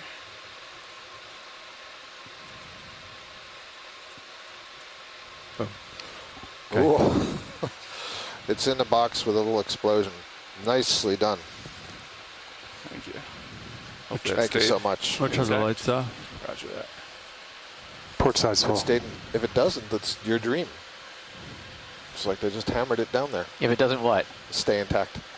Why would that be my dream? Because you want to hammer everything when it gets up here anyway. No, I want to cut everything in half. Oh, with a saw. Okay, my bad. All right, securing arm. Thank you for this system. Thank you, pilot. That was excellent.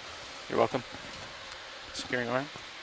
Hydraulics. Okay, so we finally got some of those stringy things. We'll be able to find out what that is. We got some of the octocoral stoloniferous type or cornularid type. Oh, thanks. And who knows what all else will be on that rock. Co-pilot's a 4. So I think we're pretty happy with that. Okay, come up with you. Copy that.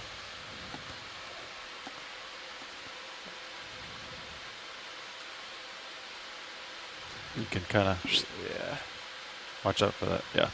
Get over the structure here. Yeah. If you're okay with it, I'm just... You know, yesterday we all missed our dinner because there was so many samples to process. Yeah, a lot of What were you calling them? Associates. Associates. Yeah. Yep. Just terrific. Got some really nice stuff. Yeah, you know, we don't get many rock associates. We don't get a rock and then another rock just comes off of it. Coming up. Yeah, and so now I'm honestly a little thoroughly confused because I had thought some of this was actually more of the saltic rubble, For sure. but I think my eyes are. I think my tricks are playing eyes on me. And, you know, hate when that happens. I know. I Resume think should a move lot of when I this get is just, you stretched know, out kind of here. Yeah, angular we just switched class of iron, sulfide, precipitant. Kind of that loose, the same loose sediment, but actually just more consolidated from upslope with some other. Yeah, can I see the mineralization in map it. layer? Just curious.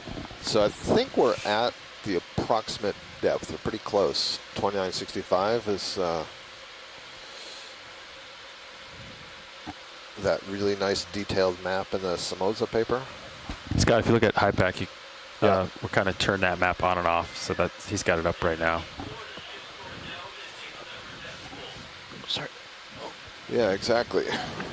Yeah, I've got a copy of that on my laptop here, and I'm looking at those yellow dots, and they look like they're between about 2960 and 2940 meters depth. Yeah, because I think 2930 was our shallowest, and then we were following that contour potentially.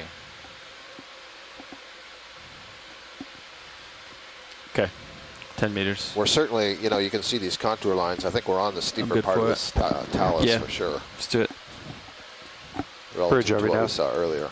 Hey, Bridge, vector another ship move, please. Range 10 meters, bearing 100 degrees, speed 0.2 knots. It's fun terrain to fly on. It really is. Good copy. Thank you, Bridge. Oh. There's some cropping chimney-like above here. structures ahead. You can see in this bar camera view. Oh yeah. There we go. Just coming into view. Okay, so we're coming up on. I think probably these probably are some of the inactive chimneys that have been collapsing and feeding that talus field. And you can just tell by the scale of them how large they are and how precipitously Ship move if they want to spend time they're on just this. sling kind of on the Roger edge. Watch, of did you want this to spend talus time on these? Or Yeah, well, I think we want to move along them because Okay. if it's where we think we are, there should be a chain for about 100 meters or 40 meters Okay. maybe. Yeah, it should be pretty going extensive. to the right, correct? Yeah. Yeah. And then we'll see I think we're more good with active 10. ones. But I Yeah, think it's not just very far. you know, situationally, go where you think is safely navigable. Roger that. Nice. All right, come up with you. Copy that.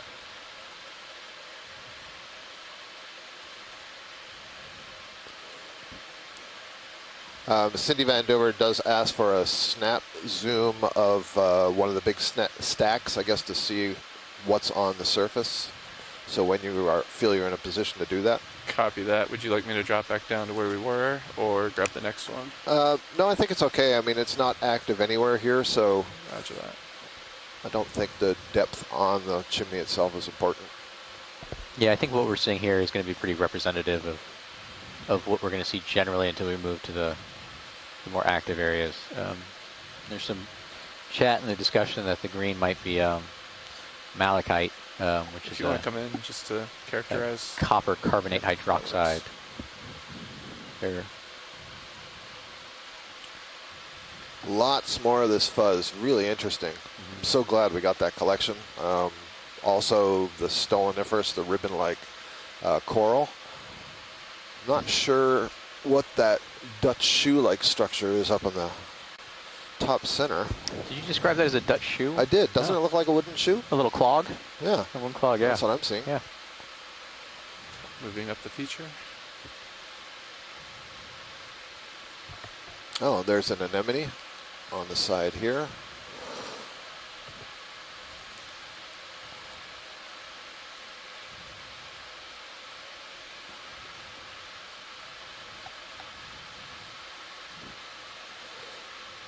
I haven't seen any cladorizeds yet. I don't think that's what all this fuzzy stuff is, but who knows? Wouldn't that be fascinating if these were all carnivorous sponges?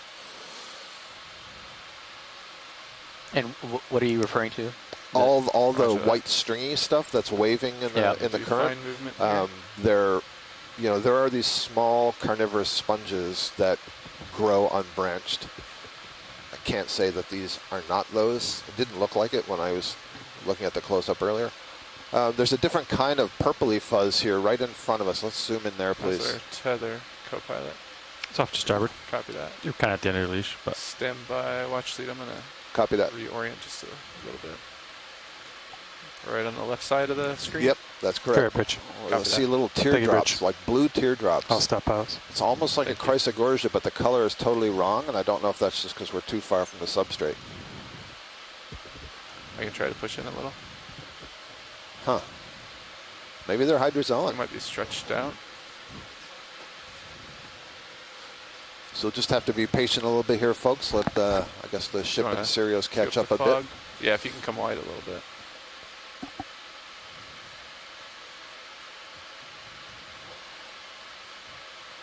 Pushing in. So, pilot, we're getting a lot of requests to look at some of the stuff on the surface here. So, if you let me know when you're in a stable position, I think we're going to want to be here for a moment. Yeah, copy, watch lead. Great. We're going to try to stabilize here. We have time, co-pilot? yeah, you got plenty of time here. I think we're probably just finishing a move. Oh, okay. These are hydrozoans. Now I can see it. Copy. I'll try to come He says with mock confidence. I see a bunch of amphipods aligned in a row. These are little crustaceans. They're sort of pink there with 2 white dots on their heads sitting on them. But yeah, these what are... is that yellow cobwebby? I believe that is mucus that has... I would say that has been released from a sponge, except I don't see a sponge here. And when they release, some of them, when they release gametes, they will have their eggs, for example, in a matrix like that. And so I think it's just a remnant of that sort of extrusion. But I don't actually know that. This is my best guess. All right, so all this fuzzy stuff that looks like these little teardrops suspended in space, those are hydrozoan colonies. They're related to corals. They have the same basic structure, branching structure, and each of those little dots that you see is a polyp body with a ring of tentacles. They're just a lot smaller. You see a bunch of octocorals, and then you see all this other stuff that's waving out from the substrate, and that's on the rock, and we'll have a closer look at that when it comes up. Okay, I think we're good right here. Thank you. Copy that. A couple of other caprellid amphipods. Alan Collins, who knows a lot more about hydrozoans than I do, says that they could be athecates, and what he's referring to, that term refers to an external skeleton that covers much of the tissue of the colony. And where the polyp is, it can be encased in this little cup-like structure, or it can be sort of, if you will, naked, where the soft part of the polyp with its tentacles sticks out of the tube. And so athecate means without that cup. Thanks, Alan. I'm coming up a little bit. Copy.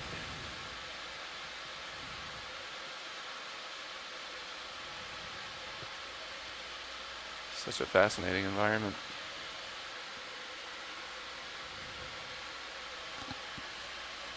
Yeah, so as we're moving up this slope, it seems to be that there seems to be a kind of a series of ridges and maybe some debris shoots, some valleys. And we saw the first of these large inactive hydrothermal vent systems. If I get 10 more in. Perched just on the edge of one of these ridges, pretty precipitously. Or we can have you survey. I'll take a peek to the left here. Interesting coloration. It is kind of beautiful, the colors that you don't expect to see. The gold shimmer, the blues, the greens. Yeah, I mean, that rock that I saw on the Port Rock box, just all kinds of nice colors. Makes me think of being in parts of the Southwest. Some of the fantastic geology they have out there. Well, and a rock always looks better when it's wet, right? That's the classic. You pick up that beautiful beach cobble you see at the seashore, and then you get it home and it dries, and I think we can get a move in if you're okay with that. Bridge, RV nav. Hey, Bridge, we'd like to request another ship move, please. Range 10 meters, bearing 100 degrees, speed 0.2 knots.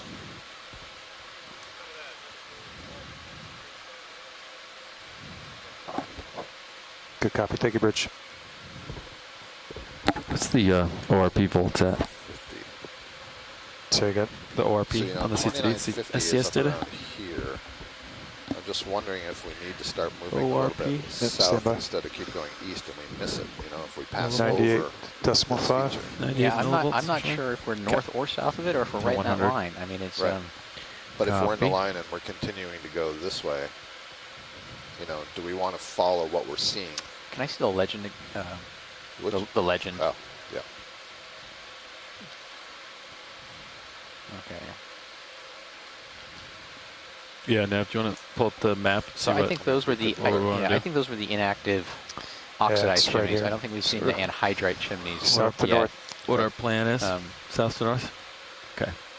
Okay. So, oh, sorry. Sorry, I just wanted to make sure I got There's the a name little bit right. of an offset, spiny maybe? eel. That's what's got the head down. We've seen them several times. Go ahead. So where was the 2950 contour? So it's round here. Oh, yeah. So I'm just thinking, you know, if we're at the top of this, we might want to sort of go back and forth and look a little bit. Yeah. I think that makes sense. Start doing some transects. Yeah.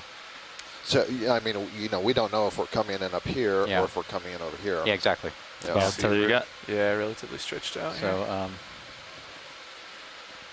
take this opportunity to look to the right. Yeah, a little. optimistically, if it is here, then maybe we should start to think about going so that's south. 2944, I think. Yep.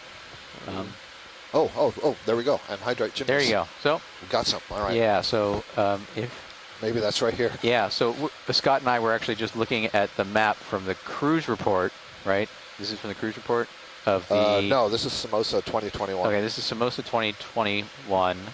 Their paper on this area, and they have a really great map of the inactive hydrothermal vent system and the active hydrothermal vent system. And there's a series of oxidized inactive vents, and which were those reddish color vents we were seeing earlier. And right now, what we were looking for were kind of these telltale anhydrite inactive vents, and that's what you're seeing right now. So you're seeing the same inactive vents, except before where they're filled with the oxidizing turn the to starboard iron, to center you up and on then the these are subject actually chair. that calcium or so I'm gonna phosphorus kinda stationary. So I'm gonna kind of continue to barium move. sulfate, You know, Sirius is going to swing a little bit. forming this So I'll watch anhydrate, myself. this white mineralization. Likely our next move will be towards you. And so we were looking for a street sign, and I think we just found it. We're pretty stretched out here, are we not? Yeah.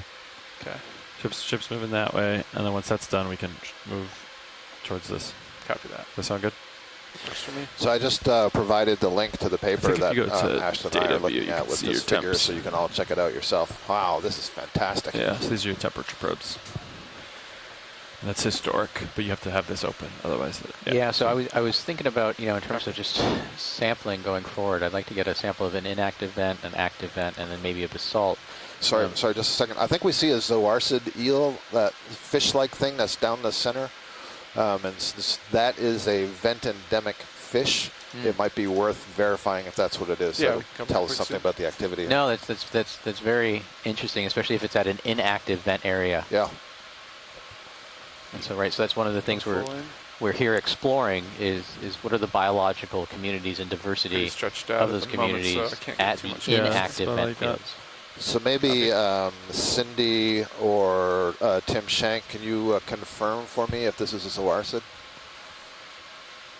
It does appear to have the right fin structure. I see it's got those very large pelvic fins, rounded head. Yeah, we should probably drop a target on this. I'm not sure what to call it, though. Copy. Thanks for the Tim thinks it's a autos Synathabranchus. are still. Huh. And Cindy's saying that she bet there is a thermal anomaly, probably not just high temperature. So it might be interesting to get a reading. It's interesting the way it's moving around over the bottom like that. I haven't seen Synathabranchus do that before, but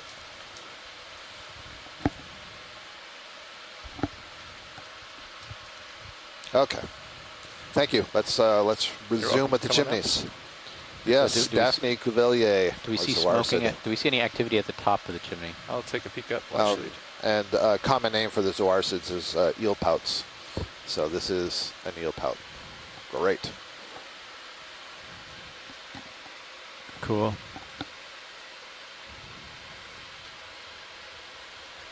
Creates a sense of wonderment when you look up, right? Mm-hmm. So we're at 2948. I don't see any signs of activity No, from this view. Watch lead. Maybe if we can come around right a little bit and get a better look at that taller pinnacle. Yeah, this one you mean? Yep. Yep. And the background. see if we can get some light on the top of it. Background center. Copy that. We'll do that as soon as we have a little bit more tether. Yep. No worries. Yeah, I think we're not necessarily just looking for the the vigorous high temperature and black color, but even just there might be a slight shimmering in the water coming out of it to indicate that maybe even still a low temperature anomaly, or maybe even just diffuse shimmering through the base of it, depending on the age of it.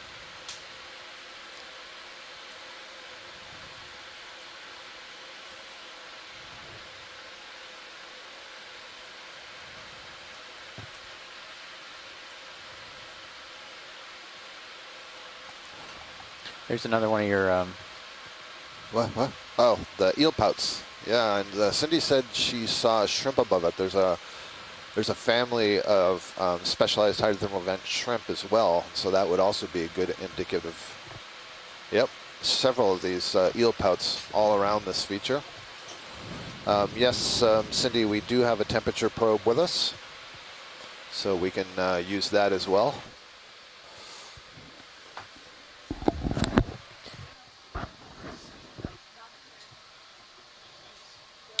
Mike Vecchione is telling me that there are eel pouts common at bathyal depth, so although there are members of that family that are hydrothermal vent endemics, there are others. So there's the... Oh yeah, here we go. Yep. There's definitely a Schlieren effect smoke coming out of the rightmost of that tallest chimney, about halfway up. Yeah, so not inactive completely. It's still got some shimmer to it. It's still precipitating minerals. And so, yeah, I think it would be interesting to get a temperature reading. It's actually, it looks like there's some flow down here as well. Mm-hmm. Yeah, stand by, Brian. I'll try to stabilize here. Delta. These might be bacterial mats, all the white stuff that we're seeing. Let the auto stabilize here.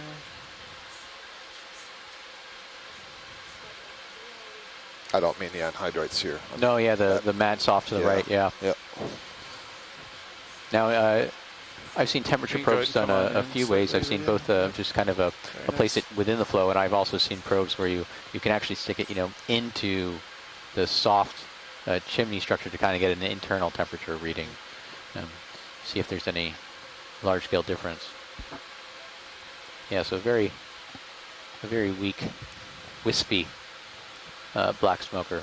Yeah, so let's explain this a little bit more to the general public. Obviously, the scientists, I'm sure, know what we're looking at. But so, warm water meeting cold water, what happens? Yeah, so what we're looking at is what we call a hydrothermal vent. And what I'm seeing right now, John, this is Sirius is coming up a little bit, and I'm seeing black smoke. So low-scale black smoker, it's hard to start hydrothermal vent. And what happens is getting more difficult the cold seawater intrudes into the oceanic crust through deep faults and fractures.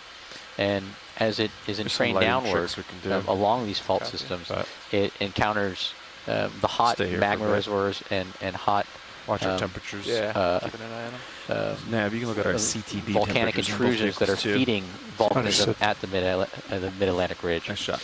And it heats up that it's not just water; it's actually a brine. It's heavily so concentrated on in salt. Sirius, they're starting to get a cloud of smoke. So and then it starts dissolving some of the mineral constituents that are in those surrounding rocks. So surrounding that basalt and upper mantle rocks, it dissolves those minerals. It heats up, and as it heats, it becomes more buoyant, so it actually rises That's kind of what limits the upper limit of the temperature, is just the thermal buoyancy of those briny fluids. As those fluids rise back up through other pervasive cracks and free pathways, depending on the porosity, it starts to interact with the cold seawater that surrounds it. And as it hits that cold seawater, it then precipitates all those minerals. And as those minerals precipitate out, they build these structures. And eventually they become so kind of consolidated, and they build these really nice fluid exit pathways that form these vent structures. And these vent structures just kind of continually get taller and taller and taller. And seen ones 80 meters. And so they precipitate a range of inorganic metal sulfides, rich in iron, copper, magnesium, some calcium. So the other thing we're seeing that's really exciting and got the biologists excited is that we're now seeing what we call vent endemic fauna, that is species that are adapted to live in this environment where the high temperatures and reduced chemical compounds are meeting the water. So we saw a whole lot of shrimp there. Those would be members of the family of Alvinocaridae. I got a couple of suggested names: the genus Mirocaris, the genus Rimicaris. You also saw there was a lot of bumps on the chimney. Those were gastropods, limpets, basically flattened snails, belong to the family Peltospiridae. Another very speciose group that is also specialized in vents, have a lot of different species around the world. I was actually looking at an interesting paper talking about their evolution and possible origin in the Western Pacific, and then sort of over evolutionary time moving into the Indian Ocean and then into the Atlantic and onto systems like this. Good work, Brian. I think maybe the pilots up front would be interested to know that the shrimp Mirocaris, that genus Miro, is named for the Russian submersible Mir. And I'd have to look at the paper here, but within that family, there's a whole series of genera like Shinkaya, named for the Shinkaya submersible. And just like that. Oh, there are others. I have to remember them. Somebody will have to help me. Hey Scott, this is Levi in co-pilot position. Sirius is coming up a little bit to like 2935 depth, and I'm starting to see a lot of smoke in the water here. Copy that. Just so you know that. So folks on shore, if you look at camera 2, you'll see a lot more smoke in the water on the camera from the camera sled that's positioned, about 20 meters above D2? 8 meters right now, but yeah. 8 meters right now. Yeah. Thanks, Levi. I'm going to turn to the right just to characterize the environment a bit more.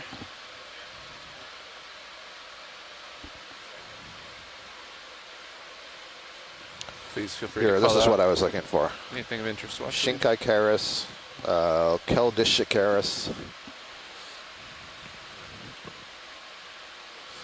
And then the family, of course. Yes, thank you, Cindy. Alvinocaridae. Alvinocaridae is named for the Alvin submersible. So we have a whole group of species that are named for the different vessels that were used to discover them. Now, Scott, are you going to want to take a biological sample at this area? The biology is pretty well characterized here and known, so I don't know that we need to sample the vent fauna. ROV, we're slowly coming up, right? We are currently stationary. Watch the.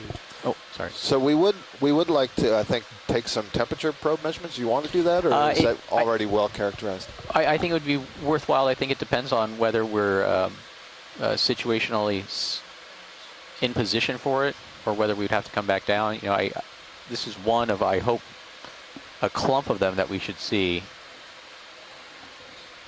I think it's a good Copy that. Probably a good spot if they want a temperature probe. Yeah, if you want a temperature probe, we can try here. Yeah, let's try a temperature probe. In the shimmer, and then if you can, I don't know if you guys are comfortable with pushing the probe in to the material, and then depending on how it reacts when you push it in, if it's soft enough, but not too soft, we might want to take a sample. Okay. Copy that.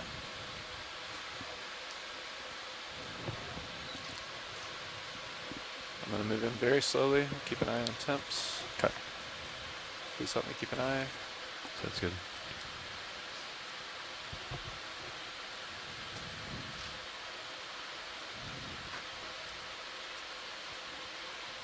And if you can help me also pick a good spot.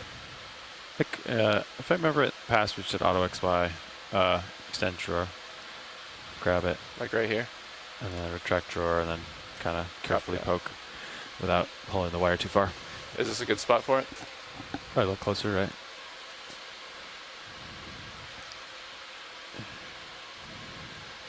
I guess, yeah, you can deploy and then So I was thinking, yeah, get it in our claw. Okay. I feel nice and stable right here. All right, good. Yeah, we're going to want to get it right in that shimmer. Roger that. Watch lead. Yeah, we want to watch Sirius. Understood. If we can, yeah, get a visual and hydraulics spun up, please. Hydraulics are up. Copy that. 1,000 RPM. Thank you. Hydraulics for the arm coming on. 3, 2, 1. Index again. Ready to draw on your mark. Ready for drawer deployment. All right. So there's the temp probe. Copy that. Is that full extension? No. Oh, we have bio boxes. Yeah, I can, hold on. I can make it so those don't open up. I can retract that pin. Excellent, thank you. Did you see Deb's comment? There you go. All right, thank you very much, Kaput.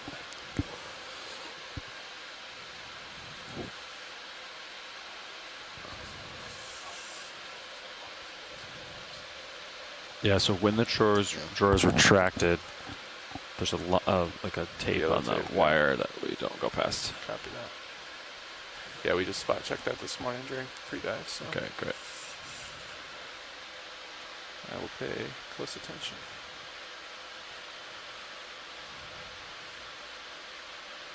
And grip force is 6. I'll try to center up on it a little bit.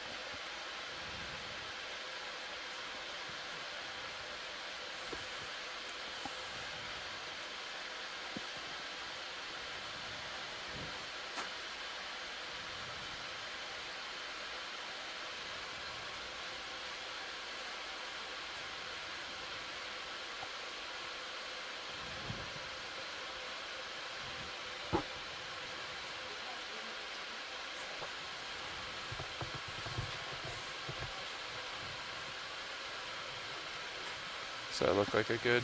Yeah, it's great. Copy.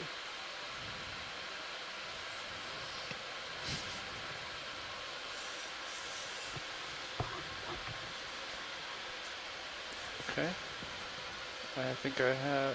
I'm gonna go to the center and then let you retract. Okay. How's that look? It's great. All right, ready for retraction? Copy.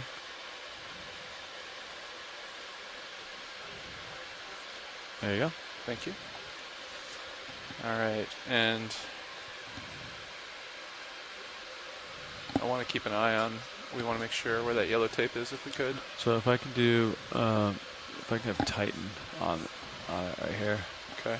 Would you know what I mean? have both help me keep an eye on that? Of course. Thank you very much. They're good. If we want, Chris? we could get it into position a little bit, and then I can just lock it in. And so we know how far we are out, and we won't go past that point. Does that make sense? So maybe extend the arm a little bit to... Yeah, I'll just bring it to starboard and then cant it in so the camera can see the tip of the probe. Copy that. And then slowly move the vehicle real close to it and then just trim it. Roger That's that. what I would do, so the camera can see the tip. I'm going to try to move very slow. If you can just help me keep an eye on Yeah. it.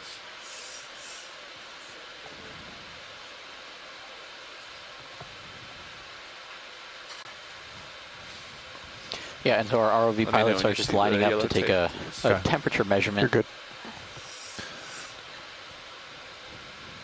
So canting in like that. Maybe? Yeah, yeah, so like bring it starboard, twist it left just a little bit, and then, yeah, look down the...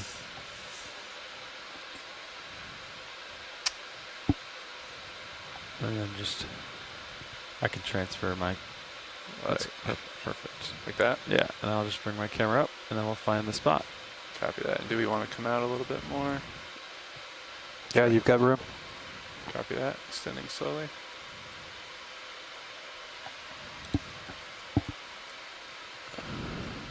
All right, you got about 3 inches for your yellow tape. Copy that. Yeah, if you see the yellow tip, I wouldn't go any How's further. that? It's perfect. Now just fly her in real close. Stand by. Securing arm. Alright. On stick. Pressing forward. One of the scientists that's in our chat room, Patrick Collins, was part of the team that first discovered this Moytirra site in 2011, and he says he doesn't recognize this particular chimney. It doesn't look like anything they filmed.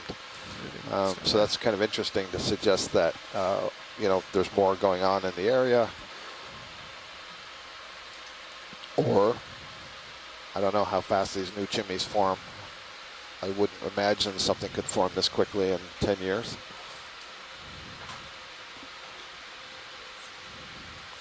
Just going to give it micro adjustments.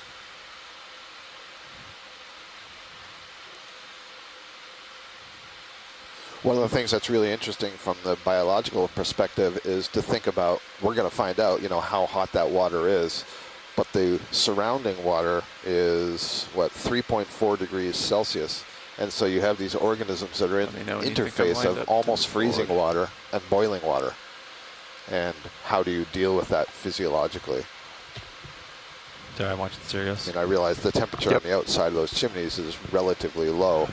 But for some organisms, the closer you are to the actual opening, the hotter it is. Yeah, you can get closer, right? Yeah, and Deb Glickson, our onshore hydrothermal vent geology expert, said these small black smokers can actually form fairly quickly.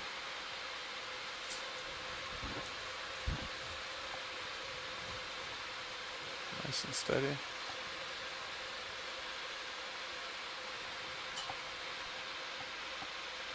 No temperature fluctuations yet.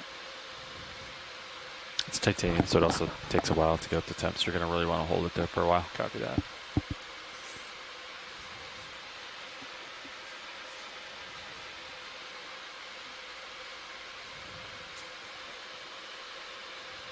And then, yeah, when you do back out, just make sure you carefully back straight out, because there's kind of stuff on your sides. Roger that. Yeah, I see that. Okay. The nips and the starboard rail. Yeah. Okay.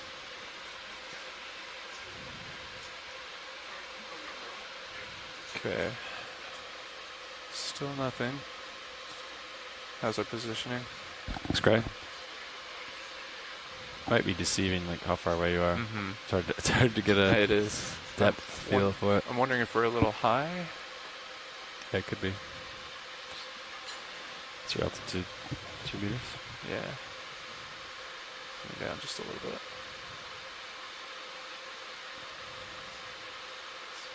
Autos are wandering just a tad.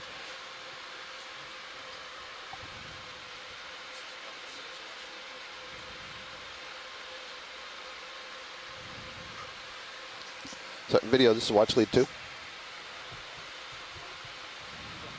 Moving forward ever so slightly. Is it possible to get the ROV screen that's showing the temperature probe output data as one of the 4 quad screens? Cool, thanks. I'm sure we're going to try to put up the reading for this temperature probe onto camera 3. There's a quad screen which will show you 3 different cameras of what we're looking at. And hopefully these temperature data. Suggestions? Oh, down and in. Down a little bit? Down and in, yeah. Copy that. Let the autos adjust.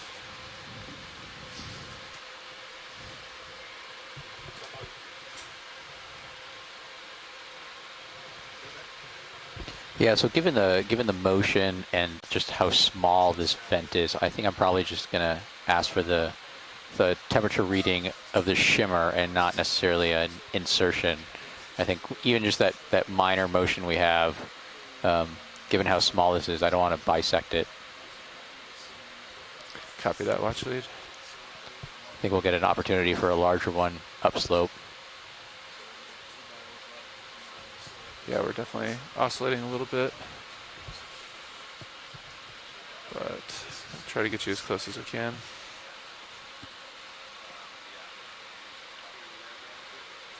All the thermal currents in the area?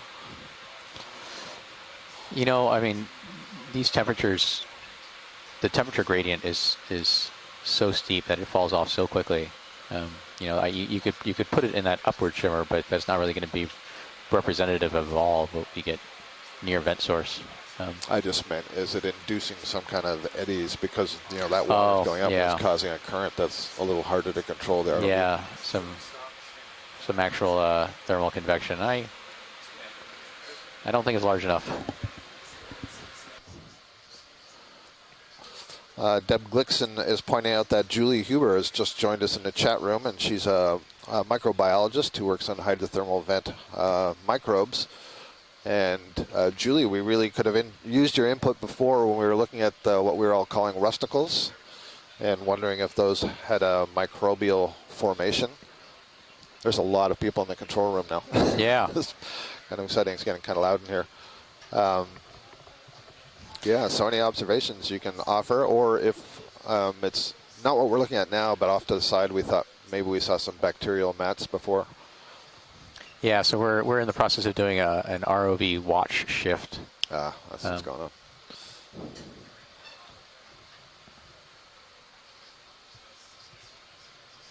And so you got to imagine how, oh, look at the little, what's living in the vent, do you see?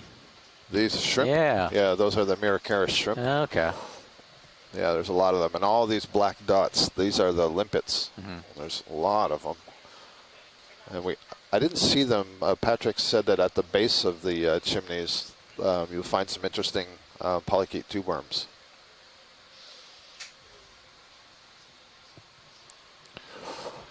Yeah, so on shore, if you look at the quad screen on the upper left quadrant, you see the ROV pilot's display screen. Right now you see they're just trying to control the moving up and down. You see on the left his ROV, and on the right the Sirius, excuse me, I said ROV. You see the heading of the ROV on the upper left, and then just below it you see the depth and the altitude of the vehicle above the bottom. On the right side you see the same information for Sirius, the camera sled that's above us. And then what's going to be overlapped in the middle will be this graph of temperature of the probe. I mean, yeah, at this point you can leave the vehicle there, or is it taking a lot of adjustment right now based on where the probe is? Scale worms. Thank you, Patrick. Yeah, you could like leave the vehicle there and then just move the arm where the vehicle moves. You got to move it. You know. Yeah. Copy that. And so one of the hypotheses I was reading in one of these papers that was discussing the formation of the Moytirra Vent Field was, given kind of the odd position of where it's at off of the axial valley, but not necessarily associated with some of these large detachment faults and ultramafics that we associate with tectonically driven hydrothermal vent fields, was that actually maybe it's an off-axis magmatic system or off-axis magma reservoir that's feeding Moytirra. So, sorry, I think I see a bithygrade crab also crawling around down on the lower part, just underneath the claw. Sorry to cut you off. No worries. I think that's what I'm seeing. And so it's curious to me, like whether this is maybe a lower temperature, a less productive hydrothermal vent, because maybe although it's closer to the axial valley, which is the main spreading center of the Mid-Atlantic Ridge, maybe it's farther away from an off-axis injection of magma and off-axis reservoir that's feeding Moytirra. So maybe it's kind of in this no man's domain between the two high productive regions, and that's why we get something that's smaller, less productive, probably lower temperature, definitely less mineral precipitates. Appear to be in less the iron, flow copper, there. zinc. Oh. So we have. It's not crazy hot. Like, I mean, it's reading 90 only degrees. Reading, so like, you could even maybe just like land and bring it up. I don't know. Yeah. Wherever you're comfortable. The max temperature we've read so far is 9 degrees Celsius. Yeah. Yeah, I think it falls off so quickly. You really want to get it right into that black current close to vent. Right. But it's not worth doing if situationally, it's it might cause any issues to the actual feature. Right. We'll have more opportunities later on, so call it on your own comfort. Yeah, copy that watch lead.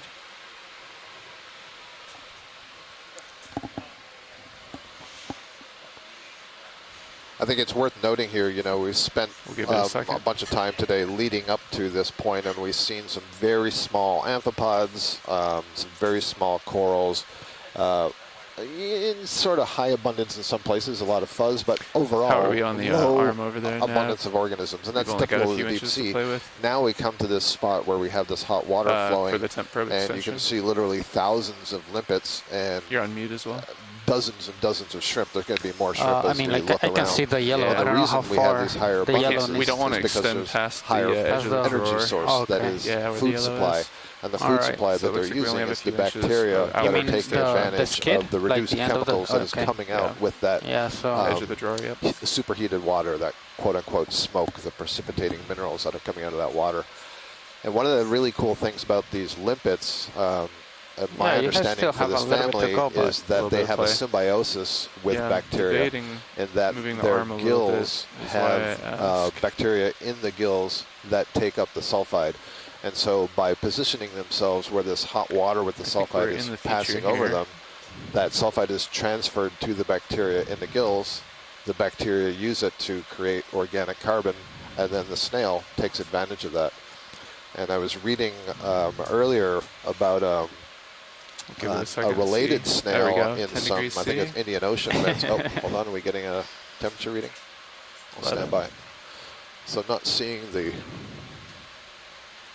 temperature graph anymore. Let's see. Data view. Where Here's are you pointing? the graph. That's what I was looking for. Currently here we go. So is it the blue line we want to look at? Yep. Yeah, so you can see that blue line is now spiked up above 15 degrees. Yeah, I think so far max temperature reading was about 20.3, 20.3 degrees. 28, 34, 46 C. Where do you see that? Oh, there we go. Yeah, it just jumped. Yep. 52 C. So I think we did find a good spot here. Very nice. Yeah, I see how it's amazing how quickly it drops off. Yeah, absolutely. And we just had the slightest bit of adjustment there to acquire that temperature reading. Yeah. I'm actually just letting the autos of the vehicle kind of wander around in that area there.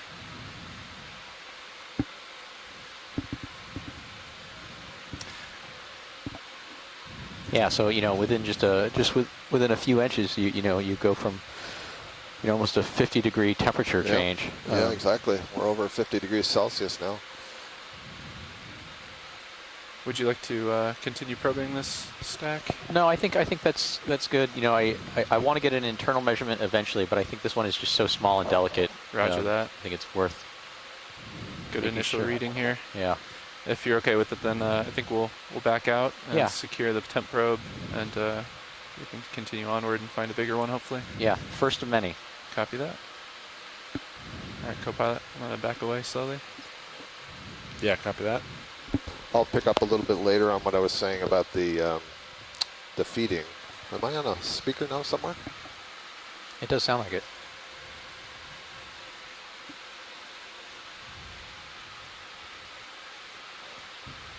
And we may do we want to just leave the probe out, actually? Is it just bring it closer in, or should we secure it? Yeah, okay. I'd secure it if we're going to be flying. I was on a speaker. Copy that. It's up. Okay. Anyway, I'll pick up that conversation about chemosynthesis versus photosynthesis later on, but Patrick has pointed out to me that these particular limpets are grazers, so they're grazing on the bacteria. Thank you, Patrick.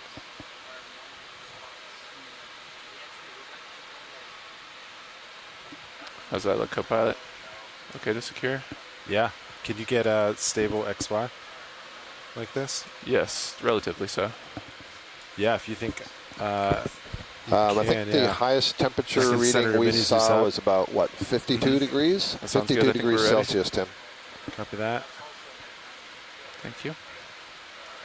How are our hydraulics? Let's see. Hydraulics are still on. Copy that. Yeah, so just get it close. Roger that. And you want it straight and level. Copy. Enabling hydraulics. 3, 2, 1. Oh, that's not what we wanted. Apologies. Wow, look at that camera retractor. It worked well. Stand Yeah, by. actually, if you want to, let's see. I can draw out a little bit. Yeah, let's go ahead and make sure that we can secure that properly. Standing by. If you can Coming out. extend the drawer. Yep. Let me know. I can bring the arm up as well.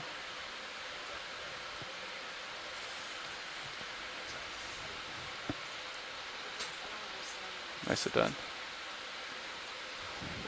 If you need me to move the arm back and try to grab it from here. And get it out a little more. I'll get it to like normal gripping Yeah, range. roger that. So that's where you traditionally grab it. If you want to go over there and just try to seat it. Copy that.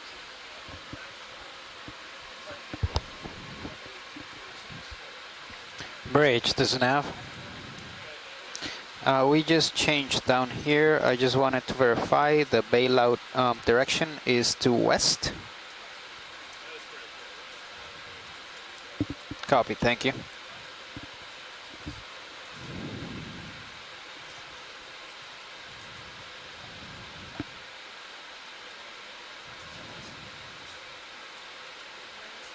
Yeah, you could probably release that. I think that's close to home, or it should just sink in. Copy that. Releasing. Nice work. Retracting drawer.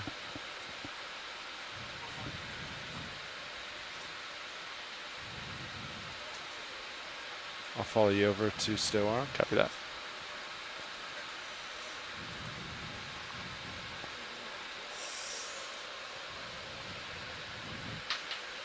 Shoulder fully up. Securing arm.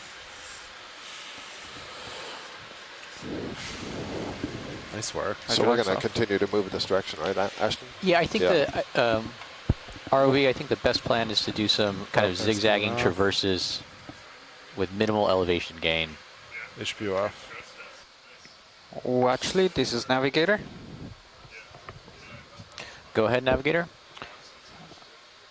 So from what I see on HiPAC, the track line goes south from here. So I guess we want to stay at this depth and just go along the ridge, along the side of the mount. Yeah, we're kind of in the depth range of that we expect to see the larger hydrothermal field, but I think we're unsure whether we're actually north or south of it. Okay. And so, you know, we kind of want to do some kind of lateral traverses, maybe with minimal elevation gain, you know, just traversing right and left with some panning and looking visually and in the sonar to see if we can see any other systems. But just, Ashton, we did come from the left and we saw the inactive chimney over there. I would start with the right. Going to the right. Yeah. So going south, I would agree, Fernando. All right. Yeah, copy. but we don't want to. I don't. Tell me if you agree with me, Scott. I don't think we want to increase. No, I don't think we want to shallow too much more. Oh yeah. Yeah. No, I agree. We want to stay on this contour. Yeah. Okay. So right here, waypoint 4, we'll go a little bit past it and then we'll see. Yeah, perfect. Okay. So we kind of nav. We're going to go kind of south along this contour. Correct. Around the step. Correct. Okay. So they want to stay at this depth. We're currently 2944. So what's the depth range you want to be at, Science Lead? The depth range, is that what you said? Yeah.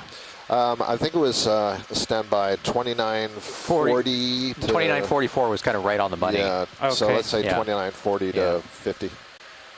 Yeah, as I said, you know, we're right kind of in that perfect depth range. We're just not sure if we're north or south of it. All right. Did you copy that, co-pilot? Yeah. Let's just kind of move along this contour south. Yeah, just stay at this depth. Yeah, so I'll tell you guys, somewhere out here is like a 60-foot tall one, and so that's kind of what we're looking for. Right. Copy. I have your blue view pointed up. Do you see that right over to my port? White. Yeah, it looks pretty tall. I mean, I do see tucked right in here, I think, is one other active smoker. That could be what we're looking at. Just gonna turn and look.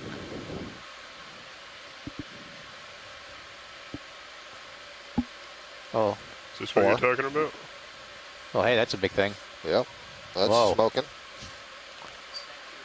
Wow, that was just off to the left.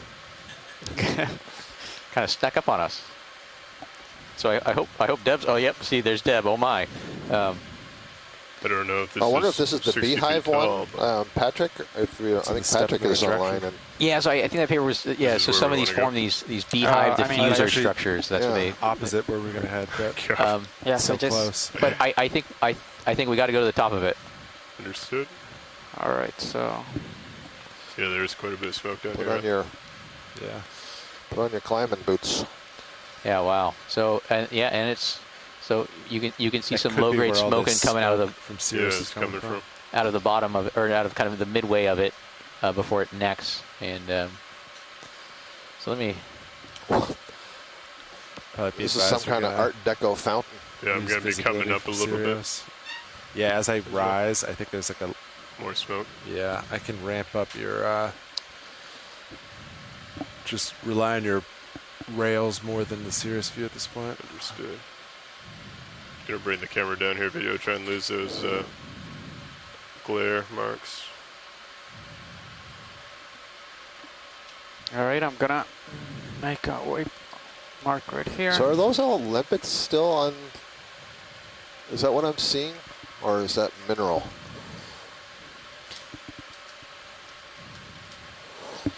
We'll take a closer look after we look at the whole structure. I think this is the one that was described, or it looks very similar to the one that's described as the Fomorian chimney. And the Fomorians or Fomori are from Old Irish, hostile or monstrous beings. But they describe it as showing slender organ pipes topped with beehive diffusers. Yeah, and so those look very like beehive structures, and the hydrothermal fluids are kind of being diffused or kind of separated out. It's great because the limpets look like a bunch of bees that are clustered on the outside. I'm seeing the shrimp, lots of shrimp on here. Yeah, that's beautiful. Just want a baseline number. Temperature 3.5. Copy. Thank you. Okay. It's going up. You guys want to go back down? That's the beehive diffuser right there. We're on the other side of it. I think that's a. Is this something that we wanted to stick around and look at, or did you want to continue moving? Could we get a zoom just to look at the organisms that are on the surface of it? Sure. Thank you. Yeah, go ahead and take it in for the top. Yeah, for the geology, I'm not going to go near it. It's too beautiful to touch. But if video has any specific needs that they want from it, please let us know. So these would be, I believe, the Miracaris shrimp. And so I have a question for the biologist, the vent biologist on shore. I'm seeing that there are some that are really black. Copy. And is that a different species, or is that something about physiological state?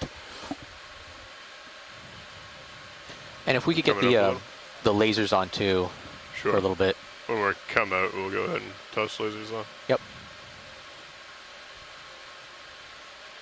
So Patrick Collins says that these shrimp are just dirty. So basically, all this precipitation of the minerals in the water that are coming out of these chimneys are coating some of these shrimp. Fantastic.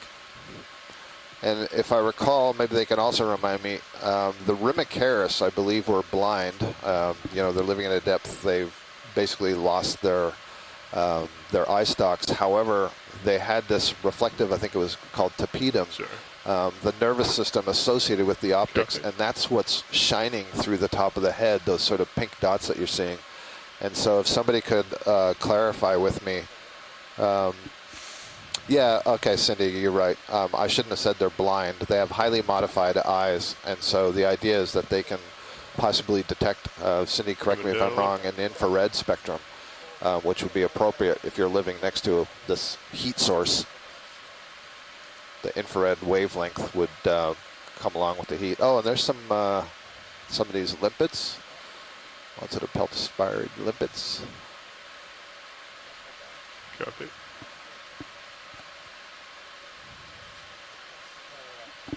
Come left. Yeah. So Cindy said, yeah, following up on this hypothesis, I think she may have been the first to propose these Still sort of modified eyes would allow them to detect infrared so that they can avoid, as she puts it, from becoming bouillabaisse. So they don't want to become part of the overall hydrothermal soup and get cooked. And so it's important to know where is that heat source. But clearly they can get pretty close to it.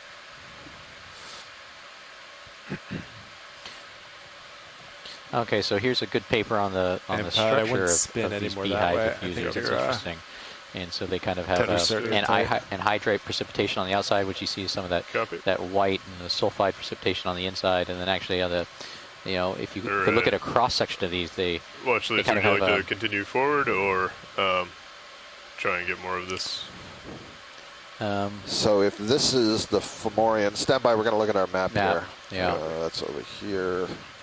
I think we still want to go to the south. Southeast? 21. To the southeast, correct, yeah. So if you were looking at a cross-section of this, what you would actually probably see is a series of vertical kind of pipes almost.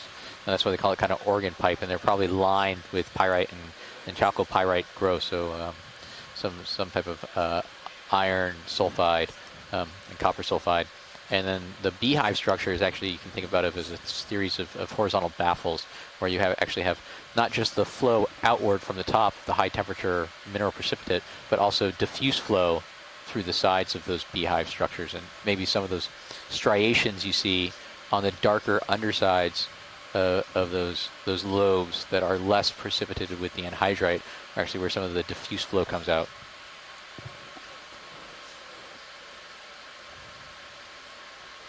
So, pilot, I'm not sure if you heard from us. We'd like to move southeast, please. Copy that. Thank you. All right. What was the direction of movement that you guys were thinking of, Nav and co-pilot? Well, that was awesome. We haven't discussed it, so beautiful. Yeah. We've no direction. It's nice when the 2 weeks of transit to get here, you keep seeing the coolest things you've ever seen. This direction looks good to you. So, Fernando, on the high pack, you had that inset figure of this vent field. We have that small vent over to my port, correct? Yeah, I'm going to come down a little bit. Okay.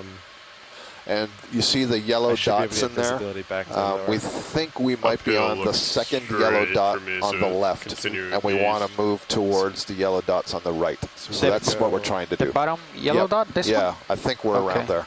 So I think we're going to go straight south then, according to... So we're kind of moving in that southeast direction. Yeah, so they believe, if you look at HYPAC right now, they believe they are right here, right where the ROV is, and they would like to see if there's something a little bit more so southeast. West. Yeah, there you go. Southeast. East, south. Where is that vent that John was on? I'm going to come back into you a little bit here, co-pilot. I think the vent is pretty close to where I was. Yeah, I'm seeing a little smoke. Large ones over so the value of saying things completely incorrectly on the air is that it stimulates people to correct you. Oh, there you go. Get some real information. So Tamara Franken knows a lot more about this than I do. Said that these shrimp are not blind. That in some of the earlier studies, the eyes were destroyed by incredibly bright lights. The shiny organs that we're seeing are the back of the eyes, the tapetum lucidum, that increases the sensitivity of the eye. Okay. Well, that's one of the reasons whenever I describe things, I try and stick with elemental constituents, right? Iron, copper. Right. If I get too much into the mineral minutia, I know Deb's going to call me out on it. Now. That's good. Looks pretty clear. But it's okay. I can just say I'm a chemist, not It's much appreciated. Yeah. Where is the Titan's looking straight up? Do you mind if I bring it down just to point it out? The Titan? Sorry, the mini Zeus. Interestingly, the fish that we were seeing down there, the eel pouts, Ken Sulak says that the close-up look that he had but I'd like to suggested that it does not correspond to a known genus or deport. species. And he's basing that on the structure of the dorsal fin. Comes too far forward, almost to the head, has a very elongate trunk, large pectoral fin. Try to move in line. So it's not a good match to the described species. He thinks it's probably a new genus, which would be quite exciting. And so we will try to get him some better imagery. If Sirius follows D2, we know we shouldn't good stuff. Fly Sirius over any high heat. Gotcha. You want to line up if we find another one of these chimneys, which we hope to, so look at the limpets did you guys again. go around and you guys didn't see anything within 30 meters that would catch your attention on the blue view? Pastor Collins pointed out that the limpets are rarely on the anhydrite.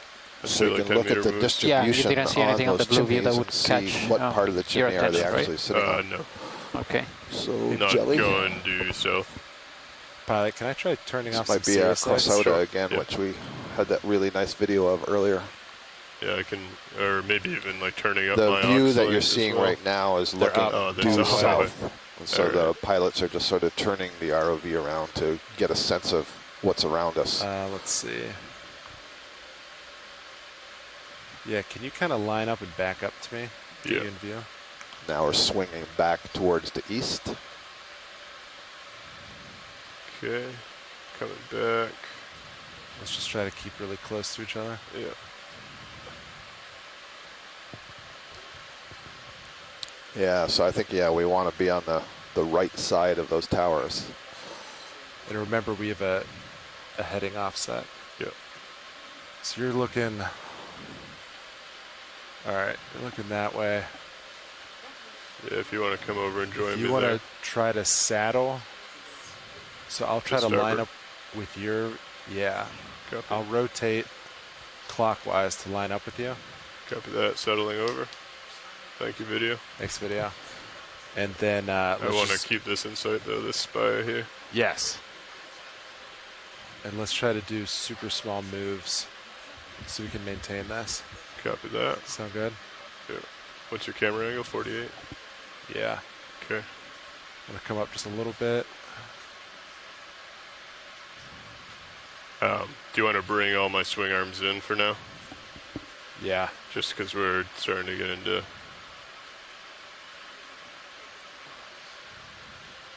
If we come across something of note, we can always reset it up. All right, I'm going to hold this. Let's see. Temperature looks good.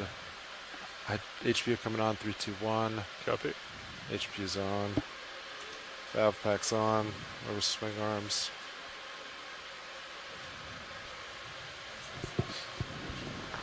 Outboard all the way. Then I'm going to stow.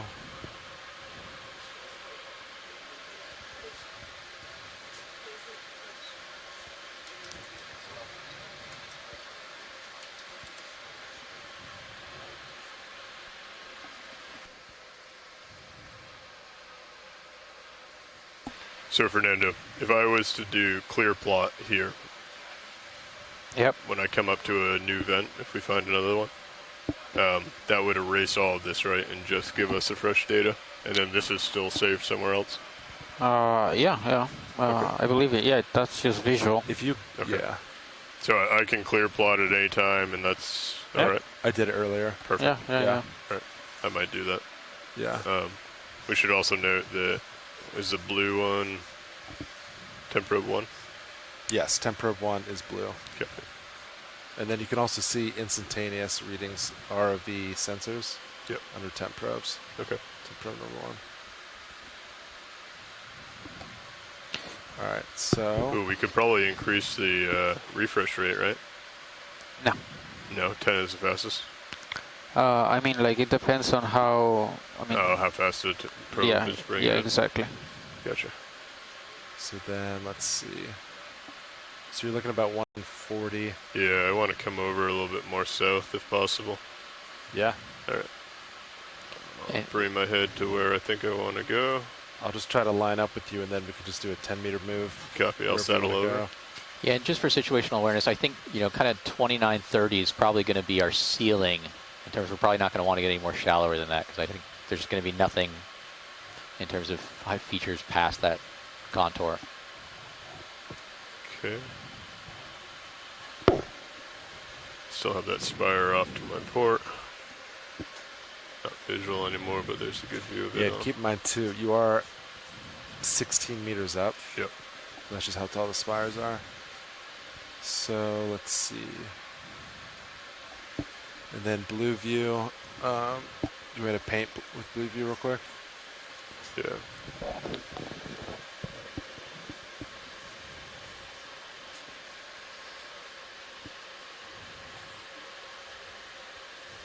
I'd say let's make a jump over to like this. Yeah. I say we 10-meter moves, but like once we get there, we can start like reacquiring and looking for some more. Yeah, I think it makes sense. 10 meters ahead. It looks clear. Okay, so and you're... we can turn and try to see what we find. Copy that. Sound good? Yep. So do we believe D2 setting, like 150? Well, they're both kind of the same. I would believe that. All right, 10 meters 150. Okay, yeah, we still have visual of the spire over there. Good. Bridge, this is nav. To ask a move, please. Range 10 meters, bearing 150 degrees, speed 0.2. So for those of you who are tuning into the internet streaming live video, this is the Voyage to the Ridge exploration team. We are on board the NOAA ship Okeanos Explorer on an expedition to explore the Mid-Atlantic Ridge. And today we're about 500 kilometers north of the Azores Islands, diving on a feature that was discovered back in 2011. Moytirra Vent Field. Do you want to bring in my uppers as well? Or we're at do you think currently 2,936 meters depth, and we're checking out these really spectacular especially low hydrothermal vent chimneys. And we're just up in the water column right now, orienting ourselves,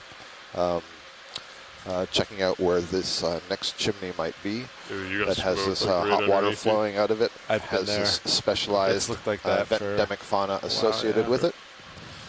So we're really excited to see that. And then with the time that we have remaining in the dive, we'll sort of move away from those active chimneys and continue our research on the inactive chimneys to see what sort of organisms take advantage of the habitat once the hot water flow and the reduced chemicals and the food source that provides to the bacteria are gone. Essentially what moves in next. And that's what we spent a lot of the time this morning doing.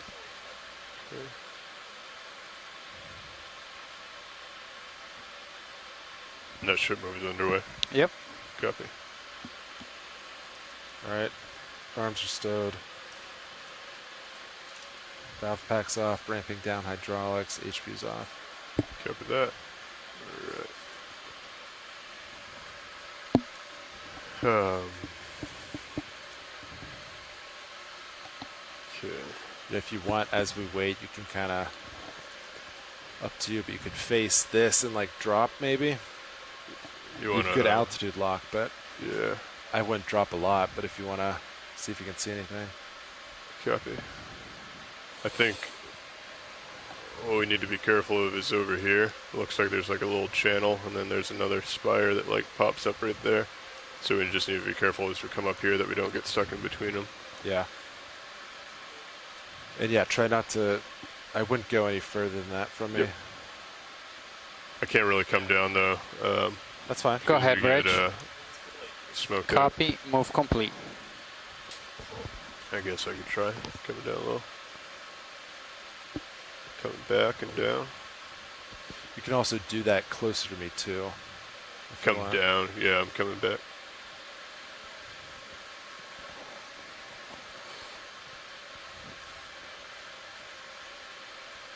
I think just where we're at right now, it's just a ton of smoke. Yep. So the pilots are off the bottom and using their sonar to sort of look around us farther than the light pool goes, so we can get a sense of what's the topography in this area that we're flying the ROV around in. You have to remember that we are tethered to a cable, which is tethered to the Sirius ROV, which is furthermore tethered to the ship, and we don't want to get that cable wrapped around any of these chimneys. Not just for the sake of the ROV, but we don't want to damage the spectacular 6 minutes habitat. or so for you to start feeling that move. Yeah, that's what it was this morning. Yeah. So I guess it's the same. Okay, watch leads. Ship's underway. Sirius is underway, which means D2 should be underway here pretty shortly. Copy that. We're going to be making our way south as we're able to. We're going to be moving at like a 150 right now, just so we can get around some of these features. But south will be the typical way of movement as we continue on here. Copy that. Thank you very much. We'd be happy as we're waiting to just look closely at the bottom, anything we see. And in particular, if we see another one of the, we call them eel pouts. It's a little eel-like fish. Yep, understood. They're normally like curled up. Yep, that's the one. Thank you. You know them well. Yes. Yeah, Ken Sulak. Yeah, Ken Sulak, who's a fish expert, has looked closely at the video we took a little bit earlier, and he feels pretty confident that it's not just a new species, but a new genus. So the best imagery we can get. Understood. See what we can find.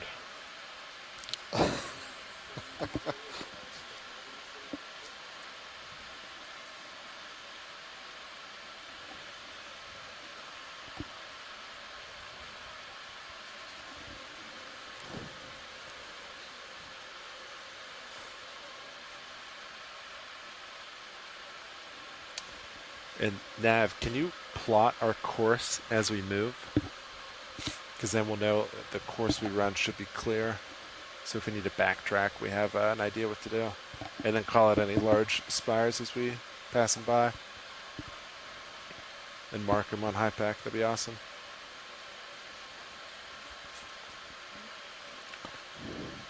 So drop a few targets along the way, marking the course, or okay. Some breadcrumbs. So if we have to backtrack, we have a good path to follow. I mean, we're jumping a lot, so yeah, that's why it's very difficult. If you can't do anything accurate, don't worry about it. Back to video.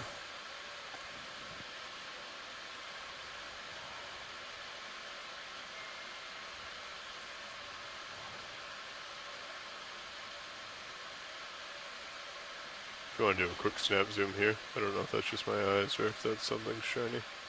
Center. Yeah, if you want to do a quick snap zoom, please.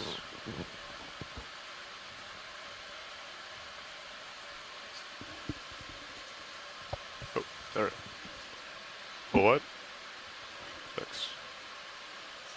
Just trying to adjust my eyes to what is shiny and what is not.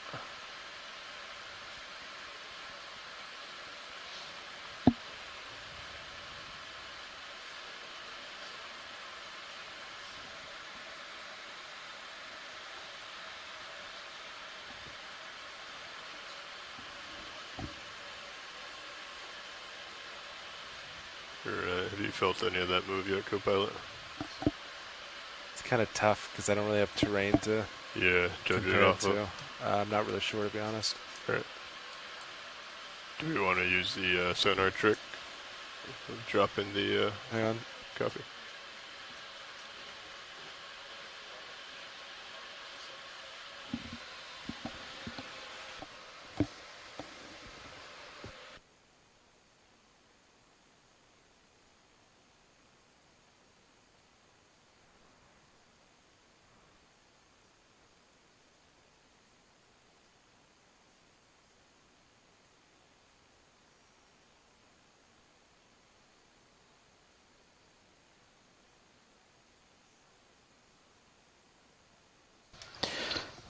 And hello, if you are just joining us, we are at the Moytirra Hydrothermal Vent Field on the Mid-Atlantic Ridge, about 500 kilometers north of the Azores Island, north of the northwestern island in the Azores, the island of Corvo. We are diving on this hydrothermal vent field that was discovered in 2009. It's a very unique hydrothermal vent field, and that is the only one. It's the only high-temperature hydrothermal vent field that has been found north of the Azores archipelago, and south of the Charlie Gibbs fracture zone, the last mid-Atlantic fracture zone before you get into the Reykjanes Ridge. Yeah, coming back. We are currently at a depth of about 2,900 meters below sea level. Yeah. So pilot, dive soup just is monitoring the state of the seas, and he wants us to start coming up in about 10 minutes. Copy that. 1725. Understood.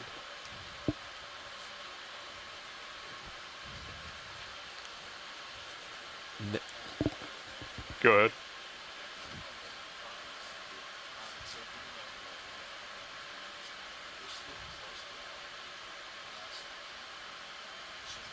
Yep.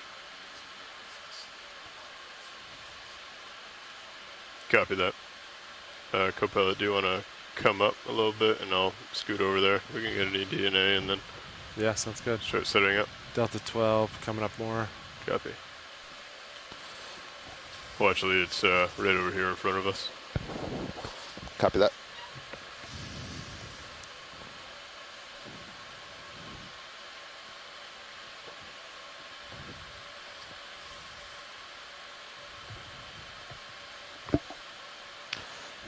Do you think there's time for a geologic sample, not on the tower, but maybe on one of the surrounding outcrops around it? Or I don't want to push the envelope if you don't think time's appropriate. I think if we can find a subject quick, we can probably sit down and grab it. Okay. Would you like it by the base or? Yeah, maybe that to the base to the left of it, there's kind of that lighter band of vertical material. Copy. Yes, if I have good view here. Do you want to kind of like? You could also turn straight. Like this stuff right down below it, or over to the left? Over to the left, the harder material. It also, I mean, it could be to the right, either or. I kind of want to not be too close to the bottom of that vent, just because of the tether. The tether? Between you and Sirius. Okay. See what I mean? Looking in the down cam. So Oh, that shouldn't be an issue if like we were to sit down right here in front of it. Okay.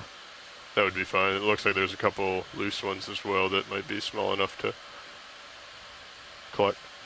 Yeah, we're looking for trying to find something that's harder than that really, you know, that material Scott grabbed earlier that kind of just exploded. And you think this? You know, that might be that all that yellow stuff just looks like sulfide again. Okay. Could you do a look to the right? So can we trip the water up here before we go down? Sure. Yeah, it's a good spot, Watchley. Yeah, do you want it, where do you want it, Scott? At the base, the top, middle? I was seeing a lot of the shrimp and so on, so right up here at this level next to the white anhydrite. Copy. Thank you. Co-pilot and Nav, when you're ready, feel free to go ahead and take that water sample. Niskin 3. All right. Resetting Niskin now. Firing 3, 2, 1. There it goes. Thank you. Fired. Copy. So coming back, looking to the right. And keep panning.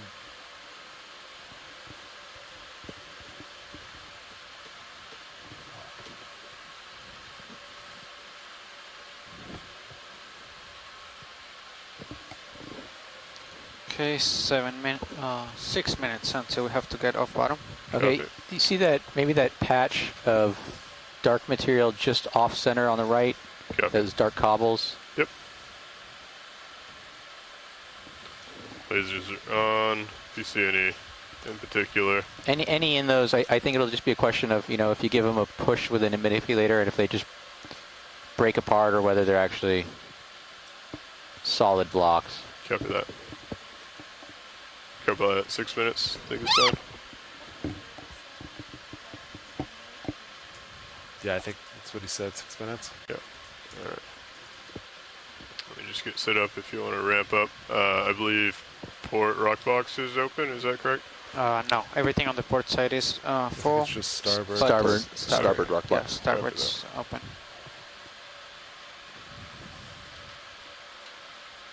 Hydraulics are ramped up. Copy.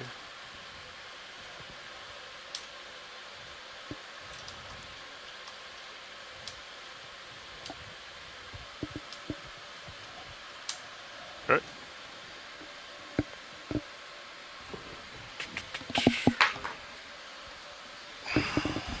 Want mini Zeus? If you don't mind, thank you. Hydraulics.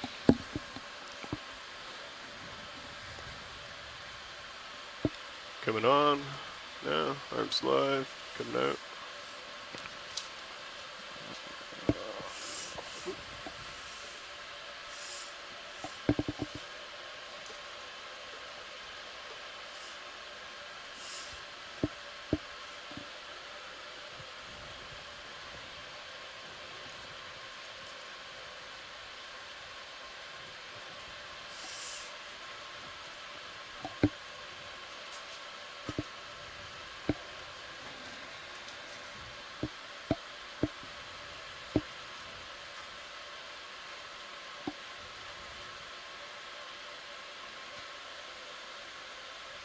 Yeah, looks like these are all a little loose. You could probably get one.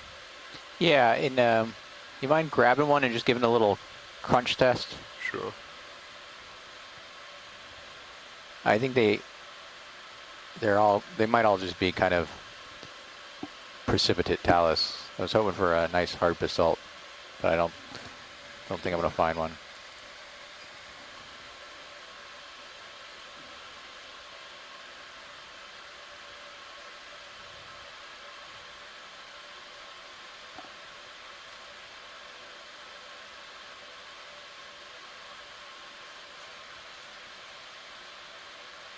Okay, that's grip force 5. All right.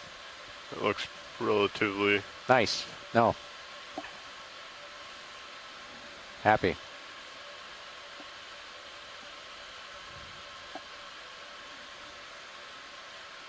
All right, you want me to wing inboard? Copy. Happy with that? Yeah. Okay. Yes, please swing inboard.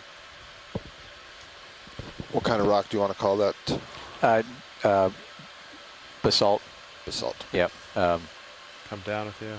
Iron oxide coating.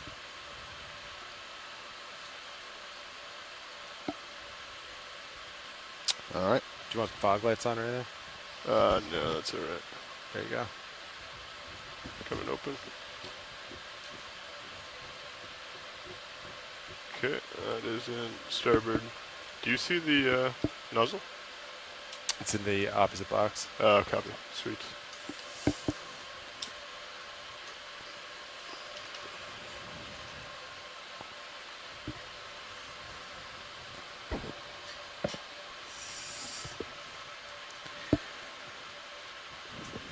Okay, arm is secured. This way. Alright, how much time do we have left? About a minute and 30 seconds. Good copy. Yeah, you can put another one in a minute and a half, but up to you. Did you? I think we should take off. Yeah. Yep, that's fine. All right. If you want to switch back. I'm an envelope pusher. All right.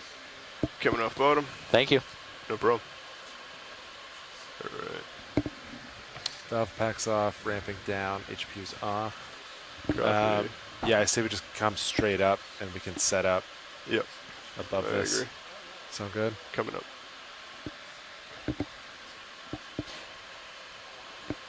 We got 2 more Niskins. Bottom? One special, one's bottom, but special was bottom. We got DSL for sure. Just gonna pan over to port and maybe get a last view of this as we come up. Yeah.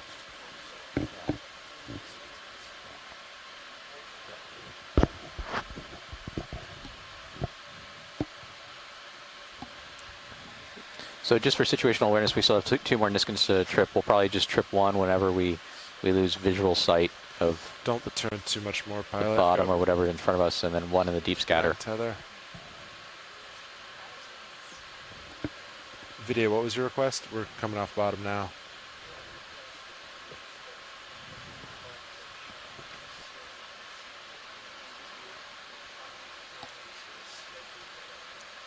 We're past that. That's below us now.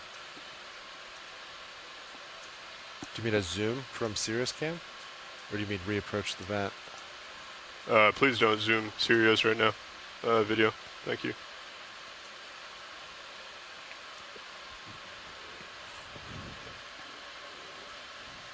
Yeah, I think it's tall, huh? Yeah. I think we're coming off bottom. I think we're calling it. Yeah, dive's done at this point.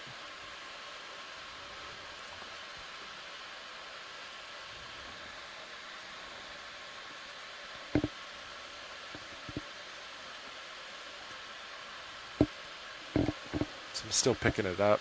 Yeah. And I'm like 40 meters up. You want to get a move back? I say we just come up. We know there's nothing where we're at right now. I say we come up till we lose all of this. Copy. And then we can set up.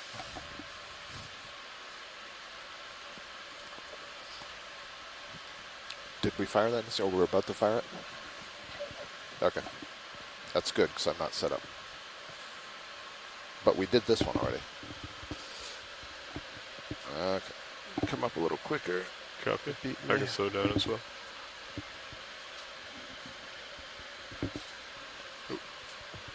I'm going to come back towards you. Yeah, back up a little bit. No, not yet. I have not.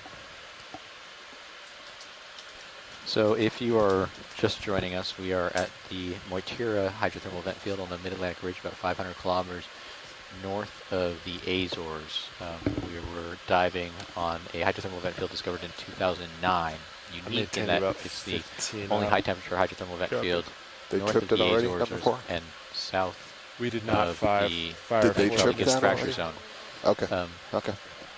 Don't worry. Don't worry. We've been exploring for the last do you want to try to back up a little more? 7 hours. Yeah. And we had planned to explore for just flickered, I think. another hour or two. But the weather's starting to get a little rough, and this tiny ship is getting tossed. And if it wasn't for the courage of our fearless ROV team, this ROV would be lost. So we're starting our ascent a little bit early. Hey Lars, do you want to? But we've had a great day. You know, we've had an amazing day. We saw amazing things. We got some collections of some really rare stuff from the inactive part of the field. I mean, I'm disappointed we're coming up early, but I'm not disappointed at all. No, with not what happened today. That beautiful last hydrothermal chimney with the beehive diffuser structure was amazing, and I think anytime that you see something that stumps the geologist and the biologist is always a good day. Yes, go ahead.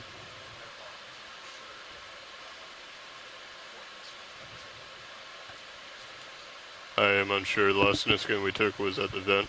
We did not fire a fourth Niskin. Sure. Do you want to stop real quick? I'll do that. Hold it. Winchell stopped.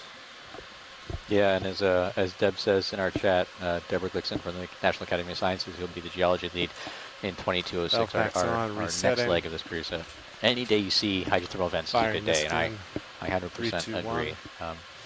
Fourth Niskin fire. Hydrothermal vents are amazing, both from the geology and the biological I'm trying to hold support. You could put in auto heading if you want. It's always amazing to me, the fact that, although geology is an old field, we do have these discoveries that are recent in our lifetime. Hydrothermal vents in the deep ocean weren't discovered until 1977. So I just a few years before I was born. I graduated high school. Well, there you go. Yeah, so unbelievably recent. They were suspected in the 60s in the Red Sea. That was very nice of you to say that. Oh, you're welcome. Tells me how young I am. Well, from a geological standpoint, yeah. All right, feel good to keep coming up? Yeah. All age is relative. Yes. Coming up, we'll do 15. Yes, it is. And so anytime we have the opportunity to observe, these features, it's really amazing and something to be cherished.